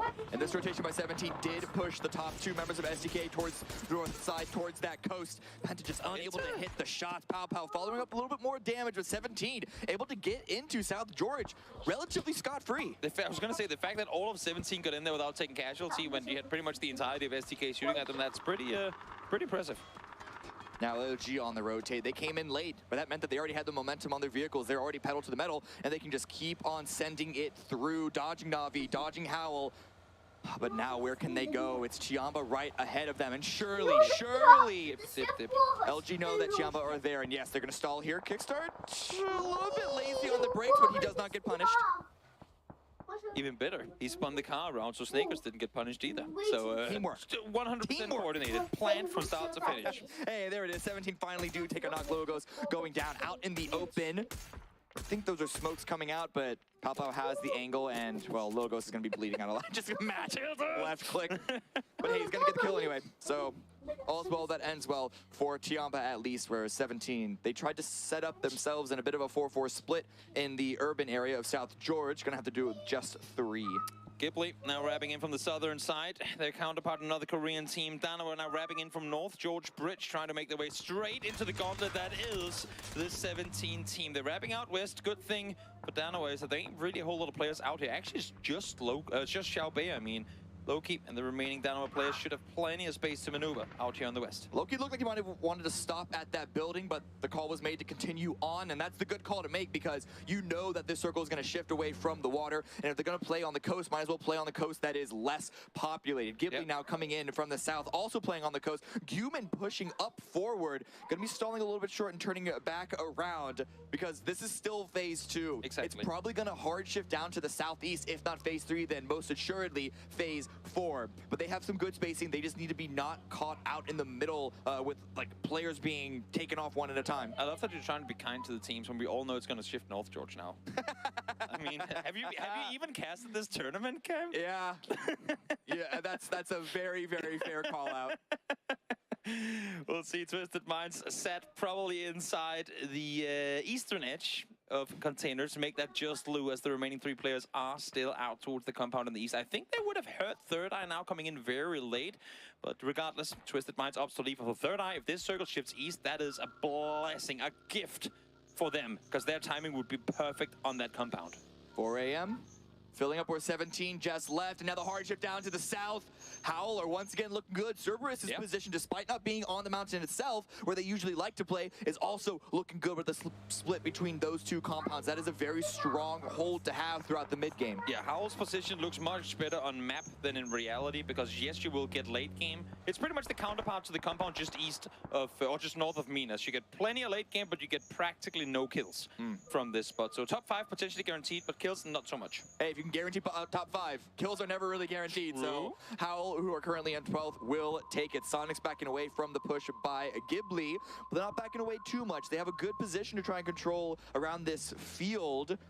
just north of the swamps, and Ghibli are pushing forward. Atron has an opportunity to catch them off guard. That's a spray down to heaven, not able to get the knock, is able to follow up now. Follow-up grenade as well to confirm that kill. The rest of Ghibli trying to respond. Yeah, Atron has to figure to commit to the push on forward, to do a fall back. Issue is he doesn't commit fast enough, so he's going to be taken down. Glass now sat down below, trying to suppress. Mime is still far back, so they need to find these knocks quickly in order to maintain the upper hand in this fight. Twin caught out in the open. He had the first initial strike, but likely to be finished off by Human there. Yes, he's able to find the angle. Shrimsy had the frag grenade. Gonna want to try and pull it onto Glass, the forward player for Ghibli. Yeah. It's a 1-for-1 so far between these two teams, and so far no one is really there to immediately capitalize. But with that hard shift away from the water, someone could be wrapping in this direction, and Shrimsy, I think, is going to try and back away. Doesn't want to commit too heavily to this fight. I think everything is going to slow down a bit, at least in that fight, for a little while. In the meantime, Luminosity, they're well aware that this position is only safe as long as no one's within nade range, and Himas is here. Fights the first one, kicks that down. Following up with more utility, and there's, of course, shots from the high ground as well. Kickstart not flushed just yet. Molotov not going far enough. That one looks good. That one looks good for the confirm. Rello had to prone down, so he didn't get knocked, but it doesn't matter because Batulin had the angle. It is all on to Snakers to stabilize for Luminosity, and I don't know if he's going to be given the opportunity. While Mime is getting pushed, Ghibli are still taking the fight to the Sonics. Yep, they called the split. They saw there was a solo player set up above. I love the fact that so many teams have gotten so incredibly good at this. We saw it executed earlier in the game. We saw it in the previous game as well. Teams, yes, you have a fight right in front of you, but if there's someone shooting from afar, seemingly helping out the other guys, you go for that guy. You send everyone in car, take the 3v1, then you can turn around, take his high ground position, and use that against the team. Because what position helps you from the solo is also the spot that's going to be against you from the other scene. And at this point, everyone is still on the north side, so he had a lot of freedom to go for the push back here on Luminosity. Snake was able to get the revive on Dorello, so they can still play as two, but so many teams surrounding them, their worries are not nearly over just yet. Exactly. Now, as things cool down, just for a moment, everyone waiting to see that next circle pop. Where are we going? Water's already shifted out of, so there's no concern of that. Navi sat in the two-way split southeast. They're waiting for it. Let's see if they get it. Well, as center as can be.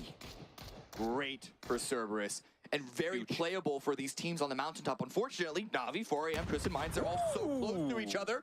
Well, Navi has something to say about that. A great grenade from Mel to knock Summer down. And if 4am didn't know that Navi were here, they surely do now. Lou has another frag at the ready to try and respond. Navi is in a 2-2 split still, though, with the remaining two players in the compound down below. So I love the fact that they get the knock, peek over quickly. Is there anything we can get off it? No. Great. Fall back. Know your limits. This was theirs.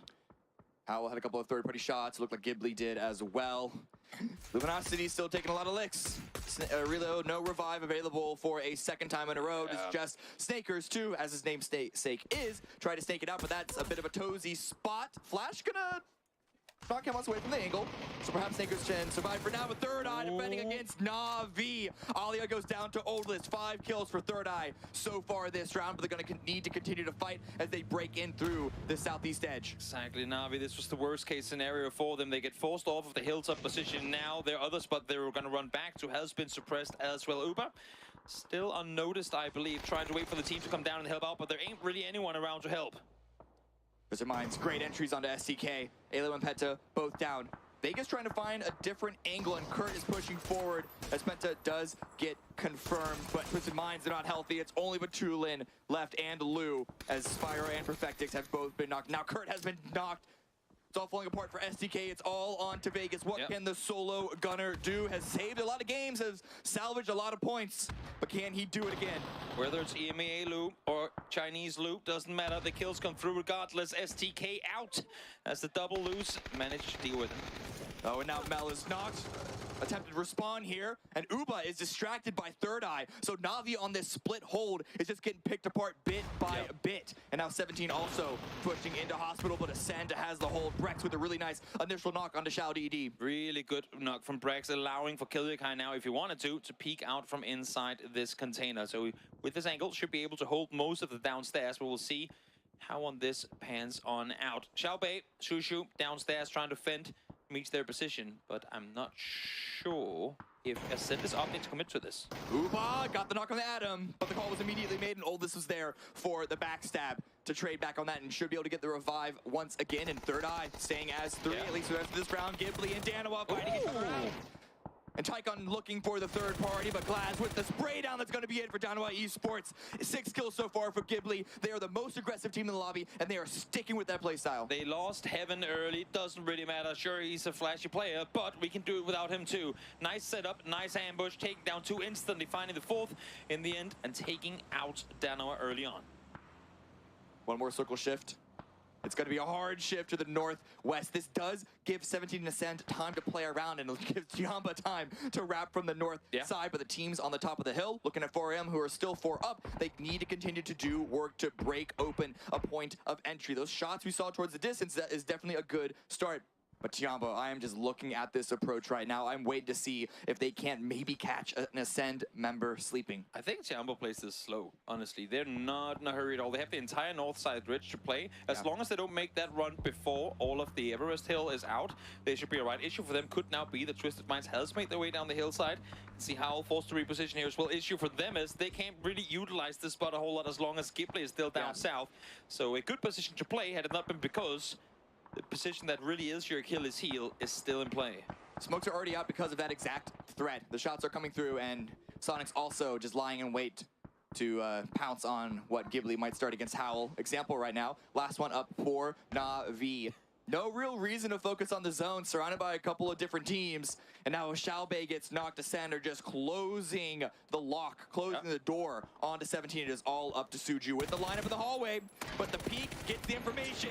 And Brex is there with the shot. Ascend, all 4 up, not taking a single casualty, controlling the hospital. Absolutely phenomenal for the German / Austrian team. Able to stay put, full control on that northwest side. Example now falls as well as Third Eye continues to rack up points. That is a perfect molly. Should be both down from Sonics, at least Shrimsy. Falls Tickleton able to stay put for a while as Human tries to wrap further forward. Should see him in just a second. And there you go, both down. Apocalypse, damage does come through return though. What a great flank by Human there.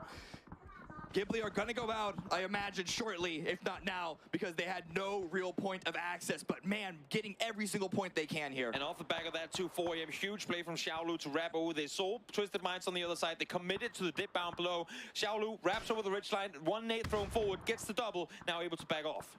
The Chu, eyes on that angle, that dip. Can be a strong one, especially at this late in the game when there was no one peppering you from the high ground, no one peppering you from the north side. And 4AM are going to try and utilize the hill at the same moment. You're seeing Third Eye. I'm loving this wrap on foot. They still have the forest to work with. They know they're the last team up on that hillside. If they get in from behind here, they could take out 4AM in a heartbeat. 4AM are so focused on Tiamba, that might just be an opening for Third Eye to use. But with only 30 seconds left in the phase, they're probably going to stay put and not want to just rush into this engagement when it might not even be in the next zone. And besides, crazy. Well, that is before it can happen. Listen, you're always aware of a backfill, especially with a hard shift like this. But Third Eye, they are out in the open, making a move. Adam does go down. Smokes are dropped to keep Vox and Oldless alive. What an absolutely clutch read from Grace. Just 180 spins it, instantly locks him in. And just like that, the threat from behind taken out in an instant. Good points for Third Eye, good salvage, but now we're looking at the top 6 teams. Hard shift once again, south, mostly west, a little bit south, but no one is in the middle except for a single crate. Tiamba, 4AM, they need to take this fight, but look at Ascend. Now that Hospital is free, Hospital is theirs, they can take the hill to the east and have the high ground overlook. I'm looking at Day Trade right now. How eager are they to win this game? If they push up behind Ascent here, that would be huge. If Ascent takes a casualty and Day Trade just commits to the play with vehicles despite having the compound, that would be absolutely insane. Rex trying to line it up onto Linshu, not able to land any of those shots. Tiamba get out of scot-free, and now they are 100% aware of Ascend's push from the high ground. Killiakai trying to make the forward ground, and Brex, a great follow-up grenade. Couldn't do it with the gun, but he's going to be able to do it with the frag, and the vehicle goes up in flames too. That's going to be a confirm onto 77, and now 4AM strikes from the opposite side. Tiamba had to commit down the hillside, and now there's simply too many angles for the opposition to hold on. Brexco does get taken down, a little greedy in that play around. Allows him to be visible to Day Trade, so he will fall 4AM in trouble now, as well as they have one player knocked. Chris, though, at this point, kind of committed to the down below position. I'm not sure if he has a vehicle. Okay, he does. Never mind. Has a car, smokes off, has to back off. Now the blues coming in. Phase 6 hurts like hell. Get up back on that hillside. Now you're there fast enough. Tycon elsewhere on the map on the south side. Now that Sonics and Ghibli are gone, Howl have a little more space to play with, but they are taking a lot of damage. And now even 4AM are dealing damage to Ascend. Looking at the top 4 right now as Howl go out.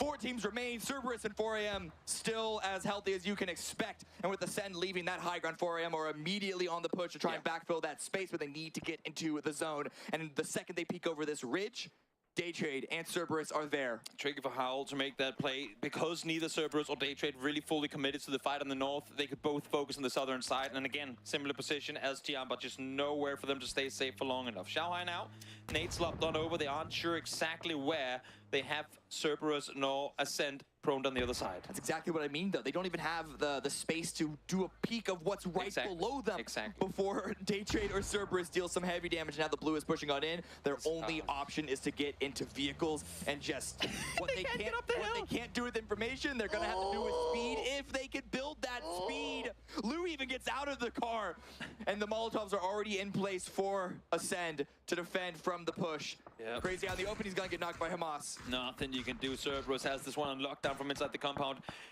4AM, they need a good knock. They need maybe even 2 in order to be able to utilize this position at all. They don't have the smokes left. They used those earlier, trying to contain against both Ascent and Tianba. The vehicles are going to be all the cover they have. I'm loving the aggression from Cerberus. Once again, they were on the hill earlier, taking the fight to Luminosity. Now they flex out once more, and it's Himas doing it again. Shalu wants to end this fight, but it's going to be Mika with the save there. Almost got taken out on the rock side, but the spray is just better for Ascend. But, oh, that's a bit too aggressive for Killier Kai. And Daytrade, Cerberus, they are just in the kill feed, third-partying this fight on the north. It's all down to Mika. 20 HP, trying to heal it behind a rock. Himas trying to find the angle. And now Daytrade starting to wrap up in this direction as well, seeing the circle shift away from them. No better time to make this play than right here, right now. No one has the hill control. Mika has a rock for cover. Seen, though, taking down as Belmoth finds one. Daytrade, it's been a little quiet for them for a while now, though. They lose Norrens early. 3 players alive, but have to make the aggressive play in the open towards Cerberus. Cerberus's focus onto 4AM has been tempered a little bit because the circle favors them. There is no need for them to try and run out, potentially lose space if they somehow get knocked. Just wait for 4AM, wait for Daytrade to push out in the open against them. They have a castle surrounded by nothing but a field and maybe a few trees. Daytrade going for that initial sand duck mine, not quite able to land those shots. What a rotation. What a huge rotation. They were part of taking down Howl in this exact spot. They know that Cerberus has to look north to suppress 4AM. There were only 1 player shooting at them on that southern side. A few bullets missed. That allows Daytrade in. And if they get this next final shift, this could be Daytrade's win.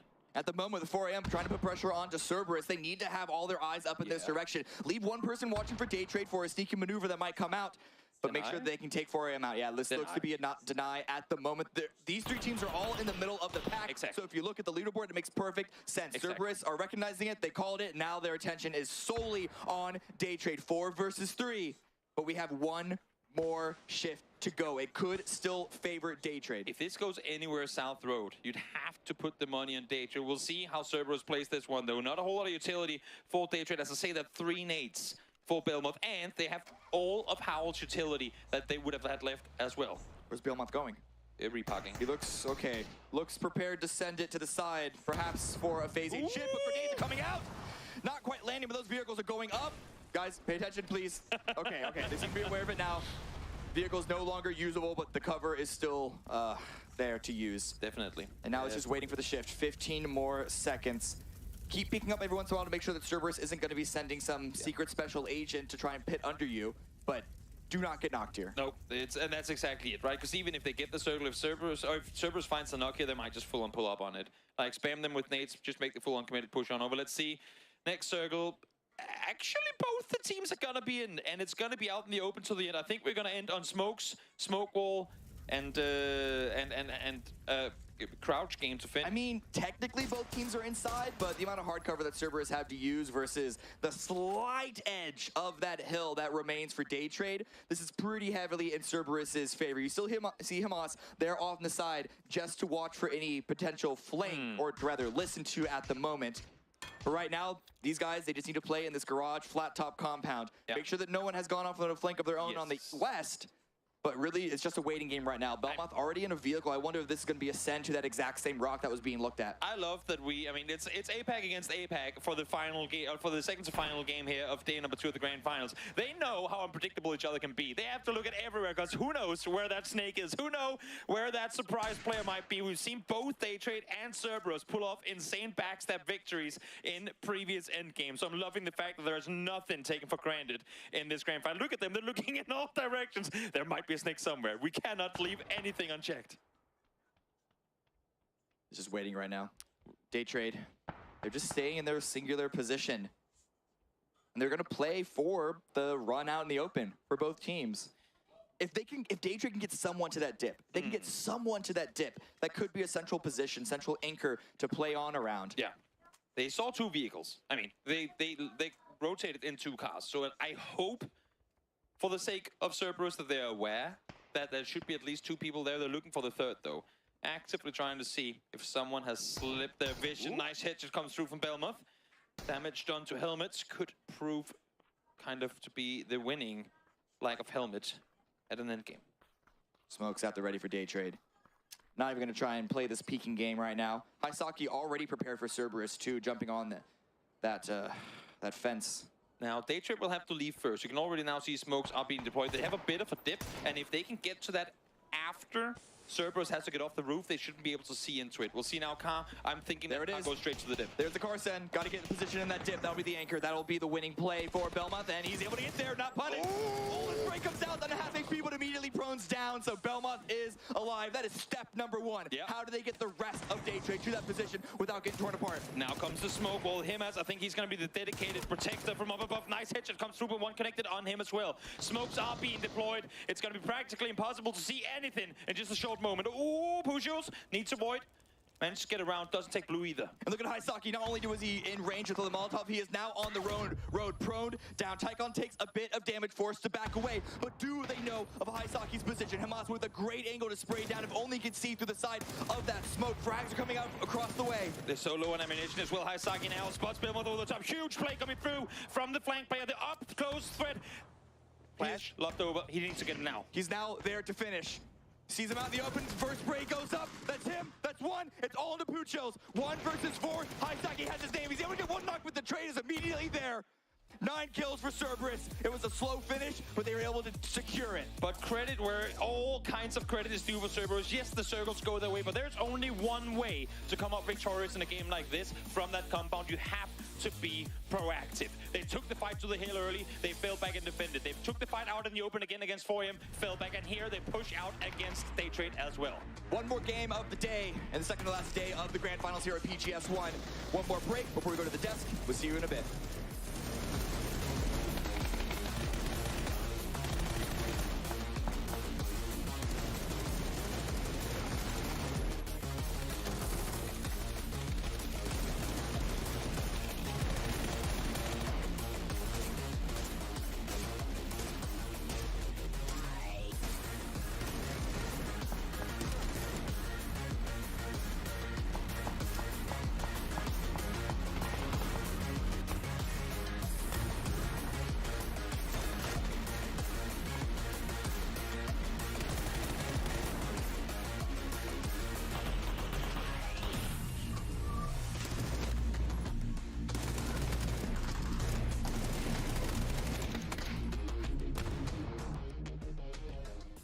Cerberus takes the chicken dinner in the penultimate match of day 2 at PGS1, co-hosted by Crafton and VSPO.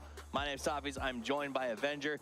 Cerberus, we talked about them at the start of the day. We said they have to get some strong numbers. We said they've not been feeling well. It's international travel. They've been a little under the weather, but you have to still perform when it comes to time to perform.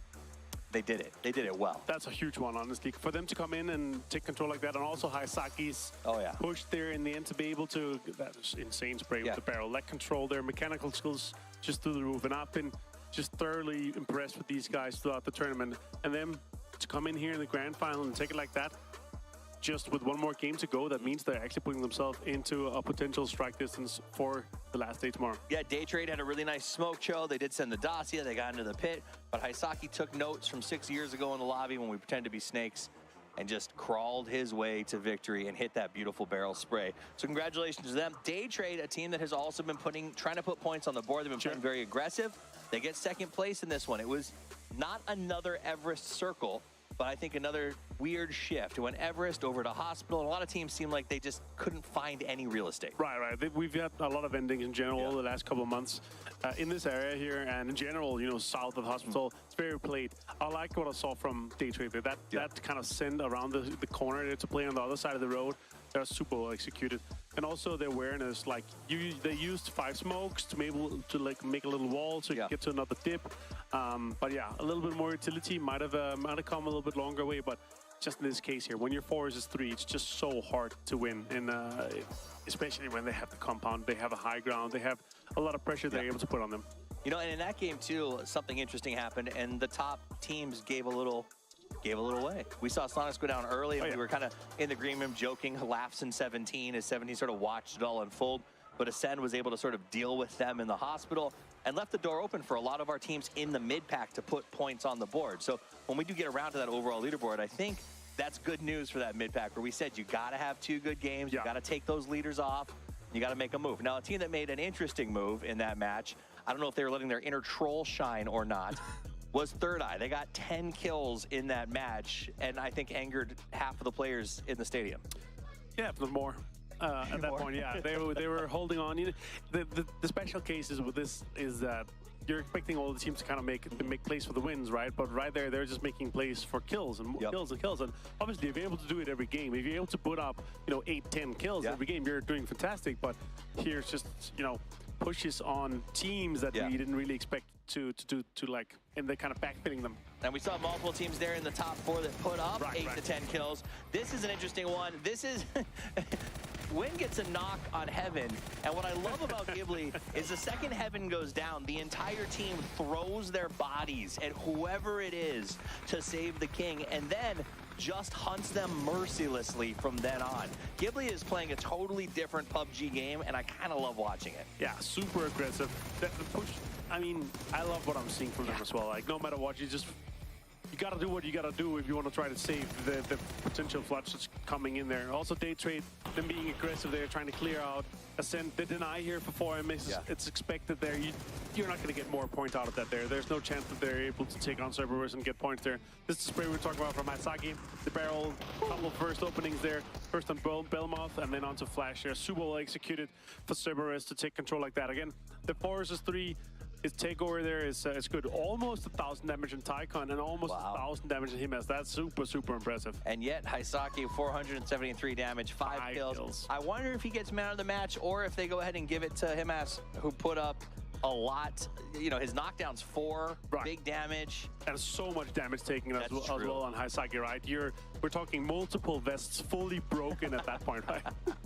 But they were in that compound. They had some backups. They were able to change out when they needed to, and it will go to Haisaki. 5 kills, 5 knockouts, and a good amount of damage. But really, it was that crawling up to find that flank position that set the stage for Cerberus to move forward. Yeah, I really like what I'm seeing here from Cerberus in general, and I'm pretty excited to see what they're going to be able to bring here for the last game, but also for tomorrow, because this is going to put them in striking distance for the very top. 17, of course, still looking good. Just 1 kill difference now for Ghibli, and 1 more down to Cerberus. Really talks heavens to how well they've been able to do today. Yeah, these teams, it seems like our frag forward teams are really thriving right now. They're taking those fights. They're not really caring as much about the macro. They get to a good spot and they choose to fight out of it. Cerberus walks away with 19 points off of that game. 4AM gets an important 14. Oh, yeah. Ascend continues to put points on the board. And for the first time, we see a huge game out of Third Eye. So great news for those teams that showed up on the top. Bad news is the bottom, Donawa, LG, they just keep getting worse. Shoot to kill, yeah, it's been rough. It's good for all the teams chasing 17, not getting many points out of this one here. Not great. So for they're my a little bit closer there. Ascent now on 2nd place. They're tied with Ghibli. 14 points behind 17 Gaming here. That's obviously a huge one. We have a little bit of separation here. It's going down to like Navi on 75. They've had a rough day today a little bit.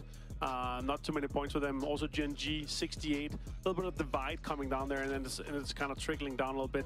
But yeah, it's 17 with a good buffer going into the last game. I will say, for me, the big story today is Ghibli. They came in ninth place to start the day with only 32 points. They have been playing out of their minds, very aggressive. And I like that they came in with that last day mentality on the second day. They sort of threw caution to the wind. They said, we're going to make whatever plays we have to.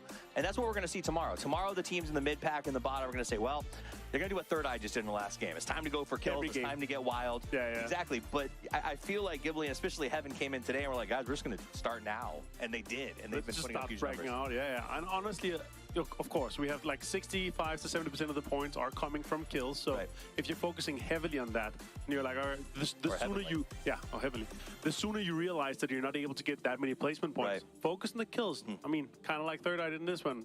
They realized, phase one, we're not going to be able to get to the late game. Let's focus on the kills. And they full sent it towards all the teams. They're trying to put pressure and also getting some like really rough knocks out of the cars and rotations. It's obviously rough for the teams that are on the receiving end, but still the points that you're able to get, if you're putting 9 kills average on the board every single game, doesn't matter how many placement points you get. We looked in on Ascend, we looked in on the Sonics teams that are on the chase. Tiamba is on the climb. That with one match left to play, it's really anyone's game. They've got to get out there. They've got to put the points on the board because tomorrow it's only 6 left. This is the last chance to dance on day 2 of PGS 1. Let's get in to our final match. One more to go. Will 17 keep that top spot?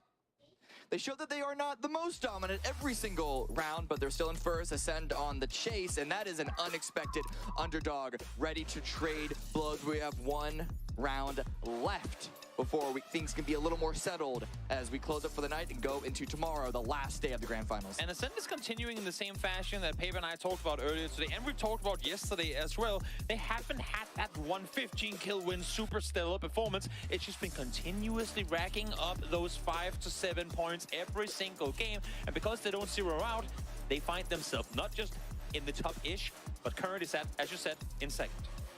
Good plane path. Pretty medium across the way, so it doesn't really mess anyone up too much. If you're an edge drop player team like on Valdemar, then you're going to be lucky if it's immediately on your position, but this is pretty fair for most teams. Now, I like to think you're a gambling man. Yeah, not really, but how much money are you willing to put on this first circle, including Junkyard? Like 100%. Like all my money. All your money, I'll your my entire savings life into that. savings. You know what? That might be a good. That's the only place the circle can go, right? The issue is it only gives back like 0.01, so it's not exactly the best. The best bet. But then again, a win is a win. We'll see if you're gonna get it. It's a win. I like to think that we're gonna go full Monte on this one, just for the sake of seeing something different. I didn't realize you can't have Monte Circle. It's always got to be Junkyard. That's the way that the rules are. That is true. Those are the circle settings. We'll see. We'll have to wait and see. SDK wanting to get off that roof. The shots are being fired towards him. Oh, wow. Did you get one bullet fired? Nope. Still not able to get off that hill fast enough. Should be all right. No commotion, despite a bit of a northern plane path and circle. I mean, Monte is in. I win. I told you I didn't gamble. I mean, yeah, but really. I would like to claim all your life savings now, please, James. I did sign that bet while we were here. Yeah, I know. Yeah. I'm going to perpetual slavery to the Danes. It's not a great look. It's not a great look for my people. But yes, let's just focus on the game right now. Circle, pretty good. Southwest is great for Danois, who have been struggling still. True. But I think we've been saying that about a couple of different teams who have a circle on their home turf, and really so far it hasn't really helped a lot of teams. The teams either do good or bad. You know what? This is theory crafting 101. How about if this is what breaks the Luminosity curse that has been their grand final so far? How about if it works for them now that they do not get a junkyard? They get to go somewhere new. Things are a little worried. They actually have to rotate for once. And we'll see if maybe them getting a little bit of fresh air through their hair as they drive their Mirados and whatnot towards the west, if that creates for a good final game of the day for them. They were able to grab a free kill or two on Cerberus the last time the circle went down south earlier today, so maybe. It's going to have to be a lot, though, for any of those teams from the bottom to start make that climb just because of how fast 17 and Ascend are all going. I mean, it's 17 at 95, and there's a bit of a gap there, but then Ascend and Ghibli both with 81, Sonics with 80, Cerberus with 79. So there's a lot of teams that, if they're not currently in a podium position, are so close to, could easily off of this last game, half of this game, put themselves in that spot. But even, I mean, again, even if the first place might be out of grabs, even if the prize pool like might not reward you heavily for getting a couple of spots higher, PGS points alone should be your indicator, your reason why you want to do as phenomenally as you possibly can. Because punching a ticket, maybe not guaranteed to go PGC, but close enough to it, that is going to be worthwhile. I haven't run the numbers just yet, but considering we only have 2 PGS events to get those PGS, PGC points, yes, performing high, definitely, surely winning, but maybe even second place could be enough to almost guarantee you. Well, Third Eye have been on the hunt for teams last time around on Miramar. Dana were found 2 on Third Eye on rotations early. I think Third Eye got annoyed with it and are now saying, you know what, Dana? You kept us, and we will now take you out. Richie finds Soul. Gotta love a little bit of revenge. This is great. Olus was there for the confirm, just so Soul would not get revived. And that is a kill and ground taken for Third Eye. This is the high ground of Chumacera. The rest of Danoa are still busy looting in the spread on the low ground there. But that might not be the only early game action we have. Know how they're going to continue to move on through this field. 17 aren't necessarily in immediate position to try and cut off this rotation. And besides, there's the MAD already in place. And it's a great read for Third Eye too on this one. Not only do they isolate a solo, they isolate the IGL of the team, weakening the team arguably even further, and also taking probably the best position they could have of all of the 4 split Danoa players early on. So a smart read, and now for any game moving forward on Miramar, Danoa has to look over their shoulder with every single building they move towards to try and loot. 4 AM on the rotation, Luminosity on the rotation. No one's really taking a huge amount of time here. We still have to see Chiamba on the move, but Gen G, the perpetual late divas to the zone, are already rotating in from El Pozo. Sonics here coming in from the southeast side. So I think just because of how much space